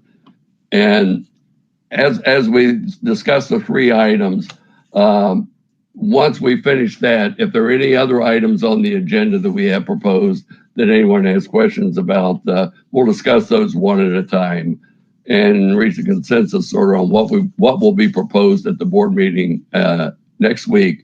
And remember, this is just, next week we'll take action on it. So there'll still be time for comments and possible changes that anyone has when we talk about it next week. So the first item that we have that was removed was for student support personnel, where we talk about school psychologists, social workers, counselors, nurses, and it's stated it's critical to properly staff public schools with the needs of students. The General Assembly should provide for sufficient allotments to meet the nationally recommended staff to ratios for these positions. So that's the one that was removed. So David or Philip, either one of you, any specific comments on those items that were removed? Mr. Holmes has just had to step away from the meeting for a moment, duty call, so he's not available. Okay. Mr. Dennis, Yes, sir. I don't have any comments on the ones that were removed. I fully support the ones that are there. Yeah. Okay. Good. Thank you. Any other comments from the rest of the other board members about whether or not the student support personnel should be included in the proposed legislative agenda for next week? So I'm assuming then that all the other board members are satisfied leaving that out off of the legislative agenda? Well, I'm just a little confused with, if someone can scroll up a little bit. It's not on there. That was removed, Stacy. It's not on. I just didn't know if you had it up here that it was removed. That's all. I'm sorry. No. I'm telling you the ones that were removed. The committee voted for the ones we have on there right now. But this one is not on there because it was removed from there. I had it on originally when I proposed it to the committee, but the committee chose to take it off. I got it. Okay. Can you run me back through that one again, please? I thought it was on this list as well. No, it's not on the proposed. That was removed from the one I originally proposed to the committee had it included, but the committee voted not to have it put on this agenda. So it's not on, the 3 items I'm going to mention are not on this agenda. So my question is, do you think it's important that the student support personnel be included in our legislative agenda? Yes, I do. Okay. I'm not, can you run back through the proposal as you had it written? No, this is one of the items I had on the proposal I had written. Okay, I'll read the whole thing. Dennison, can you repeat what you've taken out? I think that's what Ms. Carter is asking. Right, because since it's not written, I didn't quite get it. Okay, I will. I'll repeat it now. I said it before, but I'll repeat it again. Student support personnel, which includes school psychologists, social workers, counselors, and nurses. It is critical to properly staff public schools with the necessary support structure for the social, emotional, and mental health needs of students. The General Assembly should provide sufficient allotments to meet the nationally recommended staff to student ratios for these positions. Oh, yes, I would 100% support that, especially as we are trying to rebound from a pandemic and the shutdown that has ensued. But I do want to see the state. I don't feel like that's a cost that our local expenses should have to cover as well. If the state wants us to provide these services to our students, then they should be working toward the funding. Anyone else? So that's I agree. okay. Let me just state Anytime you ask the state to fund psychologists and psychiatrists and the like, you're going to get with that a political component, which is not going to be friendly to the schools and to the parents. To the extent we decide to do that, I guess that's one thing. But we really need to concentrate on academics and our need to provide for teachers. If there's a shortage of teachers, which there is, and there's a need to lower class size, which there is, that needs to always come first. Okay. And that's the reason why, as part of our legislative priorities, that's not even at the top of the list, mostly because we are an educational institution, and our Department of Health and Human Services, our county health department, and the like, and our Department of Social Services should provide necessary social services. Okay, When well, just one thing. When we try to do such things, and we're amateurs at it, we're supposed to be in education, we're not going to do a good job. But go ahead. That's just my opinion. Okay. Yeah. Let me I'll explain for the new board members too how this works. These aren't things this is a guideline as things come up in the legislature that we will support. We don't normally have a law passed for, request specific things for us, but it's as the legislature goes along, different items will come up. And when they come up, we want to say, okay, what's our position? If they decide they're going to do something in this area, will we support it? So that's generally how it works. Okay, the next item was ethics training. Hold on, Mr. Jessica. I have comments now that, yes, sir. Now that everyone else has comments. So a couple of things. One is when we went through the legislative priorities, one thing that came to mind when I was looking at them is we need to have focus. Whatever, 8 or 10 things, vice 20 things. So one is I wanted to bring focus on what is really important. Secondly, I want to dovetail off what Mr. Levy said. We are an academic institution, and our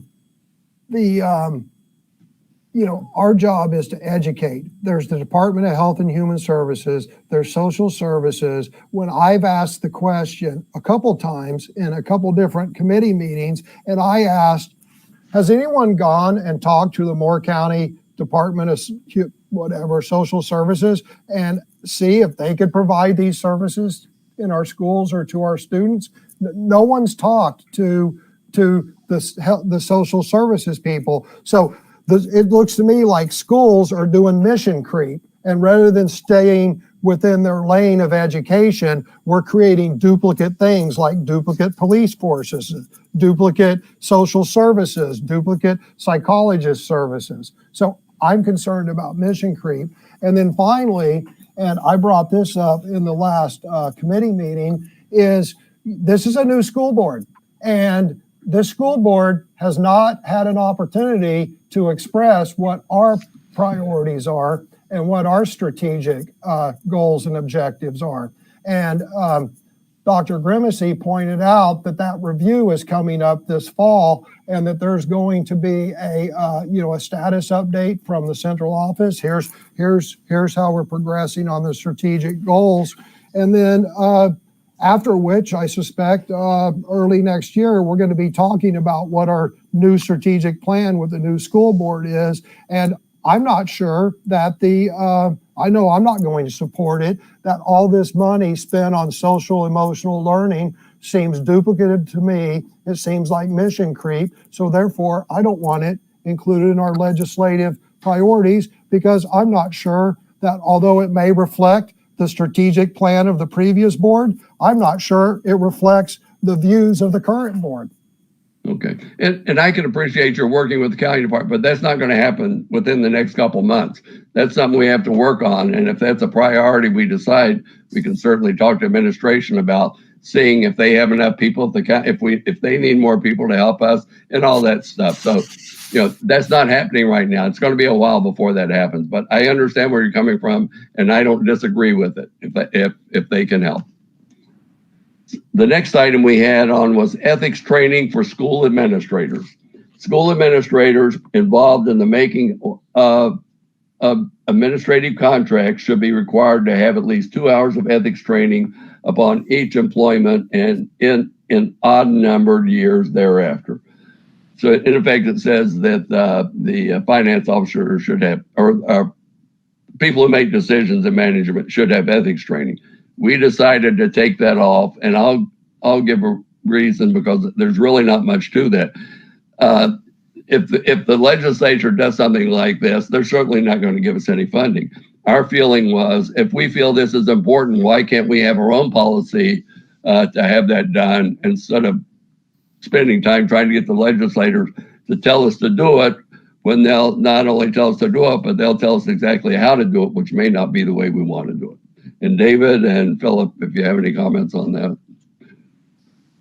No, Ed, you absolutely captured my thoughts. Is if we think our people should have ethics training at any level, there's nothing to prevent us from doing it. And if the state mandated it, they wouldn't fund it anyway. So again, if we think our people should have ethics training, then we should just have the superintendent do it. Okay, and what was the other one I had? Fiscal accountability. I'm sorry, there were 4. Fiscal accountability, that Moore County Schools supports local legislation when a local board of commissioners desires to transfer fiscal accountability to school boards, including the ability to raise revenue so they can be held accountable for all aspects of public education in that service area. This would allow North Carolina school boards to operate similarly to over 90% of school boards in the county. And we made the decision not to include that in our in the legislative agenda proposed. And David or Philip, any comments there?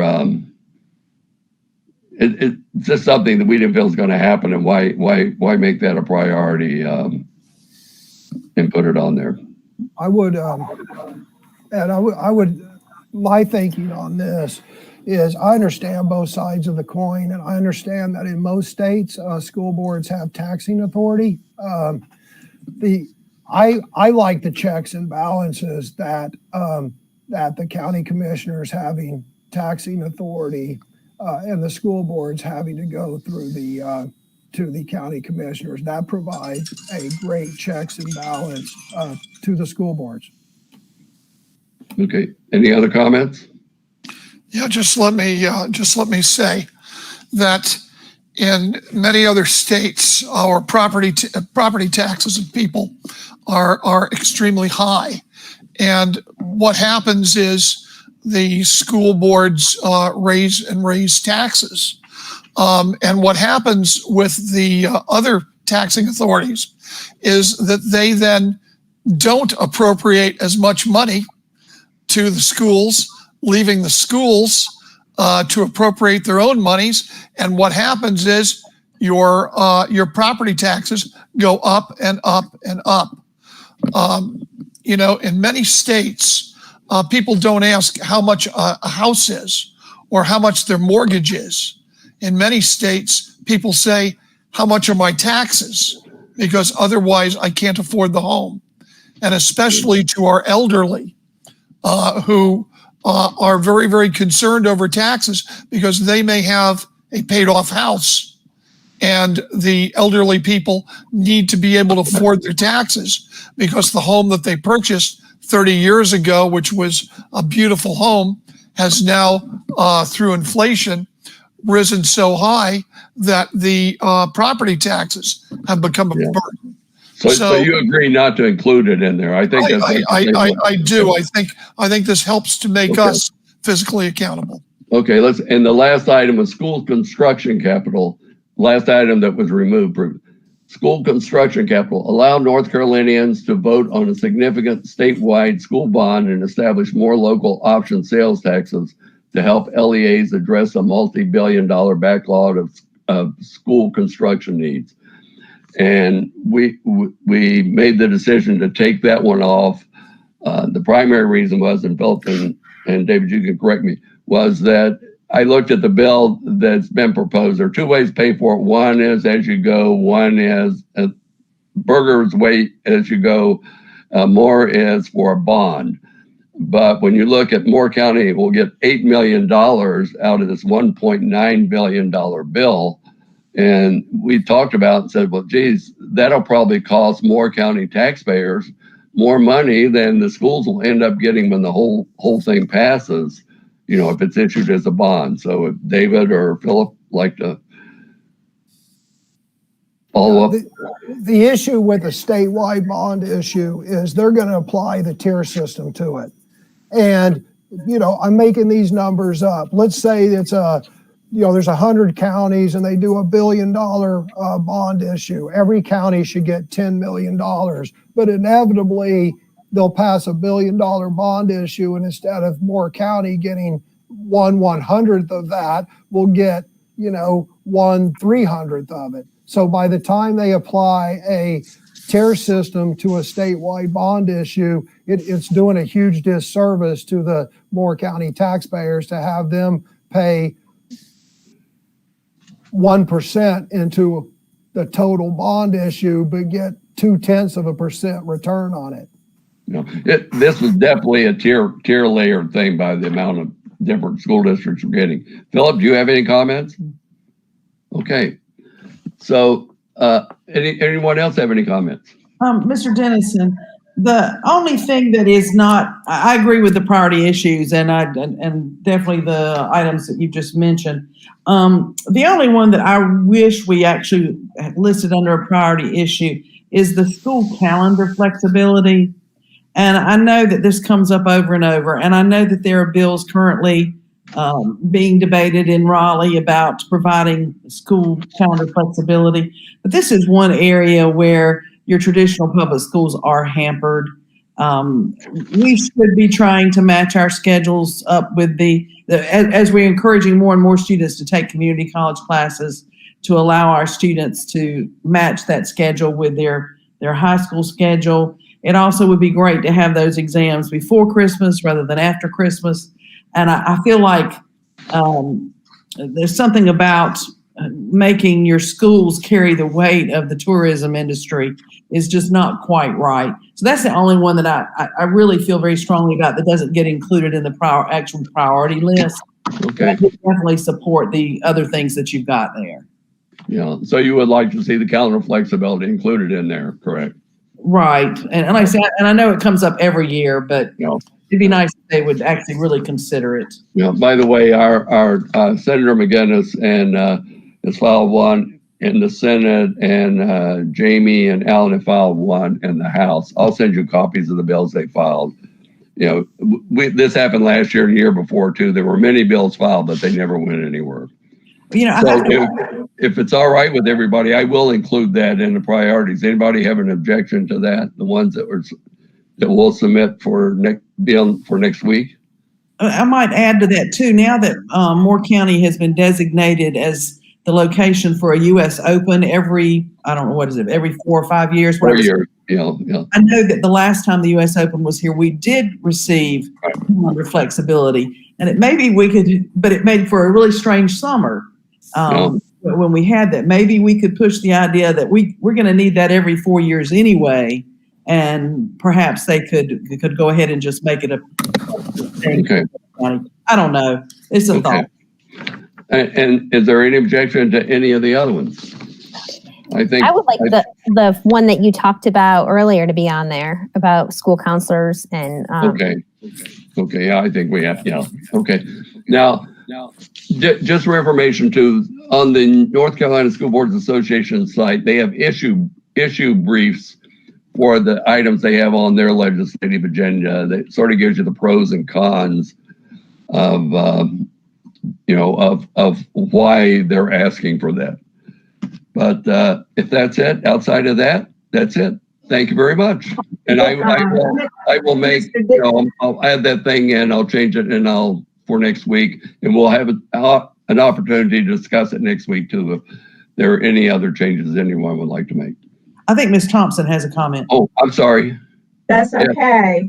My comment is that we have heard often from our educators that our formula for our grading of our schools is not what it needs to be, with having such a high 80% focus on one test versus our low percentage 20% on actual performance of the children. I don't know if that'll be anywhere on the legislative agenda, but if that comes up, I definitely think we need to be in favor of that. It is on there for low performing schools. Okay. So I think we're all set in the rest of them. So unless anybody else has a question, we can move on to the next one.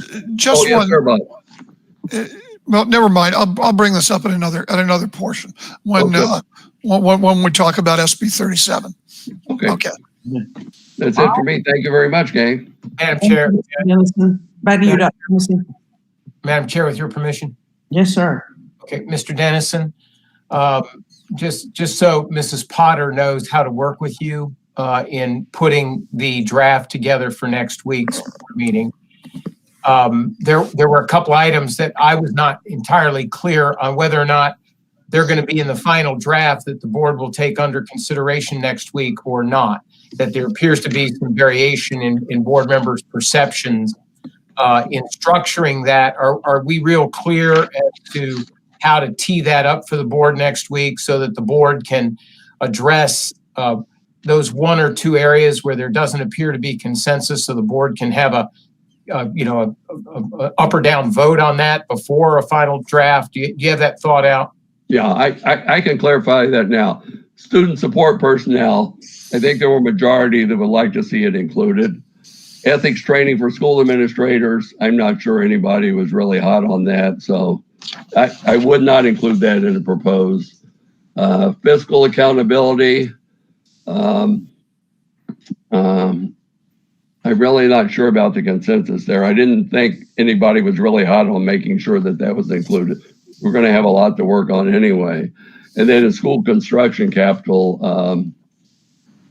I know if you feel that's really important, majority of you feel that's really important, we can include that. But I think we have enough other items to work on. Okay, what I heard, if I could, what I heard was there was some disagreement on the pupil personnel positions, and there appeared to be unanimity on calendar flexibility. What I would recommend that if there is an item that you put back into the draft between now and next week, where there might be some disagreement, that we underline that so that when it comes up for board action next week, the chair is able to solicit the board's input and action on those items as amendments in advance of a final vote to just make it a little bit more efficient. Okay. They can have their position on it, and then we can move to action on it. Okay, so we'll underline student support personnel, ethics training will not put in, fiscal accountability, and school construction capital. I didn't hear a lot of people say they wanted to have those included. But the calendar flexibility and the other stuff's already in the one that was proposed today. Really, it's just the pupil personnel statement that where there was some disagreement. And if you can just put that in, but highlight it so that it makes it easy for the board to have that discussion, I think that would be. Yeah. Okay. Also, Mr. Dennison, if you might want to put in that you get the bill numbers of the bills that were put in the House and the Senate, the local bills giving us calendar flexibility. And you might want to put in our resolution that we support those local bills and name them. Yeah, as a matter of fact, I had the comment here. I was going to send you copies of the bills, and it'd be nice if we'd send a thank. You can look at the bill and read it and send a thank you note to Tom and Jamie and Alan for filing those bills. And I'll do that. I'll do that this evening, Bob. Yeah, if we just put it in there, I think it'll say a lot to them as well. Thank you. We can put that in the executive summary. Thank you, Mr. However you want to do it. Thank you, Mr. Dennison. And My Ms. pleasure. Potter, Ms. Potter will be available to work with you tomorrow to start Well, putting it together. Yeah, I'll fix it all up and send it to her. And if she has questions, yeah, that won't be a problem. Thank you. Thank you. Madam Chair, I yield. All right, I think we're ready to move on to the next order of business, which is the proclamation of April as the month of the military child. Happy to defer to Dr. Powers. Yes, sir. Thank you. The month of April is recognized nationally as the month of the military child. This was started in 1986 by then Defense Secretary Caspar Weinberger. The month of the military child recognizes and highlights the sacrifices and unique challenges children of service members overcome. And Moore County Schools would like to officially join the Department of Defense and others in the military community by celebrating April as the month of the military child. I would like to make our board members aware that in late January, all 22 of our Moore County schools applied for 2021-22 Purple Star status through the North Carolina Department of Public Instruction. Schools awarded Purple Star status are recognized for meeting specified criteria related to supporting military students and families. Pleased to announce that Moore County Schools was notified on February 23rd that all 22 of our schools have been awarded Purple Star designation for the 2021-22 school year. In addition, since all of our schools were Purple Star Award winners, this means that Moore County Schools earns the State Superintendent's Award for being a military-friendly district. The state is currently planning for a virtual award ceremony on April 14th.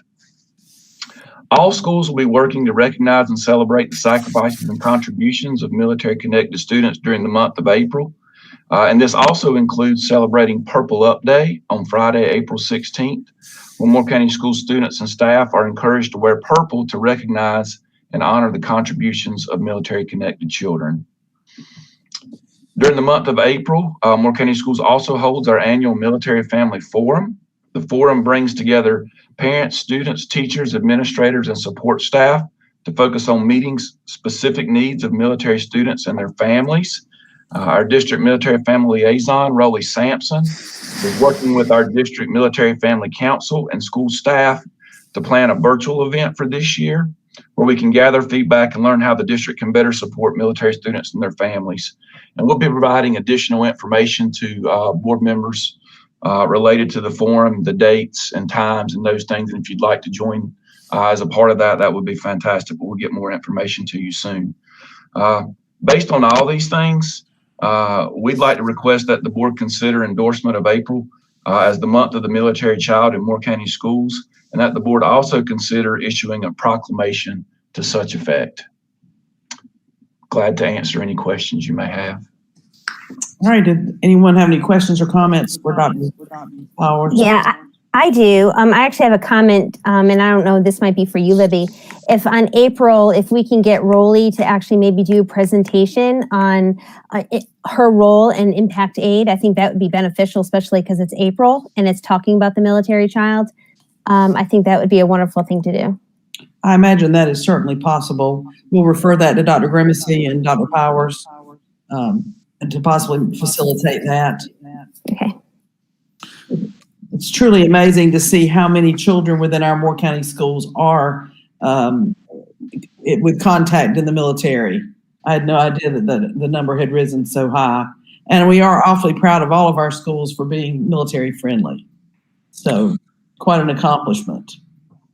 Are there other comments or questions? Yes. Go ahead. Mr. Levy, forgive me. Go ahead, sir.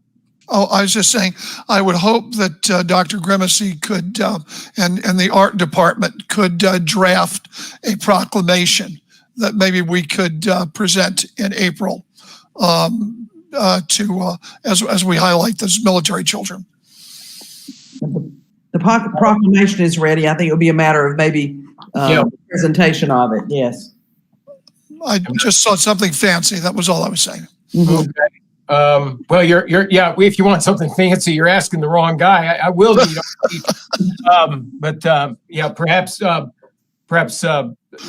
and the chair can elaborate on that with me at some point. What I was going to ask Dr. Powers, last year, Harnett County was the only county in North Carolina that earned the State Superintendent's Award for having all of its schools meet Purple Star status. Do we have any idea if I assume that Harnett County's done that again this year, so we would be a second.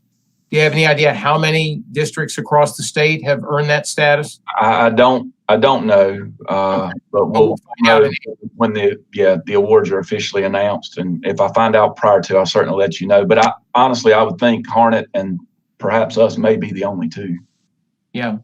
Yeah, that is not easy to achieve. There has to be a commitment by all schools, irrespective of how many military children they have. What I was most impressed with was the fact that all of our schools, even our northernmost schools that don't have that many military connected children, committed themselves to meeting the standards as military friendly schools, simply because if you're a school that's friendly for military connected children with the complex needs that they have, that means that you've upped your game for all children. And so I think it just speaks highly of all of our schools that they've aspired to that standard. So Dr. Powers, do convey our gratitude to everybody associated with that achievement.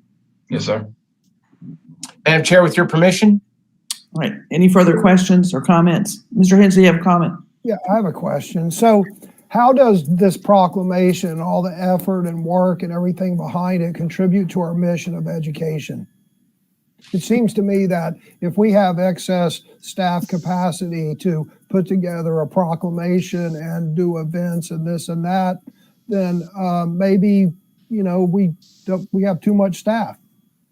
I just don't see where this contributes to our educational mission.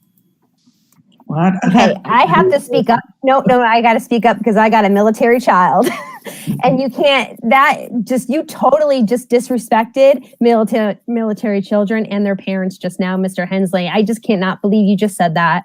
I really can't. I'm just floored by I didn't disrespect anyone. I simply asked how this contributes to our educational mission. It has absolutely because it's supporting them. It's supporting them. They are the children in our schools that's supporting. Every day, my child has to worry about if her dad is going to get killed or not over in Iraq. How is that not supporting when a teacher is having conversations with her, or a counselor is having conversations with her, or individualizing a lunch schedule so she can sit with people that are in the same lane as her? I mean, that's what this proclamation is all about. It's about the military child and what we're doing for them in Moore County schools. I'm sorry. I'm very, yeah, I don't mean to get heated with you, but it's very important to me. And being in the military for 25 years, it's a whole different ballgame. And I know that you are military. I know your children aren't, but it's a whole different ballgame. And it's about supporting. We have teachers that are also in the military, and they're having to deal with teaching and having children of their own in the school system. So it has nothing to do with having someone write a proclamation. It's about honoring that, honoring these children, honoring these teachers. So that's all I got to say. Okay. So, well, I feel obligated to respond. So are we going to have a law enforcement appreciation proclamation and a firefighter proclamation and a first, emergency medical technician proclamation? We could. Well, is that a question? I think it's a sarcastic question. It's sarcastic. No, no, it's a serious question. There's a lot of people who put their lives on the line. Secondly, again, my question is, how does this contribute to the educational mission, Ms. Caldwell? You mentioned it honors people who are in the military, but I'm unclear why that's our mission. And I would say, and I can't, Rolly's role as our district military family liaison, she absolutely supports our military families as they transition in and out of our district. The kind of support that Rolly's able to provide to her in terms of, and it does support the students academically in terms of helping them make sure they're registering for the right classes, getting those things taken care of. The military interstate compact, there's a lot of things that go along with that where Rolly provides that support as well. And really all of it, even all this, trying to support the special needs that kids have when they do have to make these transitions so often and move between schools, possibly from year to year, to try to help them make connections with other students in the school who experience the same types of things, to make connections and build friends, to build relationships within the school. Honestly, all those things contribute to academics. Those things are what help students to feel, to feel like they belong. And when you don't have those things, odds are you're not going to perform as well as you could. And that's why it's a good reason, Libby, to put Libby on our agenda for April, because I think that would be a wonderful way to show Mr. Hensley what she does and what Impact Aid does and how it benefits our schools. Well, from what I've seen of Impact Aid, it buys activity buses and it buys a couple SROs. Mr. Holmes has been waiting patiently to speak. Yes, thank you, Madam Chair. I would just have to agree with Stacy on this one. There's no way that, these children and even the spouses are just as involved with the military, maybe not directly, but indirectly. And if we can honor these children and their families for the sacrifices that they made, regardless of if it has to do with education or not, they need to be honored. And that's all I have to say. Are there other comments or questions? I have to admit that the child who feels welcome in a school is going to be a better student. Any other comments on this? Madam Chair, if I could address the general question of the mission connection with our need to have a unique approach to military children. Mr. Hensley's been very candid about his philosophy of our need or lack thereof of positions that support student social and emotional needs in school, and the feel that does not align sufficiently with our focus on academics. That is a philosophy, and albeit there reasonable people can disagree with that, there are reasonable people that Mr. Hensley's not the first to advance that argument. So it regardless of where people stand with that, that is a position that people take, and it is a position that is Mr. Hensley's not alone in. Mr. Levy has shared that, and I don't want to mischaracterize people, but I think we need to be honest that is that second domain of our strategic plan is probably an area where this board does need to have some real honest conversations with each other and come to terms with where you stand with that. To carry that same discussion into programs that support military-connected children, if you try to have that conversation before you resolve the other conversation, then you will get frustrated. And so the military impact money that we receive is money that's due to Moore County as a result of the federal government's recognition that military-connected families do have special needs that require special efforts on the part of local school boards. And this is an area that we've emphasized in recent years in working with families to generate funds that have supported after-school programs, supplemental social and emotional support for military-connected families. Military-connected families, at least maybe not as much in recent years, but certainly during the first half of my tenure when perhaps our combat tempo was higher than it is now, there was an elevated sense of concern about security. And so it was during that time where we had the need to either cut a school resource officer position or maintain that school resource officer position that we recognized the elevated concern that military families had as justification to sustain that position. Ms. Sampson has been critical in advocating with the military to gain additional military family life counselors for our schools that are funded entirely by DOD outside of our budget and called MFLEX. And so that was an effort that we made during a time when we had several KIAs in our community, and saw the impact that that was having not only on their own Gold Star children, but on other children that were related to them. There's a history behind each of these. There's a fundamental belief currently that we have children who can learn, but there are barriers to their learning. And social and emotional concerns are those barriers. And those are concerns, those are barriers that even some of our most academically advanced military-connected children have.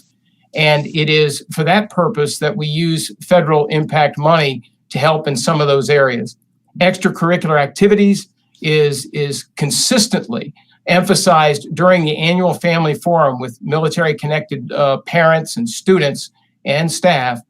Extracurricular activities are emphasized very greatly by those individuals. And so investments in extracurricular activities is a very viable use of federal impact dollars. And so I think that the presentation during the month of the military child, which gets beyond just Ms. Sampson and her job description, but more into what do we do and why do we do it? I do think that probably would be timely, and that April would be a timely time. And doing that does not necessarily show that we have any disregard for anyone else who does service to our community. So you have to assume that if there's a connection to our mission, you have to first assume that social and emotional barriers to learning are either real or they're not real, or that maybe a coalition for mental health reached out to us a couple of years ago, and with the county manager's assistance, provided additional funding so that the schools would have embedded an embedded behavioral health intervention team. So it was actually from the social services side where there was an initiative that demonstrated to us the value that they place on in-school services for children's social and emotional needs. And so if I neglected to bring that up when we discussed this during the budget committee, forgive me, let me go on the record now as saying that when you talk to people at the health department and Department of Social Services, they've got their hands full and they're very delighted to know that there are social and emotional supports for students in schools. And indeed, they've gone so far as to actually help enable us to get supplemental funding to establish some of those needs. Forgive me for running on, Madam Chair, Mr. Hensley, board members, but I do see that there's a direct connection between all that we do with social and emotional learning, and that the social emotional needs of our military children certainly are chief among those. Thank you very much. Let's get back to Mr. Levy very quickly, and then we'll wrap it up. Yeah, just I didn't want to leave Major Hensley out there on a limb, and I address him as Major Hensley because Mr. Hensley is military and has an honored career in I believe it's the Marine Corps. So when he's talking about military liaisons and the like, I may disagree with him. I think it's probably a good thing that we do special things for the military, but I understand his philosophy. And his philosophy is you want to do what you do and stay in your lane and do the best you can. When I was asked by the pilot some time ago, how are you going to deal with these budgetary priorities? Because they pointed out that whenever you want something for one thing, you have to take away something from another.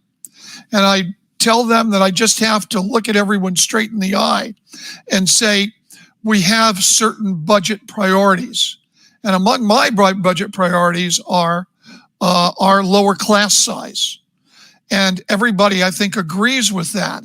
But once you have to say, well, then we may have to take away this particular administrator in order to get a lower class size, everybody then goes nuts.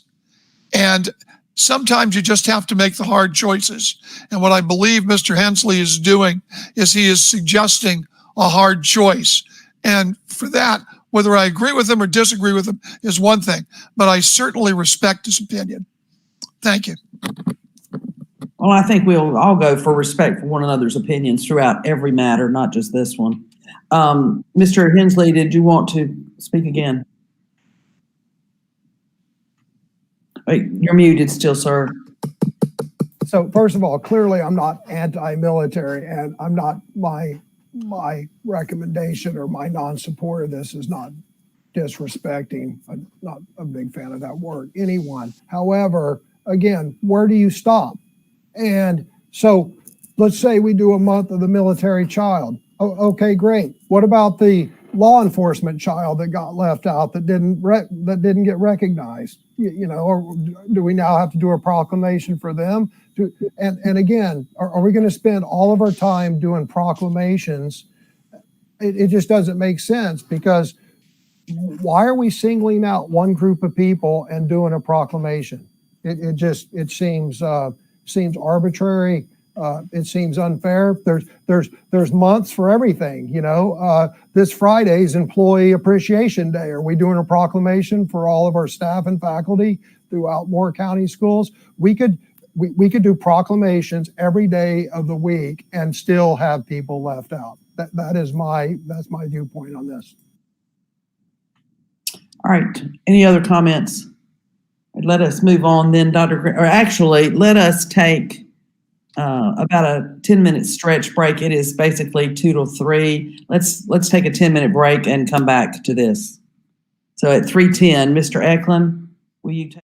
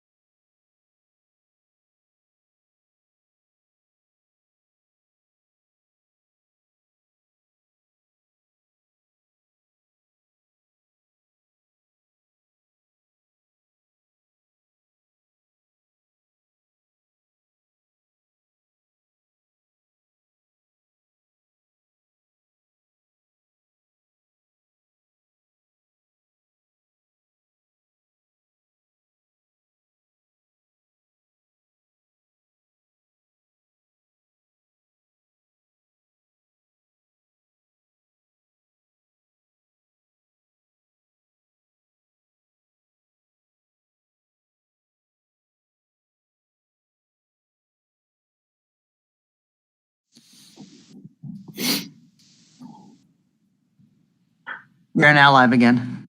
All right, thank you very much, Mr. Eklund. All right, we'll now come back to order and we'll move on to item 3D, the Southern Pines Elementary change order. I believe that's back to Mr. Barath and Dr. Grimacy again. And I'm happy to defer to Mr. Barath, who referenced this earlier in a previous presentation. Mr. Barath. Thank you, Dr. Grimacy. Again, good afternoon, Chair Carter and board members. This is pertaining to a change order for the Southern Pines Elementary School construction. Sometimes requirements are not fully addressed at the review process of drawings, and they come up during the construction of the project. And in this instance, we've had some of that happen out here at Southern Pines Elementary School. The award for certificate of occupancy, which permits us to occupy and use the school, is in cases tied to the execution of these items for the full operation of the facility and infrastructure supporting it. And so some of those items are listed there in the bullet points for a total amount of $184,600. As I reported earlier, that the change order of this cost is included in the projected deficit amount of the $144,792 that we discussed during the update earlier this morning. Also, at the same time of the review of the impact that these had to the schedule, the architect and the engineers reviewed and assessed the impacts submitted by the contractor and had determined that the impact was 16 days, revising substantial completion to November 11th, 2020. Final substantial completion was achieved 47 days past that date, resulting in liquidated damages amount to be assessed of $70,500 that is being withheld. We are withholding additional funds for work that remains out of compliance, non-conforming with the project documents. We've reviewed these prices with the contractor and they concur that they are appropriate and to be withheld until they are completed. These items include asphalt paving during the installation of the asphalt by the subcontractor when they did Carlisle Street and the school site. It was found to be a majority out of compliance, rejected, removed to be reinstalled. They completed Carlisle, but due to the need to occupy the school for classes, they were not able to remove and address the asphalt on site. And so we're withholding $300,000 for that work. The north side of the playfield has erosion problems with the work that they did out at the job to stabilize it. It is never stabilized and continues to erode in areas. And I will share pictures of this in a moment to you. That's $250,000 being withheld for that. The interior wood doors with glass in them had the horizontal mid-part style at the wrong elevation, and they were all rejected, $50,000. There are other miscellaneous interior items that result from maybe repairing grout or masonry and other items in the amount of $100,000. Mechanical, electrical, plumbing items of $50,000. As I mentioned, liquidated damages, and then a total withheld of $820,500 until they are corrected. Once a project is completely closed out and completed, we will have a deduct changer for any assessed damages at that time. Ms. May, if you would open the attachment for the examples of remaining deficiencies. I just want to share with everyone to know, give an idea what I mentioned there, should you be out by there. So those doors, you can see how the panic crash bar is not at the horizontal wood piece there. And so they should be at that height. So if you miss the crash bar, you hit the glass, you can break it and injure yourself as opposed to being on the wood. Next slide, please. This is an example of some of the erosion on the north side of the site. At the top where that fence is, that is the play field with a walking trail around it. Next slide. And more of the same in a separate area. And you can see the erosion and how it's undermined along the fence there. Next slide, please. And again, another area with continued erosion where you see they attempted some mediation, put some matting down, but it was not sufficient. Next slide. Down at the base, there's an access drive to allow us to maintain the retention basin and the gully washing across that area. Next slide, please. Over at the corner on the northeast portion of the site, you can see a severe amount of the erosion there. Next slide, please. Looking up from the playfield, you can see where the walking trail would have been, and the large cavernous erosion that is occurring there. Next slide, please. As you continue up, looking towards the school in the background there from that same point, you can see how the erosion of that area has accelerated. Next slide, please. Just some more photos of that corner and the erosion. In the retention basin up around the parent pickup and drop-off area was never sodded and never had its final grading to allow sod to be put in. And those are just some examples of those site items. In the next slide, this is the portions of the asphalt that has been rejected. And you can see it's a majority of the asphalt that was put out there, along with some concrete curb and gutter that also was rejected. And so that gives you just an understanding. I haven't presented that previously to you of some of the other elements out there that are non-compliant. The contractor is aware of them. The rain weather we have had has not helped them any these past months to be able to get large equipment out on that hillside to begin fixing it. However, it remains their responsibility to get it completed. And if not, we have sufficient funds withheld to perform the work ourselves if we should need to. Please, John, please keep the PowerPoint up. Mr. Holmes, do you have a question about the PowerPoint? It can wait until. Okay. Yeah. I'm sorry. Anyways, that's the presentation to you for this. And so if there's any questions, happy to answer them. Mr. Holmes, go ahead. Mr. Barath, the erosion at Southern Pines is unbelievable. Where did you say it was at the back of? Was it at the back of a baseball field? Is that what you said? No, the play field to the north. If you page up on the image on the screen. So I'm sorry, scroll down. Okay, so it's to the top of this image. You can see the beginning of the play field. It's cut off there at the top of the image. This is where the playground equipment is, and the play field and the walking trail. On the north of that is where this grade slopes down. And the subcontractor never established that with ground cover to prevent erosion. And when they completed their work, it just it continued to erode gradually. Then they would try to repair and amend it, but they never established any ground covers again, and it eroded again and again. And so it was an ongoing struggle with the contractor on that. What do you propose that what we can do to ensure that the erosion, because it's a very steep grade, and obviously the mats really didn't work out that well. What do you propose? Well, what the engineers have said is that one up at the top where the fence line is, the design is that the stormwater would come across the play field and roll over the site there. But the contractor, when he made that point, he made a raised ridge.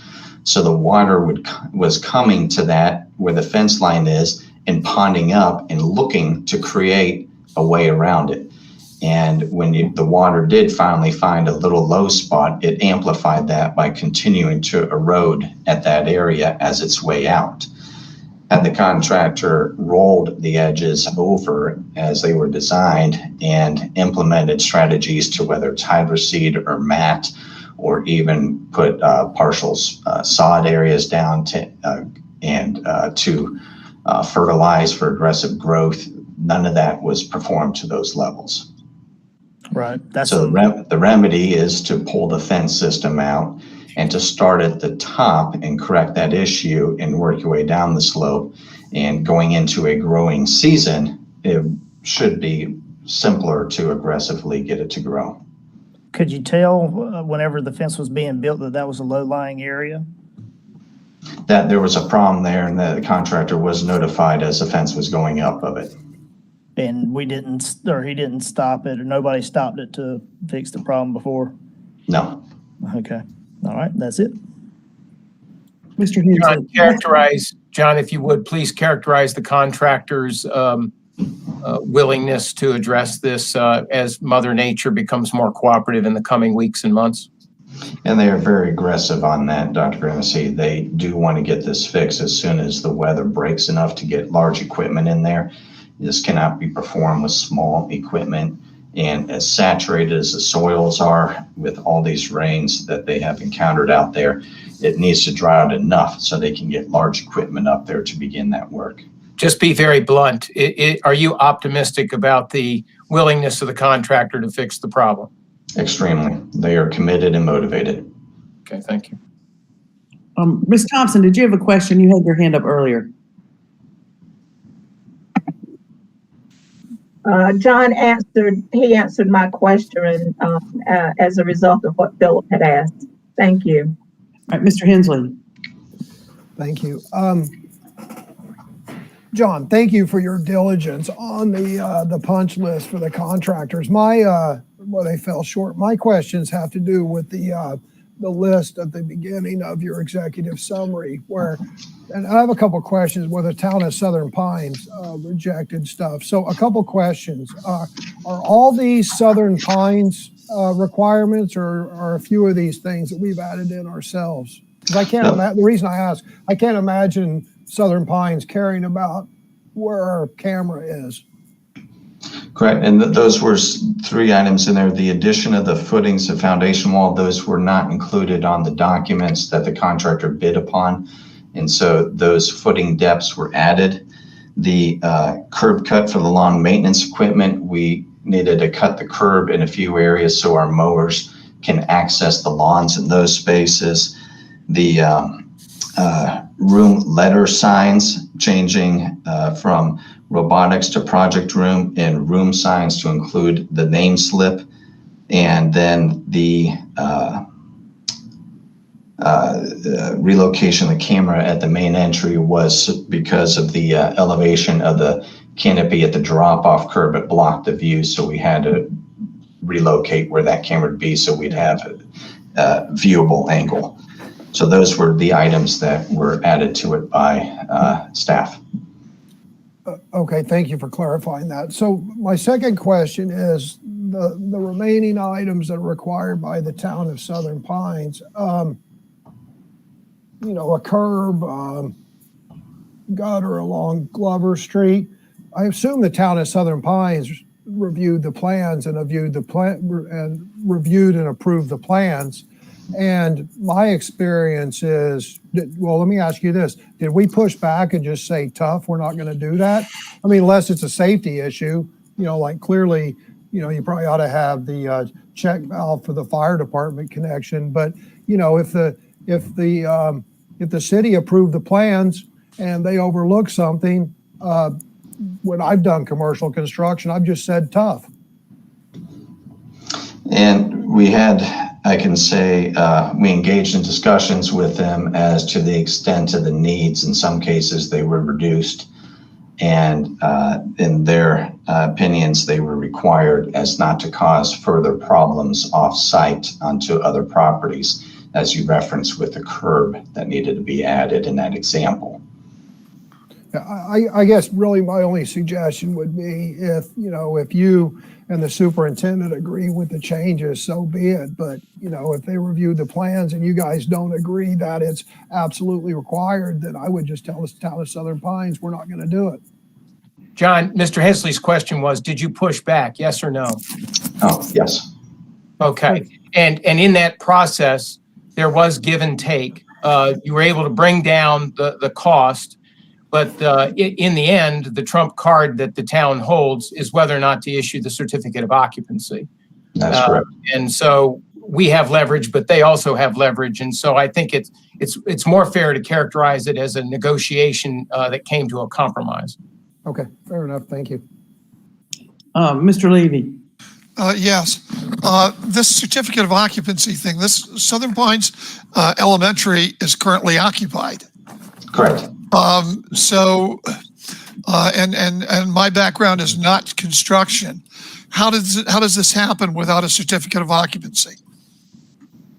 We were granted the certificate of occupancy after we agreed to make these changes and meet other standards that the town had. But ultimately, they did in fact issue the certificate of occupancy, and that's the reason why we're there. It's been issued. Oh, okay. All right. I just, somebody said if we don't do this, we won't get a certificate of occupancy. And at that time, all of these are change orders from the complete period of time of the project. They're not just these didn't just happen last week.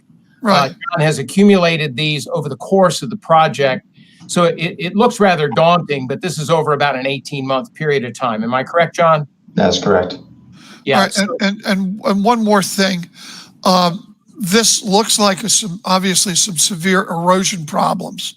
How certain are we that once the contractor does what you're asking him to do and does it pursuant to his contract, that the erosion problem won't raise its head for the next, say, 10, 15 years at least? In other words, I assume that this is built so that we won't have any severe, or it's designed so that we won't have any severe erosion problems for 10, 15, 20 years.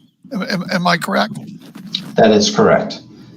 So are you confident in that, or do we need retaining walls, or what's your opinion on that? We already have the retaining walls where we needed to achieve a steeper change in grade that would not enable us to have an area that can be maintained. With this solution out there that the engineers put forth on the north side in the original documents will work. The problem has been the execution. So John, is the answer to Mr. Levy yes or no? As you started with yes, it will be sustainable. Okay, and thank you very much. I appreciate that. Thank you, Mr. Levy, for allowing us to help out. John, would you please clarify the liquidated damages of $70,500? Does that portend the possibility that the deficit of $144,792 might actually be lower? There is a potential that, considering when we are complete with everything, to assess any and all damages at that time. Yes, it could be. And is there any chance that the projected deficit of $144,000 could be bigger? I cannot see how that can happen at this point. Yes or no? No, sir. Thank you. Just a quick question, and I think we just cleared it up here, but this $184,600 on the change order, is that already allocated in the previous projected deficit? It is. Okay, thank you. I'll have to say, I took my grandchildren out as test monkeys on Saturday, and they gave the new playground equipment at Southern Pines Elementary 2 thumbs up, said it was great equipment and they enjoyed it. And I took the time to walk the edge of the property and see the erosion. So obviously it's good that we have people who will be on top of this, and it would be nice if the rain would stop and they might be able to make a little headway on getting it shored up. So thank you. Any other questions? All right, we can now move on to item 3E, Mr. Levy and Dr. Appenfels, I guess. Yes, I'll defer to Dr. Appenfels and Chairman Levy. And I hope that people took the time to look at the policies that were attached at the bottom there of the executive summary. We don't want to have to read through them all. I think Mr. Levy and Dr. Appenfels can maybe walk us through them quickly, but a lot of them are simply change of statute numbers. And you'll be able to point that out. Yeah, I wanted to thank the members of the committee, including Ms. Carter and I believe it was Mr. Dennison, as well as especially Dr. Appenfels, because she did all the typing and all the insertions and all of that. And actually what I noticed most of all was that wasn't totally within her job description. So she's taken it on. And for that, I appreciate it. And I appreciate what Dr. Appenfels has done. what this is mostly a changes to conform to the recommendation of and the various recommendations of the state boards of the state boards of education, which send us updates from time to time. We tweaked a couple of these, which I'll point out, but for the most part, they were pretty mundane changes in statute citations and the like. Let me just point out a couple of things which I think are going to be are probably fairly important to people, although I don't think that much of this is controversial. I will say that initially I wanted to put some special policies with regard to free speech into this. What I found was it's going to be much more technical, and I will probably be proposing that in later months, probably closer to the summer. And if I could stop them from calling me on my phone, where my copy of this is. The couple of things I'll draw your attention to. There are some differing requirements of school board members.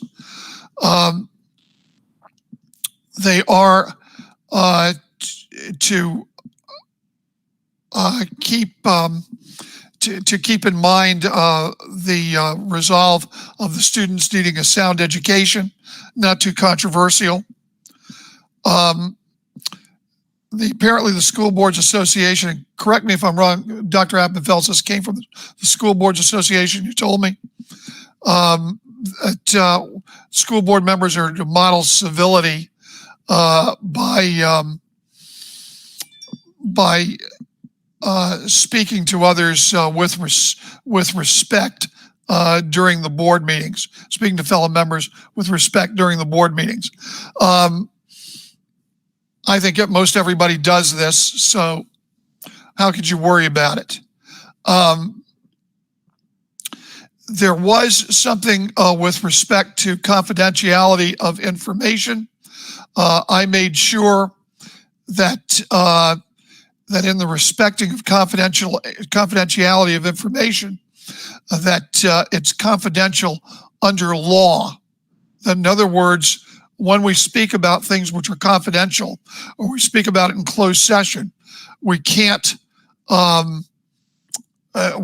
we can't do any unauthorized disclosure, but it still must be confidential under state law, because some of the things that by happenstance and circumstance we talk about in closed session, sometimes we do stop ourselves and say, no, this needs to be talked about in open session. So I want to make sure that just because it's talked about in closed session doesn't necessarily mean it can't be it can't be talked about in open session, because it has to be confidential within state law. Additionally, there is a broadening of the conflicts of interest portions of our responsibilities. That basically says that it's both our spouses and our significant others. While it says that we must, they want us to refrain from investigating and resolving complaints, because we ourselves sit as a board of appeal, a board of appeals. I did want inserted, and it was inserted, that nothing in this will stop us from, and I'm quoting, bringing to the attention of the superintendent or his appropriate designee problems which constituents encounter. so that I wanted to make sure that we were free to send, when we get complaints, that we're free to send it on up the line. But that, of course, as we sit as a Board of Appeals, we can't ourselves resolve anything, but we can try to talk to the superintendent, and so far as the superintendent suggests his designees, so that we can take care of problems that arise. Just one second. I did talk about the fact that we are broadening our definitions to include romantic partners with respect to conflicts of interest.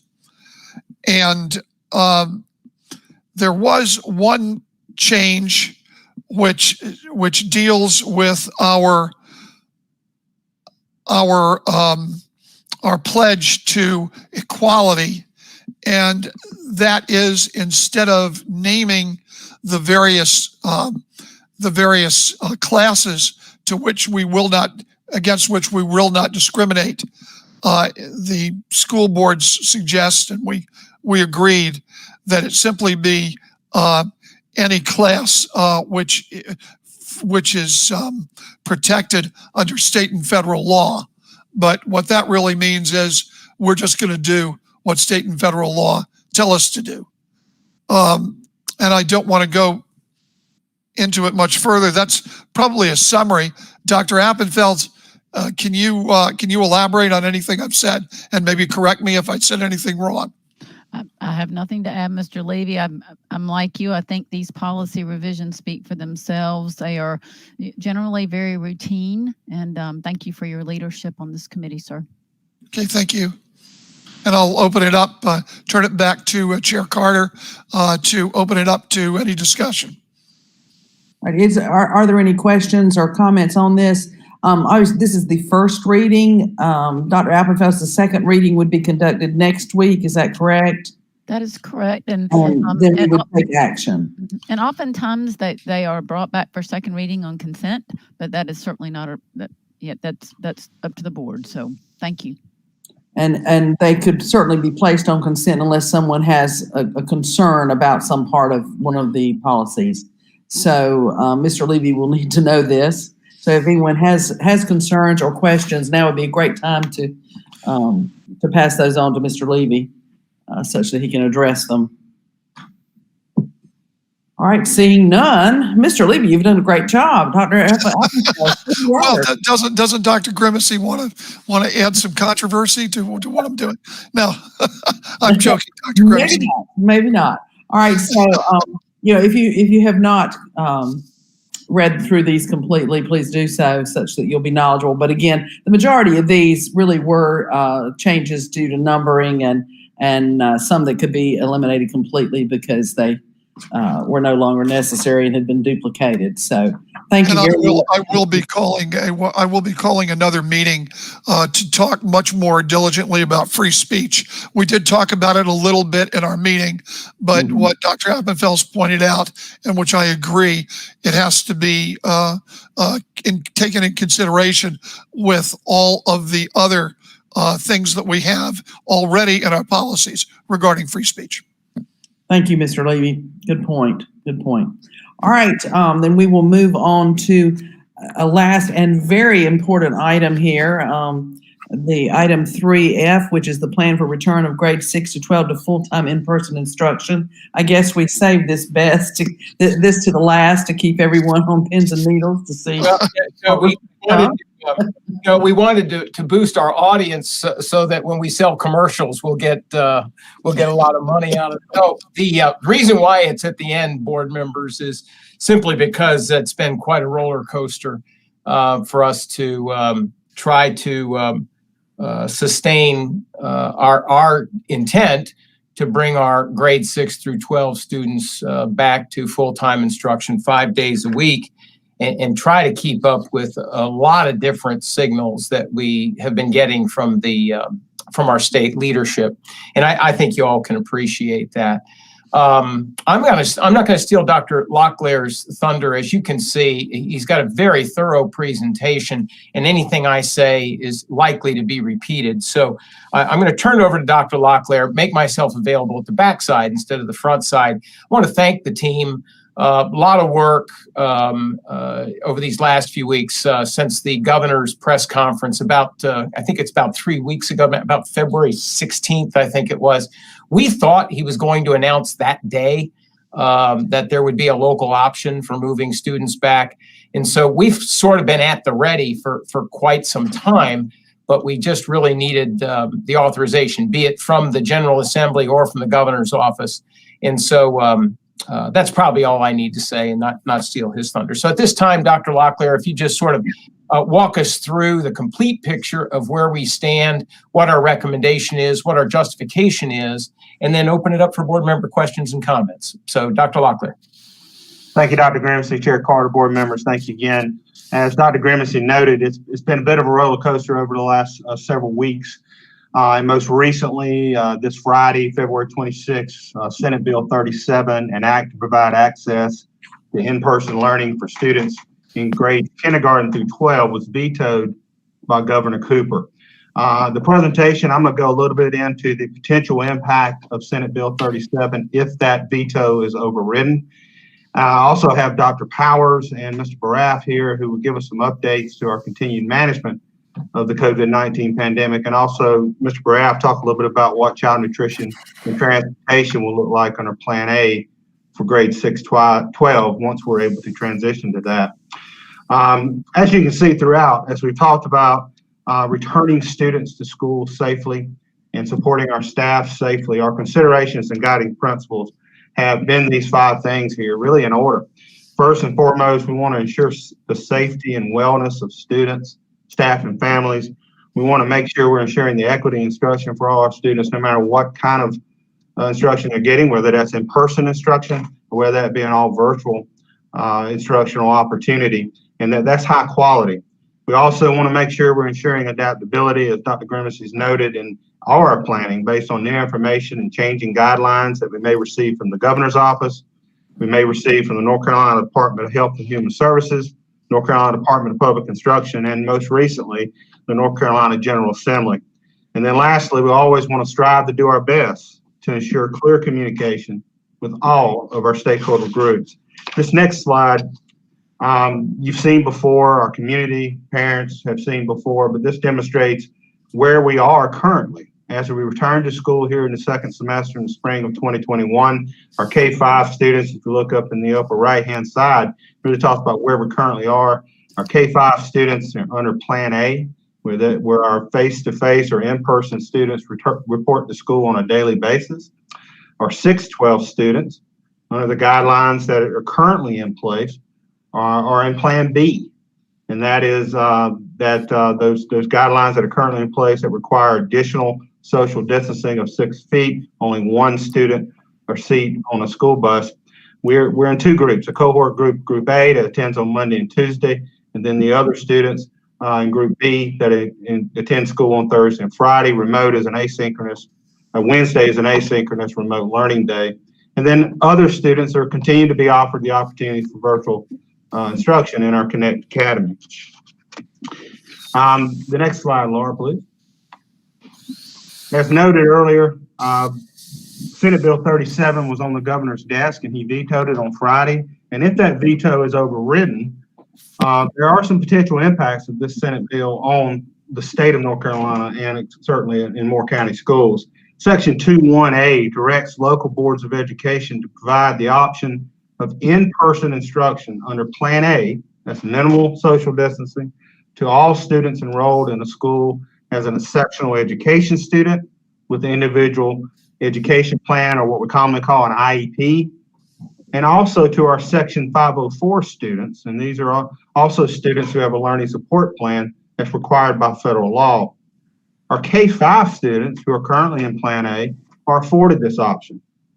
But our 6-12 students, Moore County Schools has 808 6-12 exceptional education or 504 students who would need and would be required by this law if the veto was overridden to be given this option. Next slide, please, Laura. Section 21D also requires local boards of education to provide the option of in-person instruction to students under Plan A, again, that minimal social distancing, or Plan B, the moderate social distancing, for students in grades K-12. And it also notes that it shall be at the discretion of the local board of education whether in-person instruction shall be provided under Plan A or Plan B, or both plans as necessary to address the needs of different school settings. And so local boards of education are required to continue to provide as well an all virtual option to parents for the remainder of the 2021 school year. Next slide, please, Laura. So how does this potentially impact Moore County schools? One slide above that, please, Laura. I think you skipped one. There we go. How are we currently working this in Moore County schools, and how could this law potentially impact us? Moore County schools currently providing instruction, in-person instruction as noted to our students in K-5 under Plan A. We're currently providing in-person instruction to students in 6-12 under Plan B. And we continue to provide an all virtual option to our parents via the district's Connect Academy. And if this Senate bill did become law, if the veto was overridden, Moore County School Board could endorse a move to move our 6-12 students to Plan A. And so what would that look like for our 6-12 students? Current grades 6 through 12 face-to-face students would attend school 5 days a week if we transition to Plan A. We mentioned earlier those two cohorts that are attending, and Monday and Tuesday and Thursday and Friday, they would attend together. All students and staff would continue to wear masks. Classes would be at full capacity with minimal social distancing. We'd continue to have our daily health screening procedures that we're currently doing each day. And we continue to follow our isolation and quarantine protocols as directed by the North Carolina Department of Health and Human Services and our local Moore County Health Department. Next slide, please. We also would see visits continue to be limited. As noted, we'd have minimal social distancing. It would take place in classrooms, during lunch, on school buses. We would continue to have strict governance of student mass movement and transitions. This would include like one-way hallways during transitions, and also keeping our student gatherings to a minimum and keeping our students and staff spread out. And as we've already seen, as we've managed the COVID-19 pandemic in our elementary schools, there are many situations that require the shifting of a school in grades 6-12 to remote learning for a finite period of time. That has been 2 weeks so far, as we monitor and manage the spread of COVID-19. As noted, we've done that in 3 of our elementary schools since returning to Plan A for elementary in January. So now I'm going to turn it over to Dr. Powers to talk a little bit about our continued collaboration with the Moore County Health Department, a little bit more about our vaccine distribution status, and some updates around our attendance at athletic and performing arts events. Dr. Powers? Yes, sir. Thank you, Dr. Locklear. We do continue to meet weekly with our Moore County Health Department. We have done that since the very beginning of the school year, since August, and we have so much appreciated that collaborative effort and the feedback and guidance that they've offered us throughout the year to this point. It's really been invaluable. One thing I think to keep in mind and remember is, again, our most important weapons, and they reemphasize this to us all the time, those 3 W's, wear your mask, wash your hands, wait, and social distance at least 6 feet. The thing to keep in mind, though, with Plan A, as we've experienced when we brought our K-5 back, when we do this with grades 6 through 12, the one thing that we're going to lose when we bring everyone back is going to be that 6 feet of social distancing. But we've also learned that if we continue to wear our masks and we continue to wash our hands and be careful and follow all of our other protocols, as Dr. Locklear has gone over the last couple of slides, remember, all of our other protocols don't just go out the window. We continue to be very strict in how we operate and follow those protocols. And if we do those things, we feel very comfortable that we can bring all of our grades 6 through 12 students back, as we have done with K-5, and be able to have school and be safe and keep people healthy. I do want to also point out that Mr. Whitman, Robert Whitman, our Moore County Health Director, has said on many occasions and has said again that he fully supports bringing our grades 6 through 12 students back face-to-face full-time as soon as we're allowed to do so. And he has reiterated that again with Senate Bill 37 and the possibility that that brings this time. Wanted to give you a little update around our vaccine distribution. As everyone is aware, we know that school staff became eligible to receive vaccines on last Wednesday, February 24th. Again, have had lots of communication with our health department about that. And the plan it was decided that also through some communication with First Health, that First Health would be the provider that would work with Moore County Schools to provide vaccines for our staff. We were making plans to have that start this week, and we've been very pleased that vaccinations have gone much quicker than what we initially thought. We thought that we might only get 300 to 500 doses available for our staff per week, but we were very pleasantly surprised when we met to finalize things on last Wednesday that we were actually going to have the opportunity to have up to 700 of our staff actually vaccinated and receive a dose on last Friday. Now, some of those slots ended up filling up. We were able to get 300 plus staff members vaccinated on Friday. We had, as of this morning, we had 611 of our staff who were registered to receive a vaccination. And we also have slots available for our staff on this Wednesday and an additional clinic that's being opened up on Thursday. So at this point, we fully expect by the end of this week that every Moore County School staff member who wants a vaccine will have had the opportunity to receive their first dose by the end of this week. And that is super, super exciting. Do want to also share that some of our staff did receive their vaccines even prior to this week. The health department has sometimes at the end of the day surplus doses, and we use those. Our nurses who weren't vaccinated initially, some of our EC staff and pre-K staff who work with students who are unmasked were able to receive those early vaccinations through those surplus doses with the health department. So we're very appreciative of that.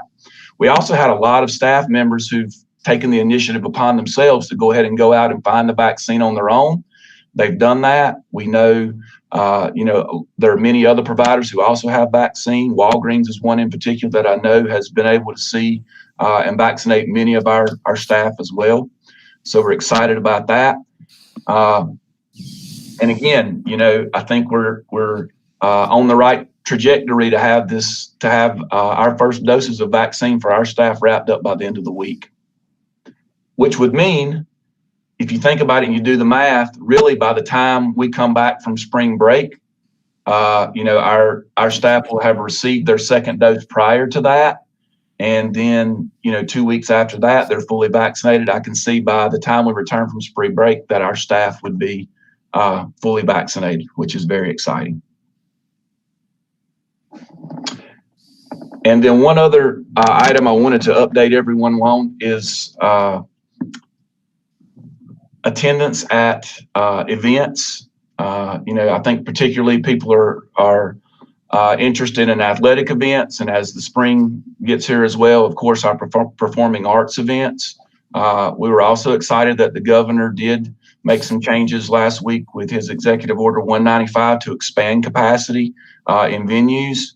So the new guidelines are that for outdoor venues, you can have 30% of seated fire code capacity while ensuring a minimum of 6 feet of social distancing. For our indoor venues, 30% of seated fire capacity with a minimum of 6 feet of social distancing, but a maximum, there's a cap on the indoor venue of 250 people. Just to give you an idea of what that would look like, if you think about the stadiums at our 3 high schools, the capacity of the The stadium at Pinecrest is approximately 4,000 people. 30% of that would be around 1,200 people that could be allowed to come out and watch a football game or a lacrosse match or a soccer match. So a lot more than 100 that we've had previously.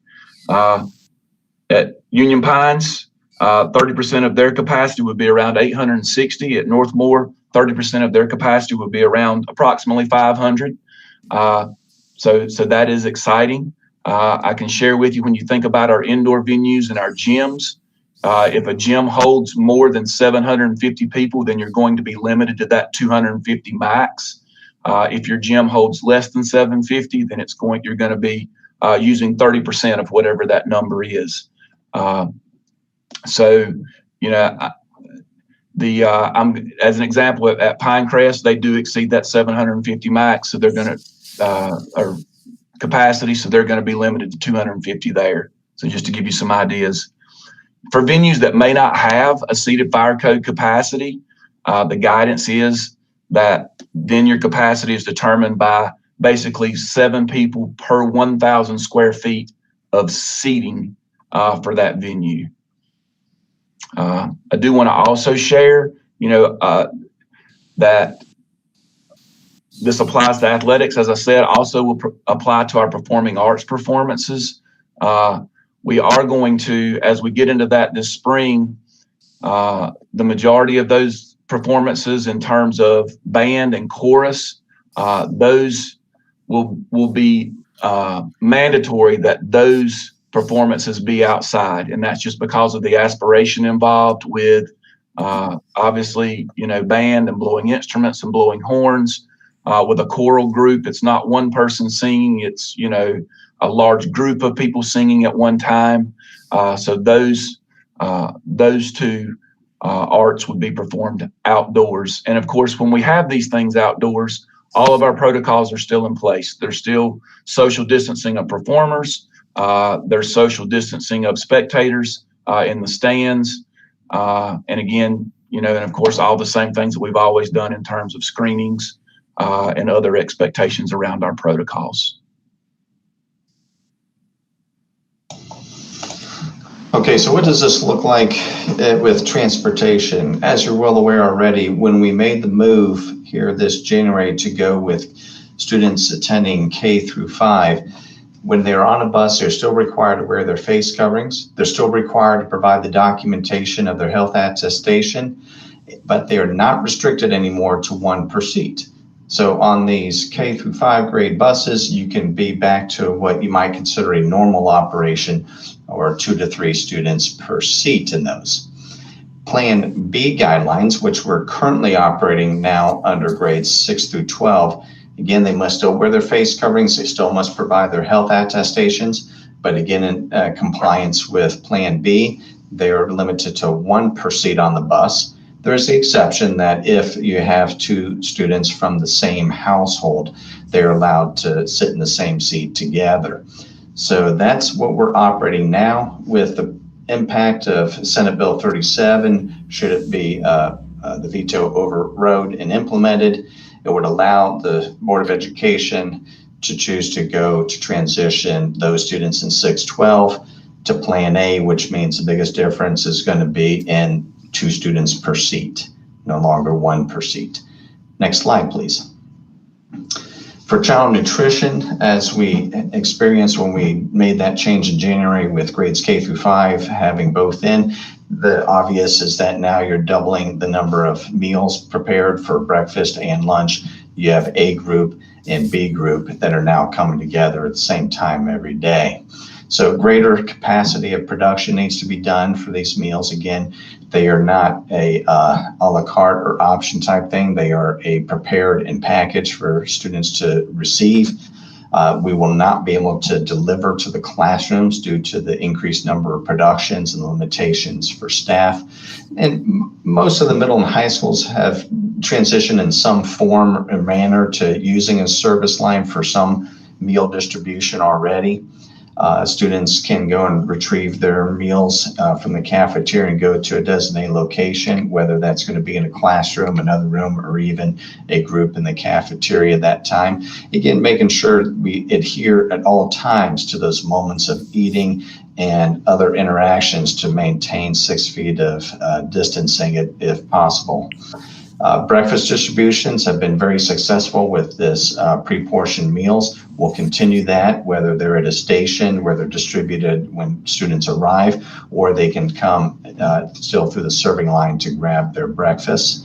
And one of the things we had to make a change again when we converted grades K through 5 to being under Plan A, we had to cease doing the curbside meal distribution at those schools and shift it to the middle and high schools. Well, making this change adds that same burden, and upon evaluation by the Child Nutrition Department, it would be recommended that we do our meal distribution curbside restricted to the 3 high schools to help facilitate meals to children still that are learning remotely or other through Moore County schools. Next slide. Thank you, John. So what are the risks and challenges of moving to grade 6-12 to Plan A? As we've noted, there'll be limited social distancing. We know there could be potential impact on workforce preservation, but though we're encouraged and excited about the vaccine distribution and where we are with that at this point, there'd be increased time required for daily screening processes under Plan A for grade 6-12.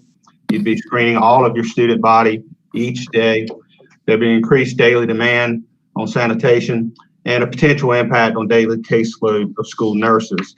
What are the benefits? I think those are pretty clear. We've been talking about those since we've had to move away from in-person instruction for all our students. The next slide, please, Laura.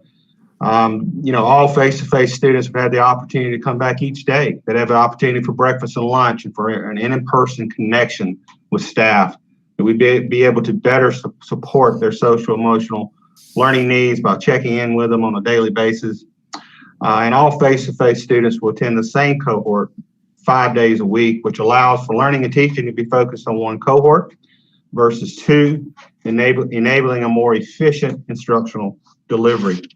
So what's our transition timeline and recommendation, or the superintendent's transition timeline and recommendation if the veto override occurs and the guidelines change from an appropriate announcement from the governor?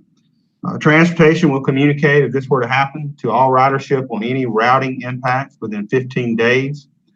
Our families who have any concerns about in-person instruction would continue as they are right now to work with their school's principal.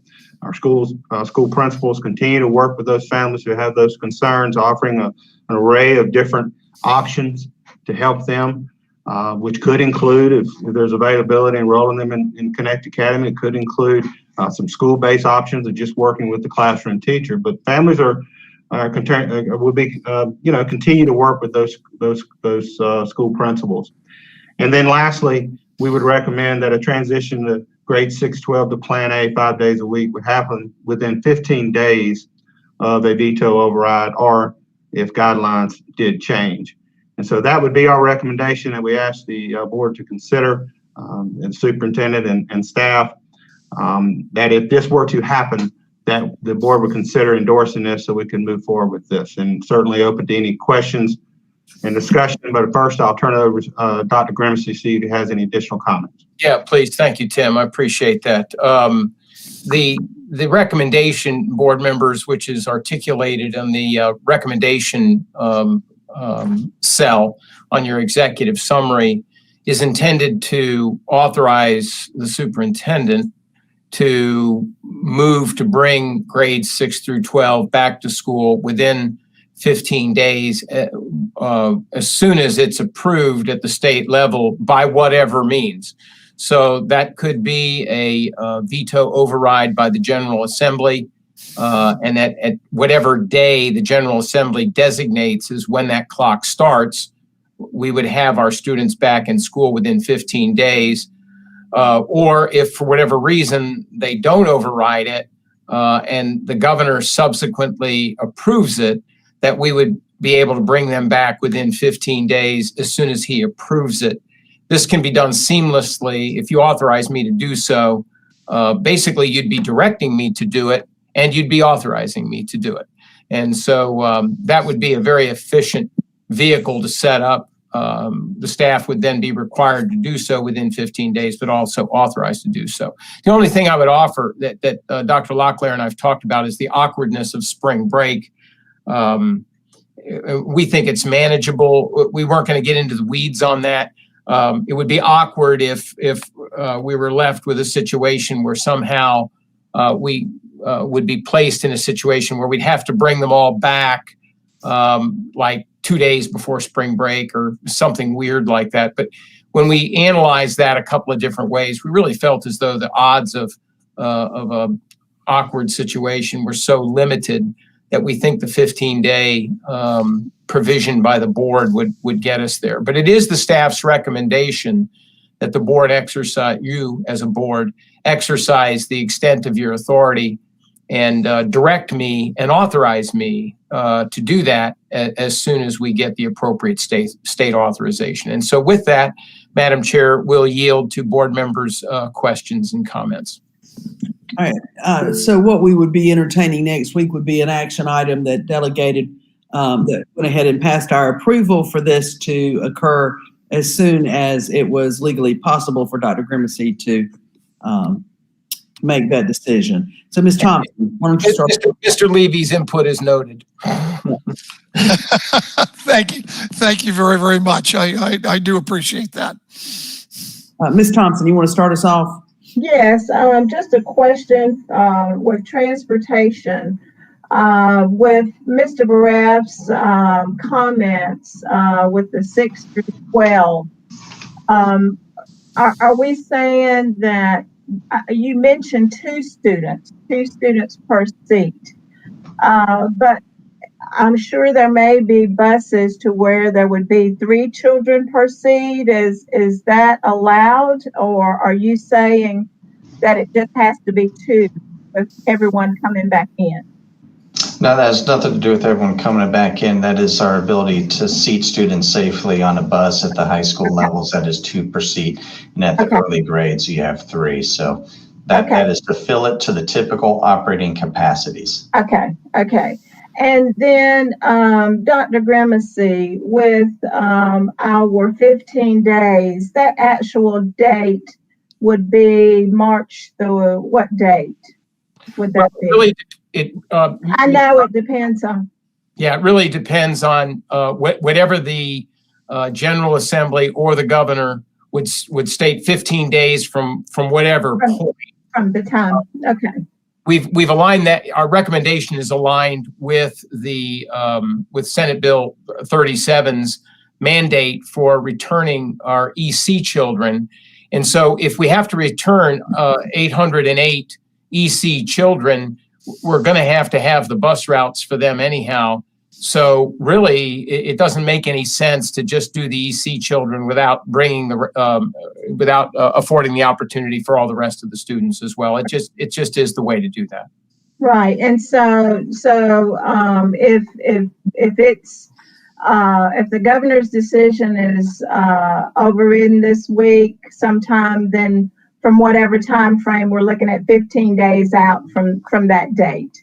Yes, ma'am. And 15 is at the that's at the maximum extent. We would Right. It just depends on which day of the week the clock starts. That we would want to be in the next subsequent Monday is what our desire would be, and the more time we have before that, the better. Right. It'd be 2 Mondays out. It would be 2 Mondays out from whatever that date is. We would need a week to prepare. We would need a full day a full 5 work days to prepare. If we get that, we can make it happen. Right.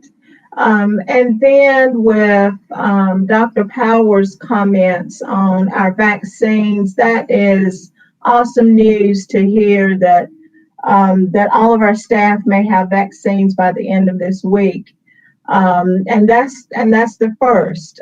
So in most cases, they're either doing their second 21 days out from that day or 4 weeks. So it appears that the time frame for the children coming back in could possibly be close together. So that's exciting news for our staff. Yes, ma'am. Yeah.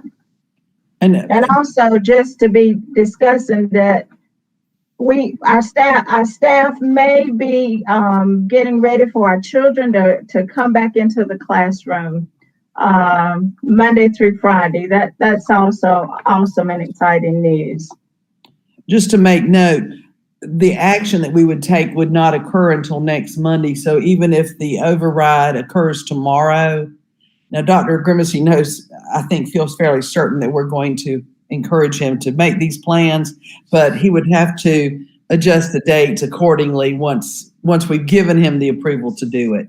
So I'm sure the planning will begin immediately, but don't base the 15 days, if it's approved tomorrow, don't start the 15-day count right there until we have actually given him approval to do it the next Monday. Madam Chair, sooner, but yeah, I do appreciate your graciousness. We have thought about that as a staff.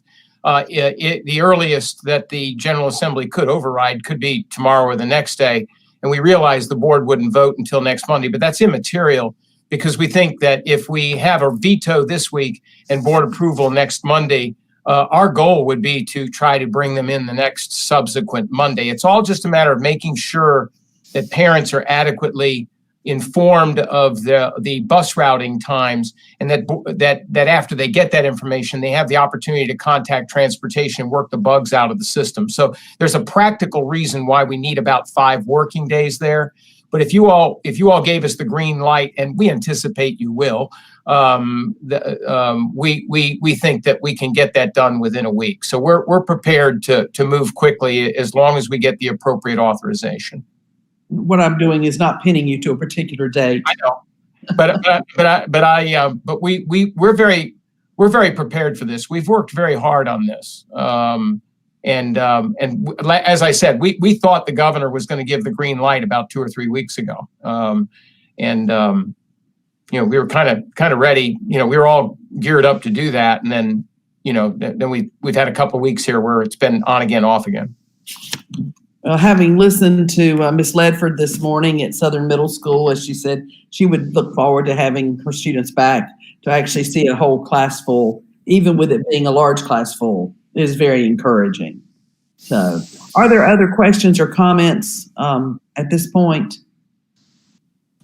All right. Then over here. Oh, yeah. Yeah, I just wanted to thank Dr. Grimacy and for a little bit of explanation, especially to the press. I think there was some unfortunate news which had been circulated that SB 37 would not do anything for Moore County schools. After some research into this, partially done by me, I might add, we found out that SB 37 does authorize us to do this. And I think as a school system, we're looking forward to it. And I appreciate the enthusiasm which Dr. Grimacy has brought to this. I also think that we should go on record as a board in favor of a veto override. And I would ask if there was anybody who would think we should not, and perhaps I would like to make a motion that would be the sense of the board, that we urge the state legislature to override the governor's veto of SB 37, and that we resume 5-day-a-week in-person education as soon as possible. What might be very effective is to encourage each board member to email our representatives and senator and let them know that we would fully support them proceeding to push this on through. The more they can hear from maybe would be the better. I want to add to what Mr. Levy said too. Moore County has been in the forefront of this from the very beginning. I was listening to the news this morning before we got started, and they were hailing the fact that in some particular county around Wake, children were getting to go back to the classroom for the first time since last March, and how exciting it was for these children to get on a bus to go 2 days a week. And it just reminded me again of how fortunate we are to have our children K through 5 all back in the classroom, and 6 through 12 going at least 2 days a week, and how they have had opportunities afforded to them because of this that have not existed across the rest of the state. So we're very, very fortunate that we have been ready to go. We've been going, and now we're ready to go some more. Madam Chair, if I might offer. Yes, sir. Mr. Levy is suggesting that you all spend the next hour and a half having amendments discussing whether or not you can amend the agenda. If I could offer something very simple that would help him get there and also help the staff in the meantime, it might be helpful if, in order to avoid the trappings of the fact that we didn't advertise this as a regular board meeting, we didn't advertise action items, it would be helpful to the staff if we heard from each staff member if they would support an override. That would give us a sense of the level of support that the board has for the superintendent's recommendation. So if each board member just simply say, I would support an override, hearing that from all 7 of you would give the staff great encouragement with respect to our readiness. Well, I think I've already spoken. Mr. Levy has, and Mr. Hensley's been waving a wild sign around down there. I think that you've got as well. Ms. Thompson, everybody, a thumbs up here. I believe that we will stand unanimously to support getting our children back in school. Okay. Well, we'll take a formal vote next week. If I might make one last comment, please. Yes, sir. There are still going to be employees and parents who are concerned. The options that Dr. Locklear referenced for principals in K through 5 will be there for principals in 6 through 12. And we have found that has been satisfactory for the vast majority of our families that had concerns back in January in K through 5. And we anticipate that that'll be satisfactory for any families that have those concerns in 6 through 12. For our employees, we have heard from many that the vaccination program has really helped turn the tide, but yet there still may be some that have concerns. What I'd like to just offer is that last fall, we had the great fortune of developing a relationship with the ABC Science Collaborative based at Duke Medical Research Institute. And we have developed a close relationship with the lead of that unit, Dr. Danny Benjamin, who is recognized as has a national reputation in pediatric epidemiology. And in addition to our own local health department experts, Dr. Benjamin and Dr. Mike Smith and other members of the Duke Medical Research Institute have been very valuable in helping us to learn things like, get research that backs up the assertion that children playing on a playground is not likely at all to contribute to the transmission of COVID-19. Whereas last summer, we really didn't know that. We know that now. And there's a lot of things we know now that we didn't know last summer. And so the ABC Science Collaborative has been invaluable at helping Moore County schools and at least 10 other school districts across the state to stay on the cutting edge of those things that we can do. Instead of focusing on what we can't do, they've helped us to focus on the things we can do and to advance that. Our own experience has shown that we can do this safely. It's very demanding from an administrative standpoint with all the quarantines, and it's almost like being an air traffic controller with certain groups taking off and going off for 2 weeks and doing remote learning and then coming back and landing for 2 weeks. And we've had anywhere from 12 to 18 groups that have been quarantined at any one time, almost every week since Christmas. We've had 3 whole schools that have gone to remote learning but they always go for 2 weeks and they come back. Instead of the whole district retreating, we've always just done 2 weeks and come back, 2 weeks and come back. And I just can't say enough about the commitment and professionalism of our staff, the temperance and patience of our parents, and last but certainly not least, the willingness of our students to show us that they want to come back to school so much that they are willing to wear their masks. You know, there's a little bit every now and then we got to remind them to get it over the nose. But for the vast majority of our students, they've washed their hands. They've been attentive to the need to distance as much as they can. They've worn their masks. They've put up with us with all the screening and everything else. And I do hope that as we move forward, and certainly as we get close to the end of the year, if we can get all of our 6 through 12 children back, I hope this becomes a unifying aspect for Moore County, and that we all find common ground and shared success in this story. Because I, for one, am very anxious to see us come to a point where we can celebrate being back together again. I want us to do it before the end of the year, and I certainly want us to do it for graduation. Thank you. I yield. Okay. So at this point, let's look at our agenda and determine what will be on action and what will be consent for next week's meeting. The first item is the audit for 2019-2020. Should that be action or consent? Do we anticipate lots of questions about it? I would say right now it could be consent. I mean, I don't anticipate much. All right, then the audit will be consent. The legislative priorities, let's see, we're going to have to come back to that, Mr. Right. Dennis, aren't we? Okay, Yeah. so that will be action. The proclamation of April as Month of the Military Child, consent or action? Consent. Consent. Southern Pines Elementary Change Order, consent. The first reading of Consent. the new and revised policies, consent. Action. Action. Do you have questions about it to convey to Mr. Levy? No, I just think that I need time to read it and consider it. I may or may not have questions, but I haven't had time to read it yet, so. All right, thank you, action. The plan for return of grades 6 through 12. Let's make that an action item because I think we'll want an update. Yeah. Hopefully we'll know something more by next Monday. Yeah.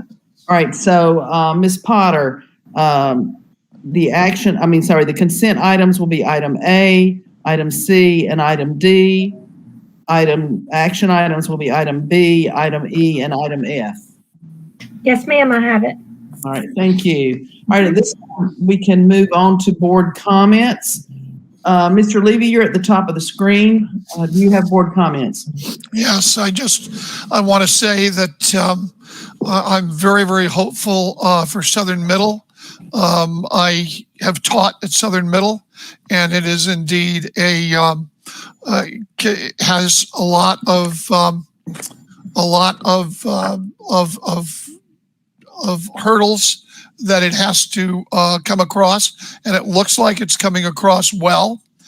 I just want to see the statistics as they come in at the end of the year, and we cannot ever lose sight of the fact that we need to make sure that our D-rated schools become C and B and hopefully one day A-rated schools. That has to be our goal, regardless of the way the state structures the test, because we have to go to war, as everyone knows, with the Army we have, not the Army that we wish we had. I am very, very enthusiastic about our returning to school 5 days a week. And I'm enthusiastic not only for our children, but I'm also enthusiastic because our staff seems to be supporting that. And as we look around the country, we see that we are blessed more than many, many, many other school districts, that we're unified in returning our children to school 5 days a week. So with that, I'm very optimistic and very, very hopeful. Thank you. Thank you, Mr. Levy. Mr. Hensley. I have no comments. Thank you. Bob summarized pretty much everything I was going to say. I think we're all feeling very optimistic. Thompson. I echo exactly what Bob said with regard to Southern Middle. Great presentation today. And I know that Principal Cooper had a great team, and they have come a long way with students' growth, but they still have some work to do, and they have developed a plan to get that done. And then so excited about the opportunity for all of our children to go back to school. I'm glad that was the end of the day. It just capped everything off to hear that information. Thank you. Mr. Holmes. No comment for me. Thank you. Ms. Caldwell. No comment today. Thank you. Mr. Dennison. Yes, ma'am. I have a short comment. I'm going to read one sentence from two of our policies and then make a comment. The 1010 policy, school board authority and duties, includes be an advocate for the school system, for employees, and especially for students in all interactions with other governmental entities and the public. 1020, duties and responsibilities of a board member. He or she should represent the board and the Moore County Public Schools to the public in such a way as to promote both interest and support. Just want to remind all board members of these policies and to support our district and our superintendent. I am disappointed to hear social media posts, comments on the radio, letters to the media outlets, emails criticizing our superintendent, board chair, and other employees. And I am just as disappointed in those that are criticizing the ones that may be making those comments about our schools. And they're doing it in social media, emails, letters to the editor, and phone calls. Why can't we work together as a community to do what is best for our students and employees without criticizing each other? If things keep going the way they are now, we will never get there. I understand we have our differences, but we should all agree that ensuring all our students graduate well prepared for college or a career is our primary focus. But in my opinion, what we are doing now is certainly not leading us in that direction. We can do much better. Thank you. And I'll finish again just by echoing Mr. Levy and his comments on getting our children back in school. We're all most grateful to Dr. Grimsey for having a group who's ready to make it happen. I want to briefly mention next Monday's meeting at 5 p.m.